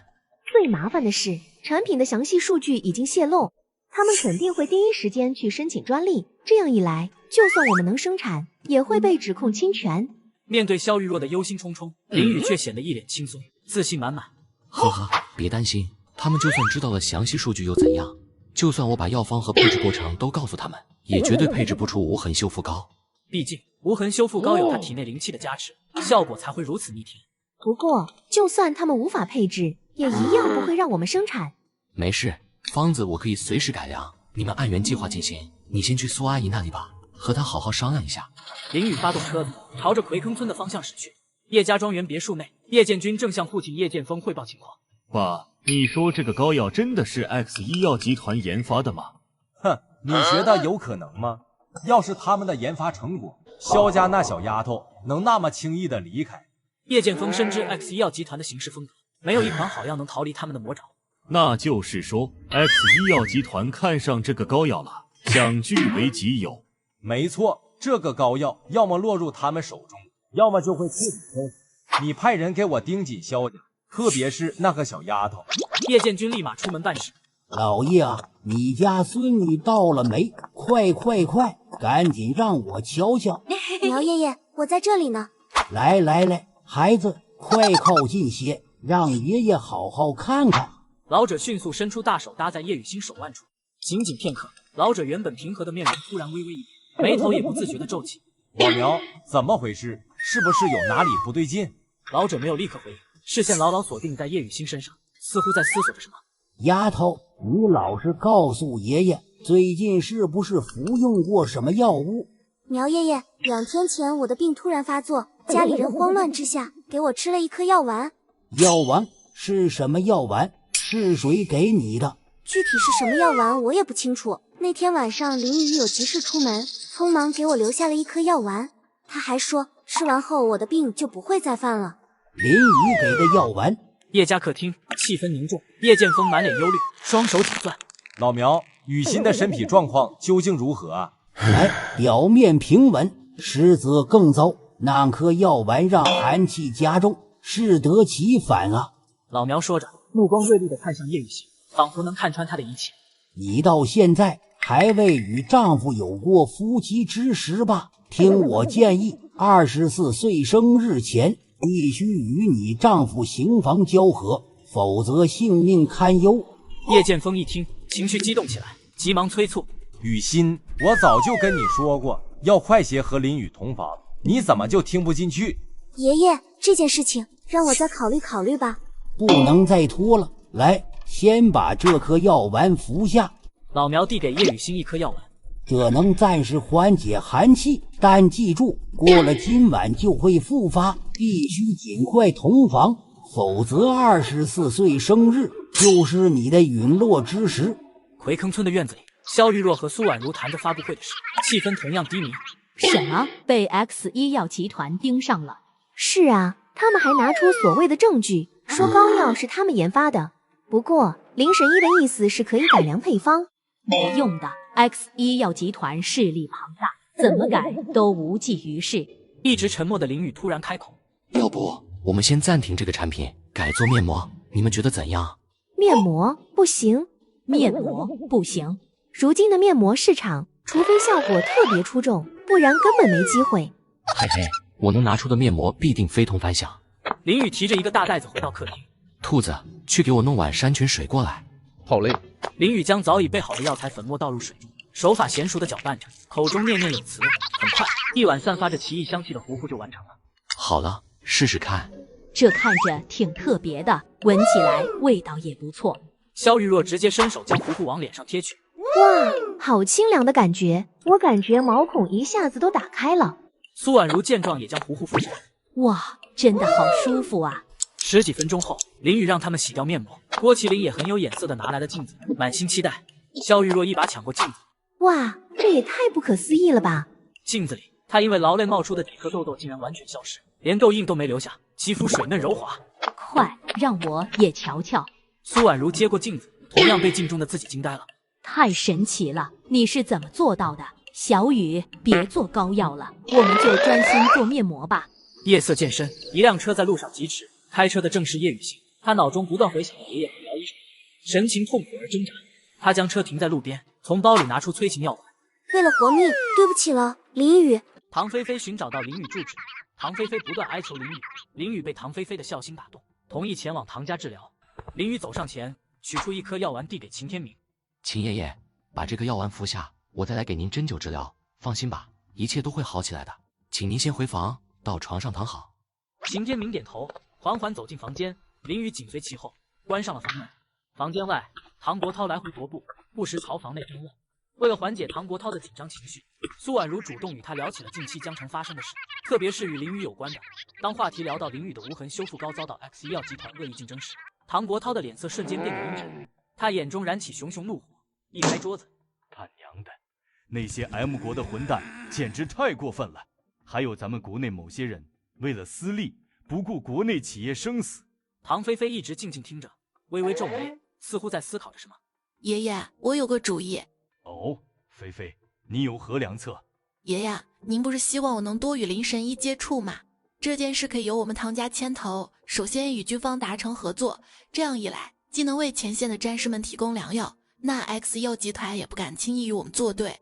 唐国涛闻言大喜，大手一比，哈哈哈，妙啊！就照这个法子办，搞个军队特供药，我看以后谁还敢打神奇膏药的主意。正当几人商议时，秦天明房间门被缓缓推开，众人目光被吸引过去。秦天明迈着步伐走了出来，双眼清澈明亮。唐班长，真的是你吗？唐国涛浑身一震，又惊又喜，一个箭步冲上前去。老秦，你终于认出我来了。他紧紧握住秦天明的双手。唐班长，我浑浑噩噩几十年，没想到林神医今天真的帮我找回了记忆。恭喜秦爷爷。秦天明转身向林雨深深鞠了一躬。多谢林神医，如果不是你，我怕是一辈子都要在混沌中度过了。林雨满脸惶恐，伸出双手将秦天明扶起。别，秦爷爷，您快请起。您这样可真是折煞我了。我不过是做了自己该做的事。唐国涛也走上前来，他微微躬身，对着林雨深深鞠了一躬。林神医，这个鞠躬您绝对受得起。若不是有您妙手回春，我这辈子都会活在误以为老友已逝的痛苦之中啊！这份恩情实在是无以为报。待两位老人情绪平稳，年轻人们默契地退出了房间。他们知道此刻该留给这对老战友。众人刚踏出房门，唐菲菲走到林雨面前。林神医，膏药项目是不是遇到麻烦了？我们唐家能帮忙吗？没错，项目是有点小状况，不过没关系，我正在想办法。唐菲菲听罢，立刻说出了自己和爷爷商量好的计划，脸上带着兴奋的光彩。我爷爷全力支持，我打算以唐家名义参与进来，而且首批膏药可以直接供应给军方使用。一旁的苏婉如听得两眼放光，激动不已。太好了，我们的无痕修复膏终于有用武之地了。如果能这样顺利推进，自然再好不过。这样，具体的细节你来与苏阿姨以及玉若商讨，只要可行，我们就开干。好，我这就联系玉若，让她来村里一起商量。苏婉如说完，便转身去打电话。见苏婉如走开，唐菲菲立刻将话题转回自己最关心的事上。唐菲菲看着林雨，脸上满是急切和恳求。林神医，那我爷爷的病到底怎么样啊？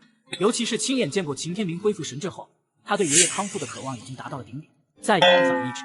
别着急，唐老的身体暂时不会有大问题，想要彻底治好，我还需要做一些充分的准备。从唐国强心脏里取出弹头分子极大，林雨必须将自身修为提升到炼气3重，才能保证有足够的灵气输出，确保万无一失。您需要准备什么？您尽管开口，我们一定全力配合。我需要一些年份较久的珍贵药材，最好是100年以上的。如果能找到更古老的，那就再好不过了。100年药材，王菲菲深知100年药材可遇不可求，但为了爷爷的命，她没有丝毫犹豫。为了救爷爷的命，我现在立刻打电话安排，一定要动用所有人脉，在整个龙国范围内寻找100年药材。叶家别墅，叶雨欣面色苍白如纸，本以为林雨的药丸是救命稻草，没想到却是将他推向深渊的毒药。如今他面临一个屈辱至极的选择，要么死，要么就得和那个他厌恶至极的窝囊废同行。叶雨欣走到门口，撞上母亲朱莉。雨欣，你怎么这个时候回来了？今天不是上班吗？妈，早上爷爷请苗爷爷来给我检查身体了，结果苗爷爷说我的身体不但没有好转，反而比之前还要糟糕。什么？怎么会这样呢？这2天看你不是都好好的吗？苗爷爷说，可能是因为林雨之前给我的那颗药丸，那颗药丸产生了适得其反的效果。好啊，原来如此，我就说林雨没那么好心，他肯定是故意拿那颗药丸来加害于你。林雨的手机突然响起铃声，他拿起来一看，来电显示是老丈人叶建国。喂，爸，有什么事吗？小雨啊，爸今晚回别墅吃饭，你也一起回来吧。可是，小雨，今晚就我们4个，没有其他人。林雨心头一凛，老丈人主动打电话，还特意强调人数，肯定又是出了什么事。但有些事终究要面对。那好吧，晚一点我回去一趟。行，那晚上见。林雨回到屋里，苏婉如已经帮秦天明收拾好了行李。婉如、麒麟啊，这些年多亏了你们母子，没有你们，我这把老骨头都不知道该如何撑下去了。唐班长让我回军区办手续，正好趁机回家乡看看那些老朋友。不过这次回去可能要一段时间，但我只是暂时离开，等事情办妥，我一定回来江城。爷爷，您是大英雄，就随唐爷爷去省里享福吧。是啊，明叔，您辛苦了一辈子，是该好好享清福了。不了，我秦天明一生未曾婚育，你们俩就好似我的亲生儿孙一样，要是没了你们2个在身旁，那种日子我可过不惯。老齐啊，要不这么着，你干脆就留在咱们江城军区的干休所，如此一来，你跟孩子们便能时常相见。那简直太好了，我就留在江城，到时候婉如和麒麟也搬去跟我一起住。太棒了，爷爷，以后我们又可以常常聚在一起了。苏婉如一时难掩激动，泪水夺眶而出。苏阿姨，你和兔子暂且搬到我那里居住上一阵子吧。小雨呀，已经给你添了太多麻烦了，而且我和叶家的恩怨，不想将你牵扯进来。这话如同一根引线，瞬间点燃了刚刚平复心情的秦天明。婉如，你是不是担心那些人会再来找你们的麻烦？那我今天就不走了。那些伤害过你们的人，我绝对不会放过他们。老齐，先别激动，你身体才刚刚恢复。你看这样行不行？你先和我回省里，我会派人去调查当年郭家的事情，一定会给婉如母子一个交代。菲菲，你在市区给你苏阿姨母子安排一套住房。阿姨，就这么决定吧。我跟杜金明、杜阎王有些交情，在唐老查清楚之前，我会让他派人保护你和兔子的安全。听到杜阎王的名号，苏婉如终于松了口气。好吧，既然大家都这么说，那就麻烦菲菲了。苏阿姨，你千万别跟我客气，后续公司的运营还得靠你和玉若呢。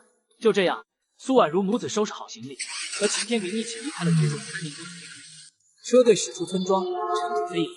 林雨独自开着车驶向叶家别墅，绿灯在车窗外掠过，光影打在他脸上。老丈人特意强调就我们4个，今晚这场家宴到底藏着什么玄机？林雨走进客厅，岳父叶建国朝他招手。小雨啊，你那天给雨欣的药丸是从哪里得来的？哦，你说那枚药丸啊，是我从一位老中医手中得来的。这药丸正好适合雨欣的病情，她的病这2天没再犯吧？小雨，你是不是被人骗了？今早雨欣她爷爷找来了高人，那位高人说你给的药丸有问题，雨欣服下后病情反而更严重了。林雨心中一动，他知道正主终于要出现了。药丸不可能有问题，很多人都服用过，效果都很好。厨房门口，朱莉冲了出来，指着林雨鼻子：怎么不可能？高人都说了，就是你的药丸害得雨欣病情加重，我看你就是故意的，这样你就可以得到我们雨欣了。你给我闭嘴！叶建国，你凶什么凶？难道我说错了吗？够了，不想雨欣再受苦的话，就给我乖乖回厨房去。这时， 2楼楼梯口传来叶雨欣清冷的声音：“林雨，我正想找你呢，上来吧，到我房间里聊聊。”林雨跟着叶雨欣走进房间，房门紧紧关上。房间里，叶雨欣身着一袭宽松的薄睡裙，半透明的材质让她曼妙的身材若隐若现，不愧是江城4大美女之一。要命！嗨嗨，有什么事说吧。叶雨欣在床上坐下，翘起白皙大腿，摆出女王姿态。林雨，我知道你一直想得到我，那颗药丸是你故意给我吃下的，然后逼我来求你，对吧？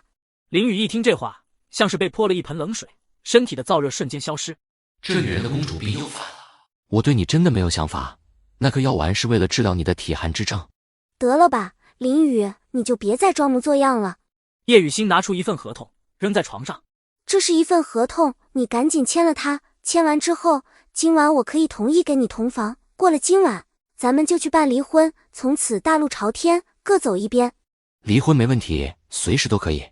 不过，突然要我和你同房，那还是免了吧。林雨，你还在装蒜？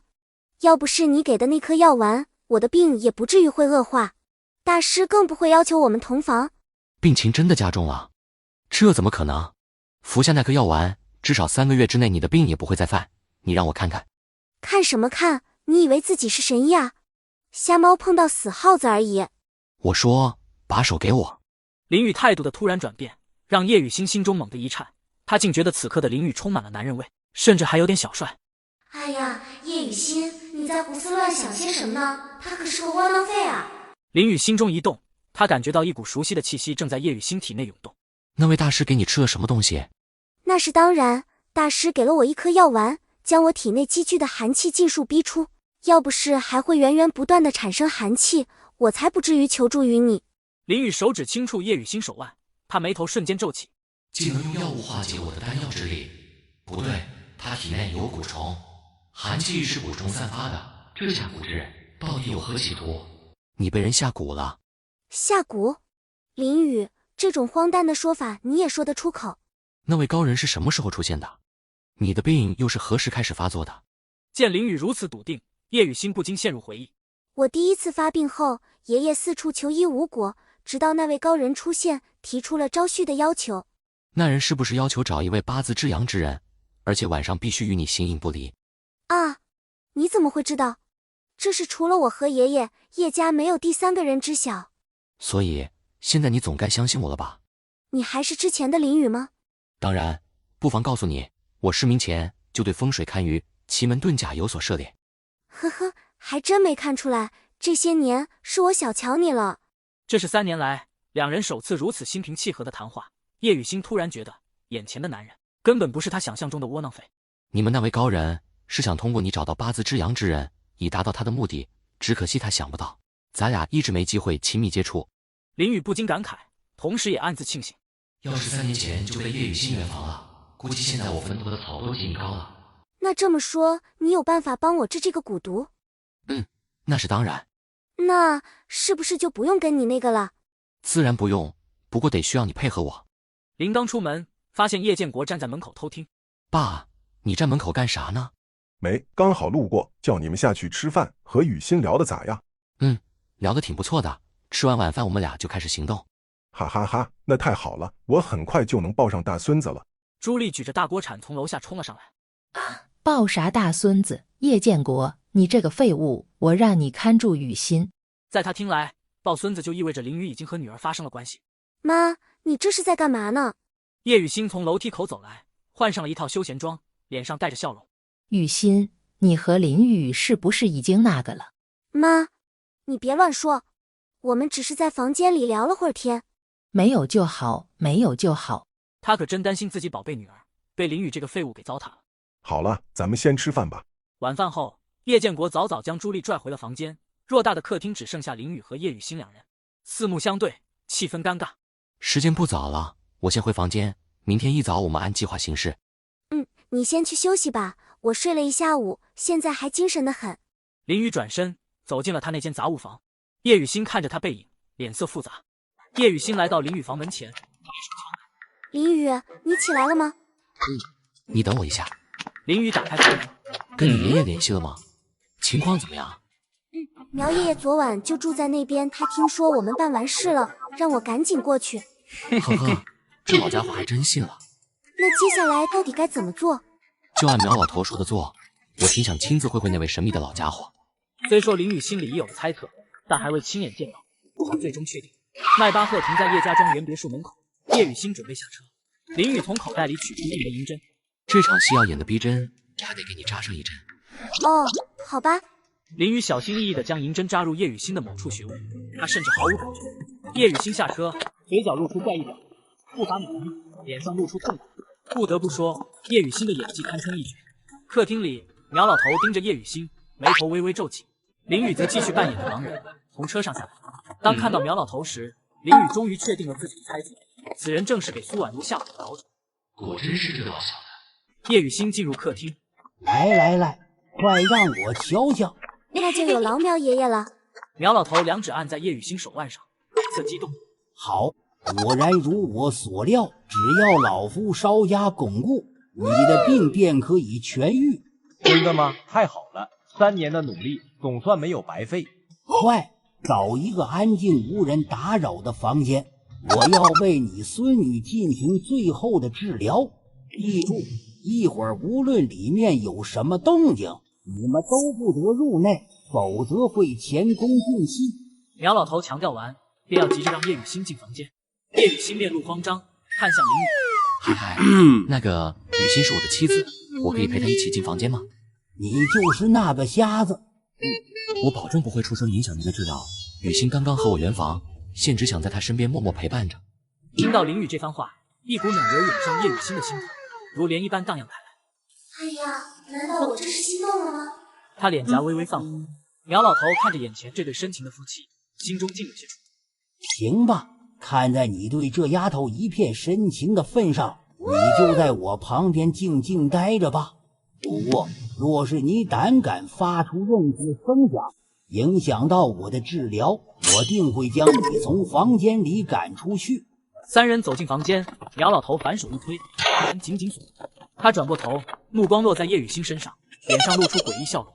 丫头，快些到床上去躺着，爷爷马上开始为你治疗。叶雨欣娇躯微颤，瞥见林雨向自己点头后，稍稍安心。好的，苗爷爷。然而，就在叶雨欣准备躺下的瞬间，谁也想不到的一幕发生。苗老头一记手刀劈在叶雨欣后脑勺上，叶雨欣眼前一黑。林雨心中暗骂：这老家伙下手真狠。苗老头看着叶雨欣，发出阴笑，把手伸进怀中，掏出一个木牌。嘿，宝贝儿，该轮到你上场喽。他打开盒盖，盒子里趴着一条狰狞红色虫子，正扑着亲他。去吧，宝贝儿。那红色虫子朝着叶雨欣，咻的一声，一道荧光划破空气，带着尖锐的破空声骤然袭来。不好，我的宝贝！苗老头袖口中激射出2条小金蛇，迎向那破空之物。金蛇与荧光相撞，迸发出一片火花，随即化为2滩红色液体。银色飞针射向红色虫子。什么东西这么厉害？苗老头操控虫子躲避，虫子避开银针，窜回了盒子。是谁竟敢坏老夫的好事？一个冷冰冰的声音从他身后传来：“老家伙，我们又见面了。”苗老头回头，林雨正死死盯着自己。是你这个瞎子，你怎么可能有这样的本事？可不就是我，苗老头。哦不，应该叫你苗长老才对。你到底是谁？呵呵，在葵坑村，我们可是打过照面的。是你3番5次的坏我的好事。你还真是好算计。不过，你以为昨晚我们真的同房了吗？难道没有？不可能，我在他体内感受到了充裕的阳刚之气。这不过是我的一个小伎俩罢了。为了我的阳刚之气，你竟然等待3年，还真有耐心。哼，要不是阴阳骨难以培养，你以为我会等吗？既然你们昨晚没有完成，那就在我眼皮子底下完成吧。话音未落，苗老头双手迅速结印，口中念念有词，周围空气瞬间变得湿润无比，一团火焰凭空出现，朝林雨扑来。小子，尝尝我这烈焰诀的厉害吧！跟我玩火，真是自不量力。面对熊熊烈火，林雨双手迅速掐诀，动作行云流水，几团火焰融合成一个火焰，停在了林雨身前。不可能，这怎么可能？我的烈焰诀怎会被你破解？还没等他从震惊中回过神，林宇已然再次出手。林宇手臂一挥，口中轻喝一声：“去！”火球反冲向苗老头，火球将苗老头吞没，滚滚浓烟升腾而起，烟雾散去，苗老头浑身焦黑倒在地上。房间内一片狼藉，被烧得不成人样的苗老头在地上艰难蠕动，眼中满是怨愤。林宇手里把闲情淡漠，苗老头看到盒子，瞪大眼睛，挣扎起身：“你究竟想干什么？把盒子还给我！”此刻，盒子仿佛比他的老头，这东西可不是你的吧？这是我养的普通虫子，能吸人体内的寒气，放进那丫头身体里，说不定能治好她的怪病。哼，只是3岁小孩吗？再不说实话，我就让他也尝尝被火烧的滋味。林宇做事要将盒子丢向火堆，这是苗老头最后的心理防线。我说这是我的本命蛊，但它确实有吸寒气的功效。如果我没猜错，他进入雨欣体内会和他体内的那只交合吧？苗老头知道自己已无退路，决定拼死一搏。一只通体漆黑小虫从苗老头口中爬出，化作黑线飞起。小子，睡吧。来得正好。林宇手腕一抖，一枚银针将黑线钉在门框上。黑虫挣扎2下，不再动弹。本命蛊被灭，苗老头瞬间萎靡，生机飞速流逝。去地府为阎王爷吧。林宇甩出一团火球，苗老头化为一堆灰烬。林宇走到床边，拔掉叶雨欣身上银针，滴出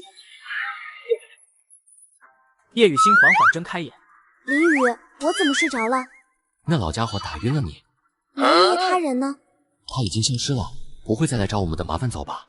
我们出去。林宇和叶雨欣走出房间，叶剑锋迎了上来。雨欣，你感觉怎么样？没事了，爷爷。姚大师他人呢？我一直守在门口，没见他出来呀。他有急事，先走了。哎，那老家伙总是神出鬼没的。叶雨欣注意到地上黑灰。爷爷，让阿姨把房间打扫一下吧。不用管，只要你的病好了，把房拆了都行。叶剑锋话锋一转，目光在林宇和叶雨欣之间来回移动，意图十分明显。雨欣，病好了，你和林宇的婚事……爷爷，让我再考虑考虑吧。风点头。好，爷爷支持你，但病好了，你要把精力放回集团。爷爷，我马上回集团了解情况。迈巴赫行驶在荒山路，车内气氛沉默。在这里把我放下吧。这里可是荒山野岭，你在这下车？我想一个人走走，你回去处理集团的事吧。林宇直接开门下车，没有丝毫留恋。叶雨欣看着他决绝的背影，心中一痛。难道连跟我单独多待片刻都不情愿吗？3年来，我们不一直都是这种相处方式吗？林宇目送叶雨欣远去，随后身形一闪，几个飞跃来到山腰修炼之地。林宇盘膝而坐，掏出盒子，打开盒盖，里面是2条小虫。如果让这2条虫子在我体内结合，释放的能量一定会让我修为更上一层楼。林宇眼中闪过一丝兴奋，他立刻在脑海中搜寻出天荒老人留下的记忆。天荒老人的记忆简直是宝库，居然还藏着一套古老的养蛊驯蛊之法。有了方法，林宇不再犹豫，立刻开始驯化蛊虫。此时的林宇正沉浸在2条蛊虫入体后带来的奇妙变化中。林宇体内2条蛊虫在真元滋养下完成了交合。林宇丹田处传来阵阵音爆声，气劲刷着他的奇经八脉。咔嚓，一声清脆的响声从他体内传出。哈哈，果然被我猜中了，突破了。咔嚓，又是一声。我去，不会吧？竟然连升2级。第3声响起，3声之后，林宇体内的气息终于平息。他万万没想到，2条蛊虫竟让他直接突破3个境界，来到了炼气5重。林宇眼前再次浮现出星辰识海。好小子，你这是得到了什么稀世珍宝？前辈，我弄了2条虫子，没想到竟然让我一举突破了3个等级。不错，他们是恶毒的阴阳蛊，专门吸人精血，想必是吸了不少至阴至阳的生命力。地球如今稀薄的灵气，你再想进一步，可谓难如登天。你得另寻他法，聚集周围的灵气为己所用。前辈，您的意思是使用聚灵阵吗？你不是得到了一块古玉吗？它就能吸收灵气。这么厉害，可我怎么没感觉到它有什么特别的？那是你还没掌握方法，我现在就将它的使用方法传授给你。那太好了，多谢前辈。一阵眩晕后，林宇回到现实，脑海中却多了一道关于玉佩的使用方法。林宇掏出玉佩，按照方法推动，他惊讶地发现玉佩竟是一个小型的储物空间，那块万年寒冰正静静躺在里面。这竟然是个储物法宝，而且还能自动吸收天地灵气，这也太厉害了吧！他心念一动，将一块石头吸入玉佩空间。他又心念一动，石头再次出现在手中。哈哈哈，这下可多了个能随时移动的储物柜啊！林宇冲进办公室，神色焦急。李嗣珍满脸愁容站着。林宇得知孙明星被人带走，林宇心急如焚来到办公室。李老，到底发生了什么事？孙老哥怎么会被人带走？李嗣珍一脸困惑和担忧。他告诉林宇，自己只是想找孙院长商量出诊安排，却被告知人连同林宇送的膏药都被带走，还被说成是证据。知道带走孙老哥的是什么人吗？我也托关系打听了，但都说不清楚。我怀疑那帮人有问题。林宇立刻意识到，孙明星被带走跟神奇膏药的配方有直接关系。他掏出手机，拨通了唐菲菲电话，电话秒接。喂，林神医，你找我有什么事？唐小姐，有件事想麻烦你。中医院的院长孙明星被人带走了，你能不能帮我查一下？没问题，我这就去查，一会儿给你回电话。不到5分钟，林宇的手机就收到了唐菲菲发来的消息：城西烂尾楼注意武者。紧接着，唐菲菲的电话也打了进来。林神医，那群人中有武者，你现在在哪？我去接你吧。不用了，你直接过去就行，我马上就到。林宇挂断电话，修为连升3级的他自信心爆棚，根本没把区区武者放在眼里。李老，你在这里稍等片刻，我去就回。林宇身形一闪，消失在办公室里。林宇与唐菲菲靠近大楼，走，我们进去会会他们。就这样进去嘛。林宇早已用神识扫描过整栋烂尾楼，对里面的情况了如指掌。里面就只有2名武者，而且境界都不高，以你的身手完全可以对付他们。那就好，一会儿你不要出手，让我也练练。我已经好久没打架了，手痒得很呢。行，别打死人就行。我已经通知了执法局，他们马上就到。或许是没想到林宇能这么快，门口竟然没有看守，两人轻而易举地进入了大楼。房间里一片混乱，满地酒瓶纸牌。孙明星被绑在椅子上，对面坐着张强。孙院长，咱们又见面了。是。既然孙院长还记得我，那我就不绕弯子了。你应该知道我今天请你来的目的吧？我说过了，膏药不是我们主医院的。你觉得我会信你的话？来，给孙院长松松筋骨。2名大汉上前，一人抓住孙明星一条胳膊，用力一扭。你们这是要做什么？撕心裂肺的惨叫声在空旷的房间里回荡。孙院长，这只是个小小的见面礼，你最好还是乖乖把配方交出来。我说过了，膏药是林神医的，我根本不知道什么配方。给我打，打到他说为止。另外2个手持棍棒的大汉对着孙明星狠狠砸下。屋内的2名宁静武者察觉到了门外的异常，是他班朝门口扑来。唐菲菲嘴角上扬，主动迎上，与那名武者瞬间展开交锋。唐菲菲瞅准时机，飞起一脚，那名武者向后飞去，摔落在地。另一名武者见状，面露惊惧，冲了上来。然而唐菲菲愈战愈勇，没过几招也成功将其制服。就在唐菲菲激战之时，林宇早已闪身进入房间，来到了孙明星的面前。林宇双手抓住2个挟持孙明星的大汉手，用力一扭，大汉手臂弯曲成了90度，2人在地上翻滚。林宇几脚踢出，围在孙明星周围的大汉被踢飞了出去。坐在对面的张强见状，眼睛瞪得浑圆，仿佛要掉出来一般。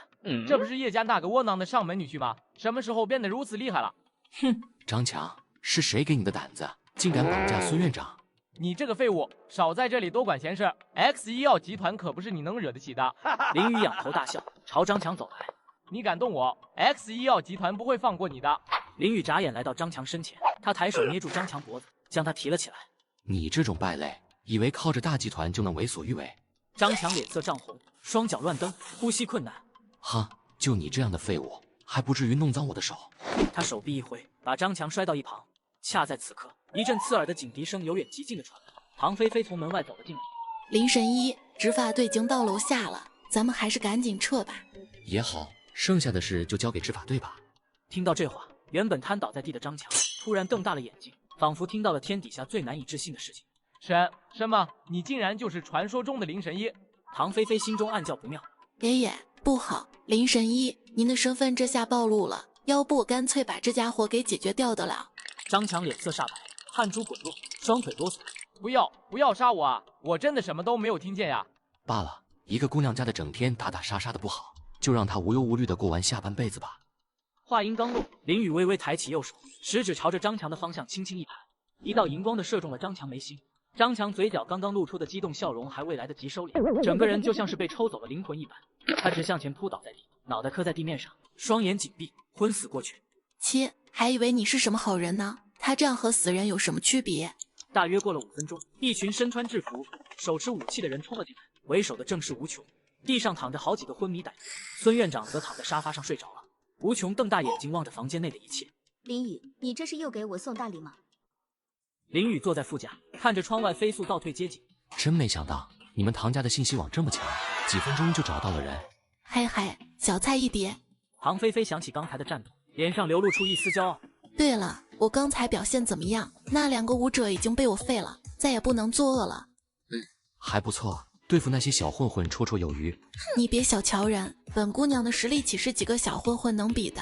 没错，能战胜2名明镜武者，已经相当出色了。听到林雨的肯定，唐菲菲眼珠一转，突然有了个大胆的想法。要不你收我为徒吧？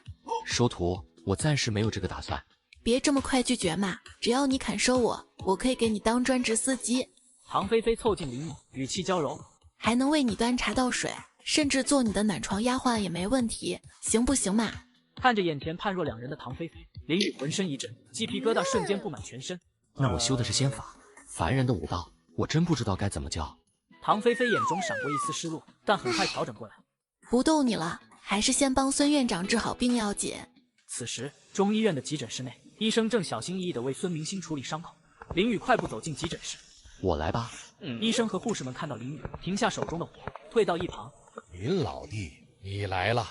孙明星想坐起来，却因牵动伤口而面露痛苦。孙老哥，你别乱动，好好躺着。林雨仔细检查了孙明星的伤口，然后抬起头。对了，去帮忙取些膏药来。林老弟，膏药已经被人全拿走了。什么？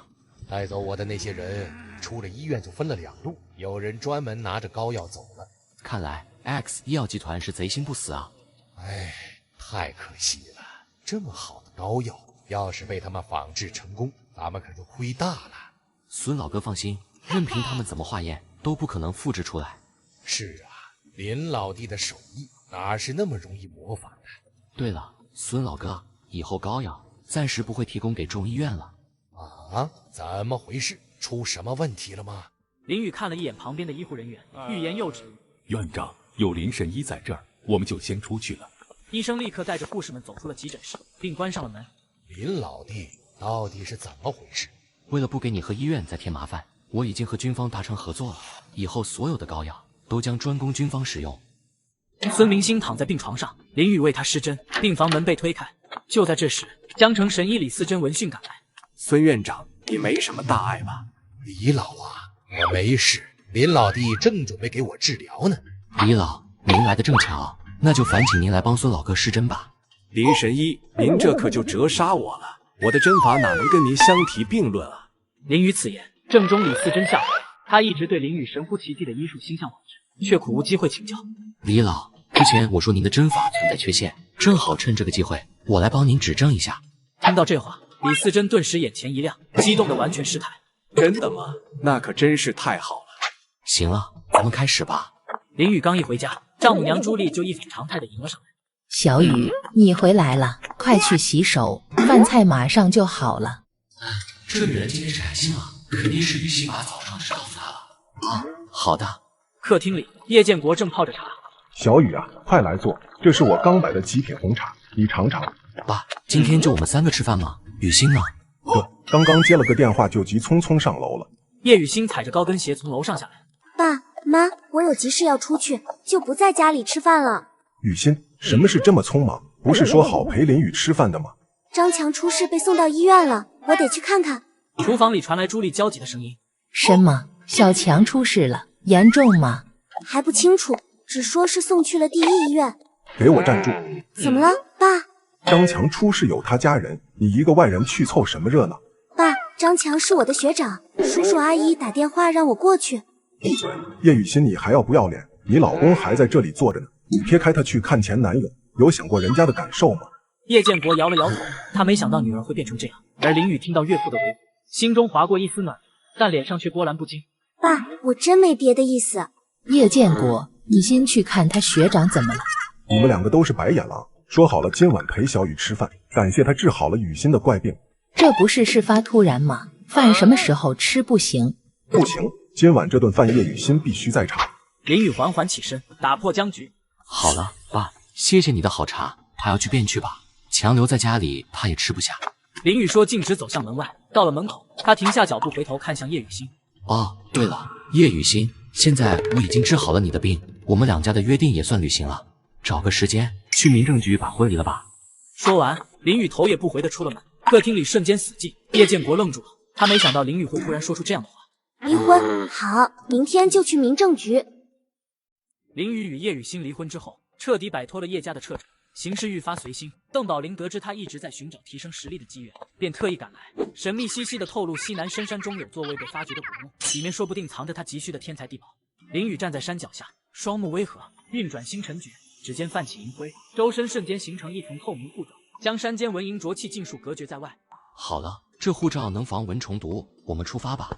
他迈步向前，周身萦绕无形气劲，所过之处，荆棘向两侧弯折，树枝被气劲推着向外舒展，硬生生开辟出一条小路。落叶被气浪卷起，打着旋儿飘向路边。紧随其后的邓宝林和杨成被眼前这神奇的一幕彻底惊呆了，两人脚下的步子都慢了半拍。邓宝林瞪大眼睛，伸手触碰那无形气劲，却被轻轻弹开。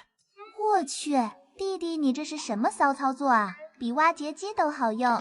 他一边惊叹，一边快步跟上，生怕被这神奇的气劲小路落下。杨成则张大了嘴，握着背包带的手指都泛了红，半天合不拢。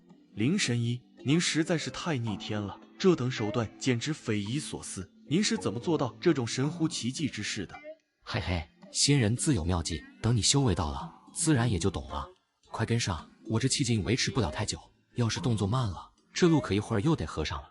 三人沿着新开辟的小路往山上走，越往深处，树木愈发葱郁，阳光被层层叠叠的枝叶遮蔽，只剩下零星光斑落在地上，四周静谧的可怕。除了脚踩落叶的沙沙声，连鸟鸣虫嘶都消失无踪。一阵阴风吹过，带着腐叶气息，温度骤然下降。邓宝林打了个寒战，靠近林雨，紧紧拽住他的衣角。注意，这里的气场不对，前面可能会有危险。他环顾四周，右手摸向腰间短刀，刀柄被掌心冷汗浸湿，身体紧绷，目光扫过每一处角落。就在他话音刚落的瞬间，十几道黑影如闪电般从茂密的树后猛窜而出，带起一阵腥风，直扑三人面门。黑影转瞬冲到近前，露出狰狞面目，是一群恶犬，皮毛杂乱肮脏，嘴角流着咸水，双眼布满血丝。不好，是野狗群，大家小心，它们牙齿有毒。邓宝林见恶犬扑来，顿时花容失色，尖叫一声，整个人挂在了林雨身上，双臂紧紧环住他的腰。弟弟，姐姐我好怕呀，这些狗看着好凶。他将头埋进林雨胸膛，身体微微发抖，眼睛不敢睁开。哎，真是拿你没办法，躲好了。对于眼前这几只凶神恶煞的野狗，林雨压根没放在眼里，他们的凶性在绝对的实力面前，不过是纸老虎罢了。他左手稳稳拖住邓宝林，右手随意抬起，摘下一片树叶，指尖银辉一闪，将星辰力渡入其中。他手腕一抖，树叶飞来，击中了带头那只野狗，发出一声惨叫，左耳鲜血淋漓，身体踉跄后退，撞在树干上，呜咽着不敢上前。林雨一脸淡定，杨成吓得脸色发白，不敢上前。就你这胆量，平常是怎么敢去古墓的？林神医，您不知道啊，我每次都带武器装备，而且从不单独行动，碰上野狗就一起开枪，干掉几只立威，剩下的就吓得屁滚尿流了。我去，你刚才还吹牛说自己能突破荆棘。就在这时，四周荆棘丛中传来密集的沙沙声，更多的野狗将他们团团围住，气氛瞬间紧张到了极点。终于来了吗？林神医，时间不早了，赶紧解决他们吧。杨成话音刚落，林雨便动了。他既没有武器，也没有符咒，只是平静地弯下腰。林雨弯腰抓起一柄泥土，朝着野狗群扬了出去。刹那间，泥土所过之处，野狗群中传来一阵凄厉的嚎叫。灰尘散去，荆棘丛中多了几具野狗尸体，口中流血，其余野狗吓得消失无踪。哇塞，太厉害了，简直神了！林神医，您这一手真是神仙般的手段了。此时，趴在林雨背上的邓宝林非但没有下来，反而将他抱得更紧了。好弟弟，你实在是太棒了！要不是有你在，我们今天就要成这些野狗的盘中餐喽。宝林姐，野狗都跑了，你是不是可以下来了？哎呀，万一他们杀个回马枪怎么办？那个，邓总，您这样，林神医也不方便行动啊，咱们还是赶紧赶路要紧。邓宝林从林雨背上滑了下来，一路上再无波折，三人很快抵达了目的地，一个开阔的石质平台。林神医，古墓就在这个平台下面。杨成从怀里掏出几面金铜镜，观察平台环境。他快步走动，将几面镜子分别放置在平台几个特定位置上。这个古墓入口是依靠太阳光来出汗吗？杨成调整好每一面镜子角度，镜面相互映照，形成一个八卦图案。阵成，门开启。话音刚落，令人惊奇的一幕发生了，平台开始缓缓震动，平台中央慢慢升起一道暗黑色古老石门。灵神一，这就是古墓的入口，从这里进去，走10分钟左右就到了。哇，好神奇啊！杨老，这究竟是哪位皇帝的墓穴呀？我也不太清楚，不过里面的古董跨越了不少时代，最近的也有1000多年了。一直沉默的林雨，目光始终死死锁定在那扇石门上，突然开口：“依我看，这可不是什么帝王的墓穴。从杨老你身上的煞气，再结合这石门上的文字来推断，这座古墓的主人很有可能是一名女巫。”林雨和邓宝林站在古墓入口，杨成面露惊恐。女巫？传说中的女巫真的存在？听到林雨提及女巫，杨成大为震惊，而一旁的邓宝林却已兴奋不已。走吧，下去看看。好嘞，我倒要瞧瞧这古墓是啥模样。邓宝林摩拳擦掌，杨成一脸迟疑，踌躇不前。咋了？不敢下去了？要不我帮你处理煞气，你先自己回去。林雨从身上搓出一粒黑乎乎药丸，递到杨成手中。你把这个吃了，然后盘腿坐下。多谢。杨成赶忙接过药丸，一口吞下，他脸上露出怪异神情。我怎么觉得这药丸有点咸呢？那就对了，这可是破煞丸。太好了，那就有劳林神医快点运功。林雨不再多言，盘腿坐在杨成身后，双掌贴背。实际上，所谓的药丸只是幌子，真正起作用的是他胸口的神秘玉佩。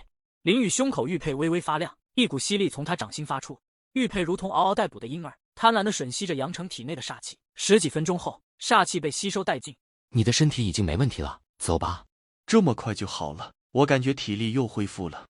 杨老，身体恢复了就赶紧下去吧，我都等不及了。三人进入古墓，入口处石板自动落下。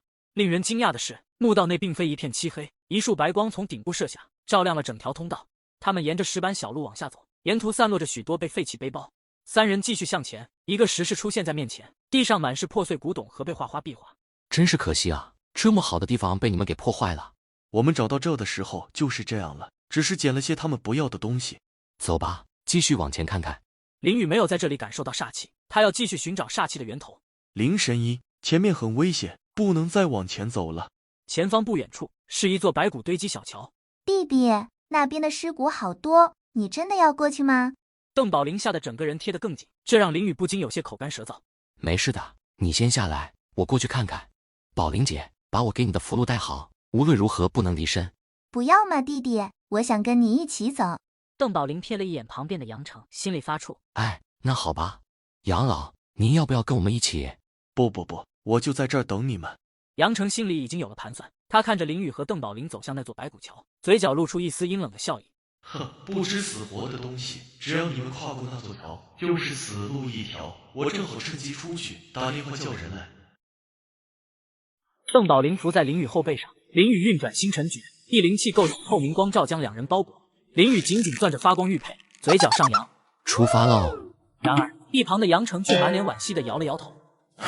实在太可惜了，年纪轻轻就精通医道和武道，本该前途。为了女人逞强，把命丢在这里，真不应该呀。在杨成看来，林雨此举必死无疑。他们跨过堆积如山的白骨，来到一条清澈的水流前，水流中央是一座摇摇欲坠的小山小桥。林雨正要抬脚踏上去，小子，你且先停一停。林雨止住步伐，心中一惊。前辈，不知您教主晚辈所为何事啊？哼，你难道打算就这样贸然走过去不成？当然了，前辈，我自认为已经做好了充分的准备。林雨晃了晃手中散发着温润光芒玉佩，这是他最大的依仗。可天荒老人接下来的话，却让他如坠冰窟。哼，恐怕你们还未走到桥的另一端，就会化为一堆森森白骨。什么？连灵气罩和玉佩都抵御不住这桥上的邪气吗？要是你这点微末的修为就能随意进出，你身后就不会有那堆白骨了。那该怎么办？我想进去看看，说不定里面有能提升修为的宝物呢。在我的记忆里，有一套功法，名为混沌吞天诀。此功法能够吞噬世间万物，不断提升实力。只不过这功法威力过强，被视为魔功，稍有不慎就会陷入万劫不复的深渊，甚至可能导致整个星球毁灭。林雨沉默了，一边是滔天魔功，一边是无上机缘，他陷入了剧烈的思想斗争。片刻后，他眼神变得无比坚定。好，那就烦请前辈传授我混沌吞天诀。既然你已经考虑好了，那我们便即刻开始吧。切记，邪气入体后，切不可存入丹田。老夫自会将这些邪气提纯炼化，助我恢复。林雨掐动手指，结出手诀，双眼闪烁光芒。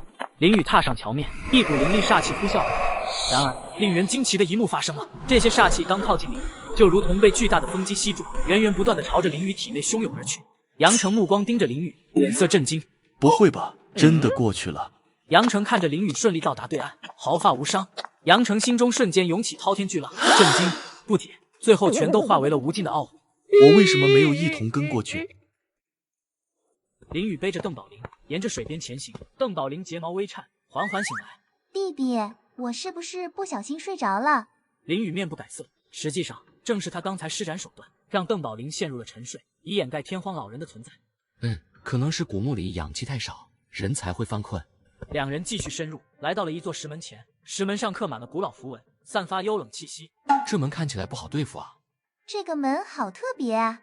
邓宝林伸手去触碰石门，邓宝林被震飞出去，狼狈地摔在地上。林雨急忙上前扶起他。宝玲姐，这里面的东西可不能乱动。你怎么不早点说？害得我屁股都摔肿了。谁让你乱摸的？我就摸，我偏要摸。他在林雨身上拍起，手指在他胸口画着去。你能拿我怎样？宝玲姐，别闹了，做正事呢。林雨推开他，集中精神，用心感受着石门所蕴含的奥秘。这个男人真是太帅了。就在此时，天荒老人的声音在林雨脑海中响起：小子，读书时老师没教过你，不懂得要查字典吗？你白白浪费了脑海中的知识啊！不要，我怎么把您这位神仙给忘了？前辈，门上写的到底是什么？您干脆直接告诉我吧。咦，这些文字我也从未见过。前辈，连您都不认识？老夫虽见识广博，但这世间总有未知之物。林雨再次仔细端向石门，他发现其中一枚符文若隐若现，似乎藏着秘密。林雨尝试着将灵气注入其中，周围符文光芒大盛，在石门上游动起来。这竟然是被打乱的龙族铭文，难道这个墓穴埋葬的是龙族？龙族？这世上真的有龙？在你们这我不清楚，但在我们北斗星域，龙族可是占据了一个星球的强大存在。哇，那岂不是有好几亿条龙？奇怪，文字中还夹杂着其他符文，似乎在表达什么巫族的意思，什么守护者、巫血祭奠。对了，小子，你刚才用灵气让文字变化，不妨试试你的鲜血。好，我试试。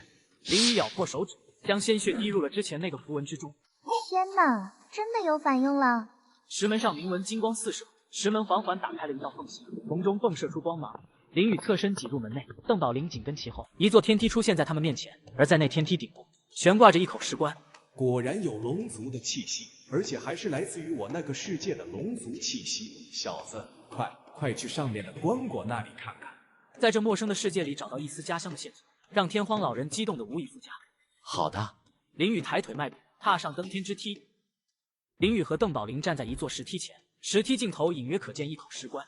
弟弟，上面看着好像是一口棺材啊，会不会有危险吧？要不你就待在下面吧，这棺椁里面到底是啥玩意儿，我也不知道。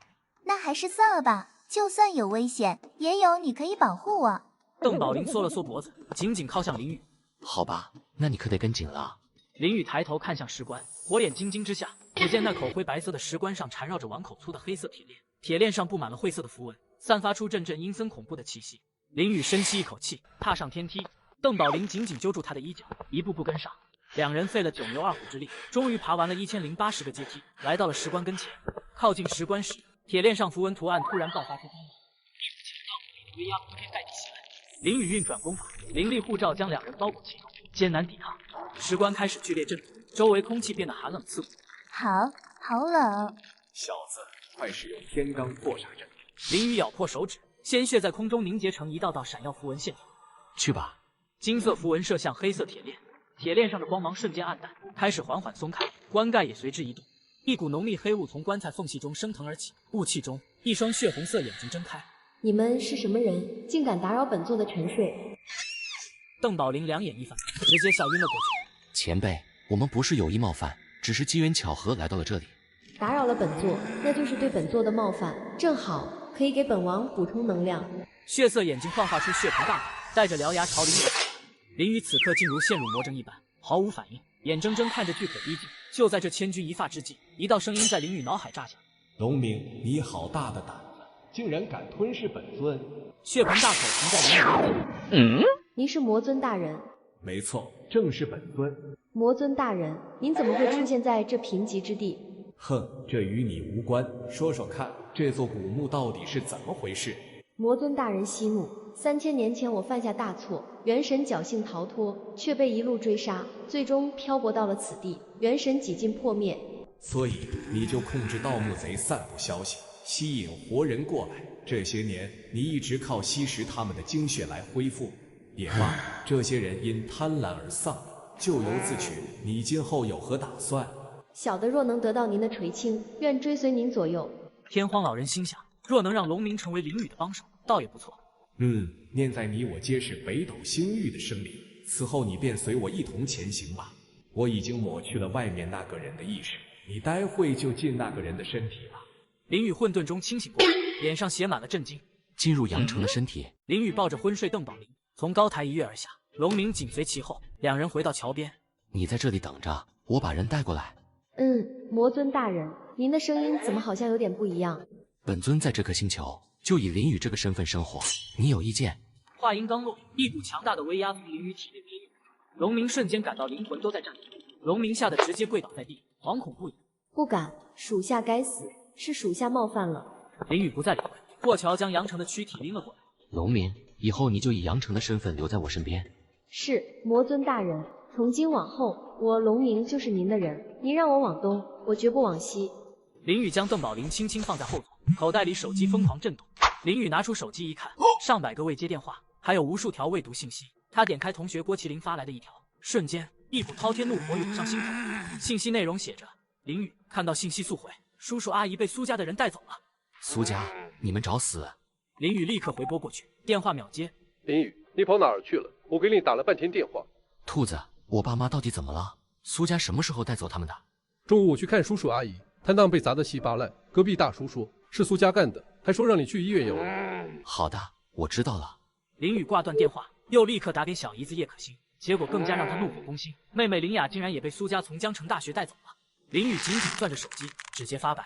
很好，苏家竟然感动我的家人，看来你们已经没有存在的必要了。VIP 病房电梯门打开，走廊两侧站满了身材魁梧黑衣保镖。呵呵，苏家的阵仗还真是够大的，你们最好祈祷我的家人没有受伤，否则我定让你们整个苏家为之陪葬。一名领头壮汉向前一步，气势汹汹。什么人竟敢在此大放厥词？苏家不是让我过来要人吗？怎么不认识我？你就是林雨？没错，如假包换，正是你林雨大爷。我操！你小子敢在老子面前称大爷，我看你是活腻了！壮汉怒吼一声，拳头朝着林雨砸去。然而，就在拳头即将击中林雨的瞬间，林雨猛地一瞪眼，一股无形的气势轰然爆发。壮汉身体不受控制的向后连退几步，脸上写满了惊骇。这时，病房内传来一个低沉的男人声音：“让他进来吧。”壮汉虽让开道路，他瞪着林雨：“哼，算你小子运气好，就让你再多活一会儿。”林雨朝病房走去，再与壮汉擦肩而过。好，既然如此，那就让你多活一会儿吧。病房内，苏浩宇坐在沙发上，身后站着几名武者。林雨走进病房，你就是林雨？我的家人在哪里？在那边跪着。病床前，林雨家人跪在地上，身后各站着一名手持匕首大汉。一股无形的威压从林雨的身上散发而出，整个房间的温度仿佛都下降了几度。是你让他们跪在地上的？一名暗劲武者上前一步，挡在苏浩宇面前。怎么，你还想跟苏家二爷动手不成？小雨，你快走。妈，没事，既然我来了，自然要和他们好好谈谈。小子，我儿子苏峰变成这样，是不是你下的毒手？没错，我还是留了一手，要不然你连他的面都见不到。林雨如此干脆的承认，瞬间点燃了苏浩宇心中的怒火。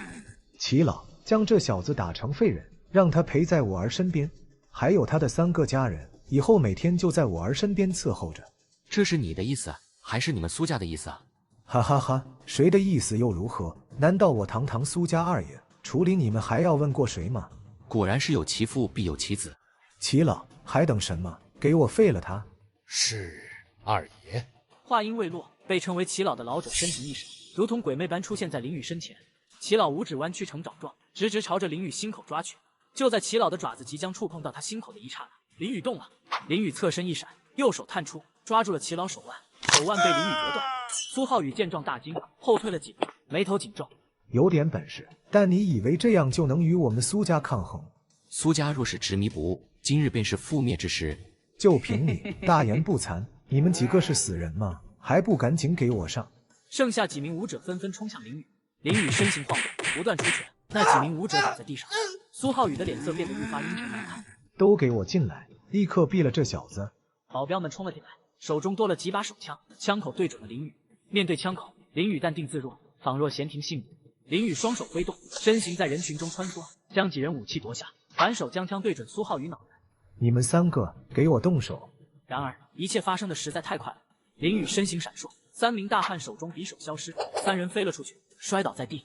看到这一幕，苏浩宇整个人都呆住了，他终于意识到自己惹到了一个怎样恐怖的存在。苏峰，你这个臭小子！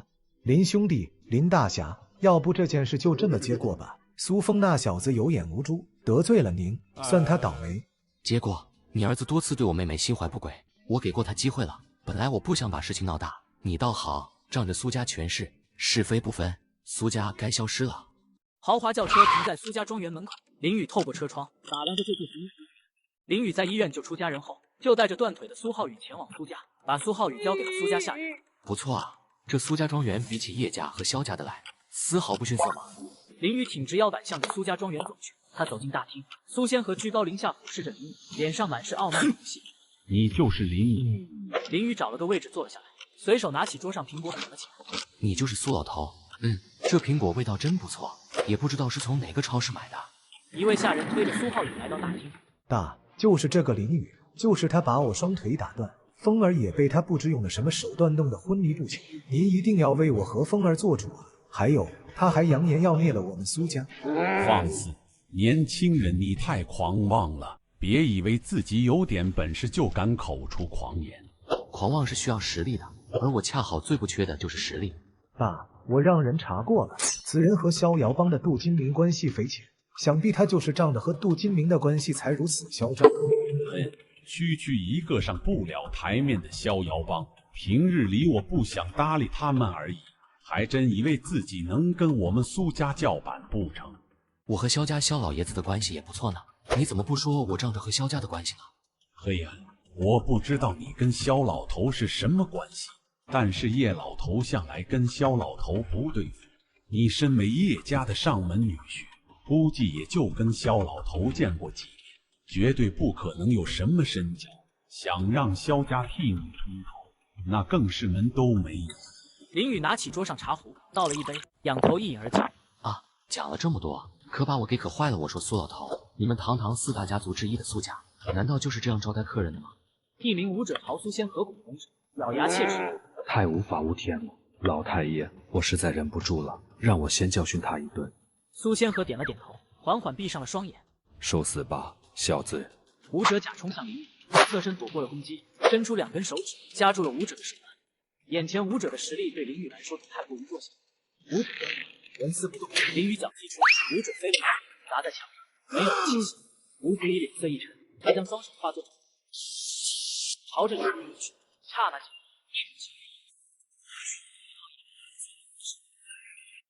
面对着突如其来的攻击，林宇却显得异常淡定。哈，真是太小了。林宇身形一闪，避开了对方。他单手探出，来了一个顺手挥中，武者撞向了大腿，头破血流。林宇神色淡然，田大师脸色铁青，苏仙和苏浩宇神情紧张看着。林宇在击杀2位武者后，苏家请出了供奉田大师来解决林宇。老夫乃是苏家的供奉，既然在苏家发生了这样的事情，我自当为苏家排忧解难，主持公道。林宇笑着摇了摇头，语气略带惋惜。田大师，小心不义，我好心奉劝你一句，还是莫要多管闲事为好，否则若是不小心丢了这身来之不易的修为，那可真是太可惜了。少废话，小子既然敢来苏家闹事，那就付出性命的代价。那就让我好好见识一下你的厉害。林宇身形闪到田大师身旁，田大师反手一掌将林宇逼退。小子，你还太嫩了，你没跟强者交过手吧？接下来瞧好了。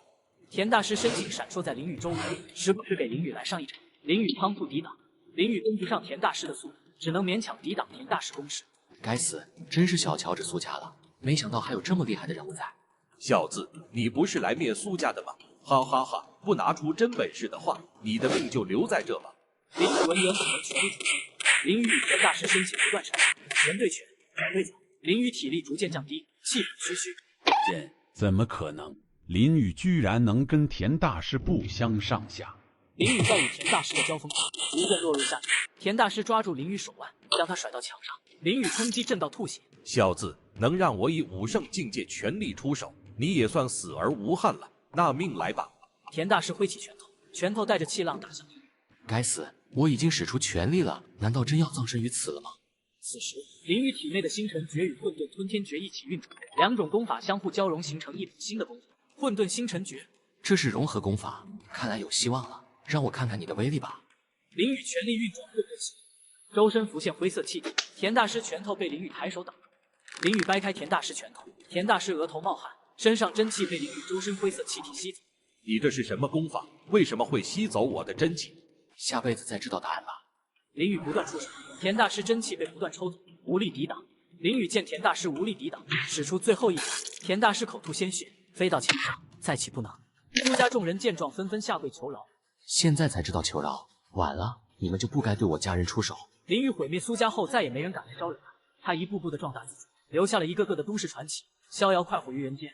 林宇漫步于星空之中，身影渐行渐远。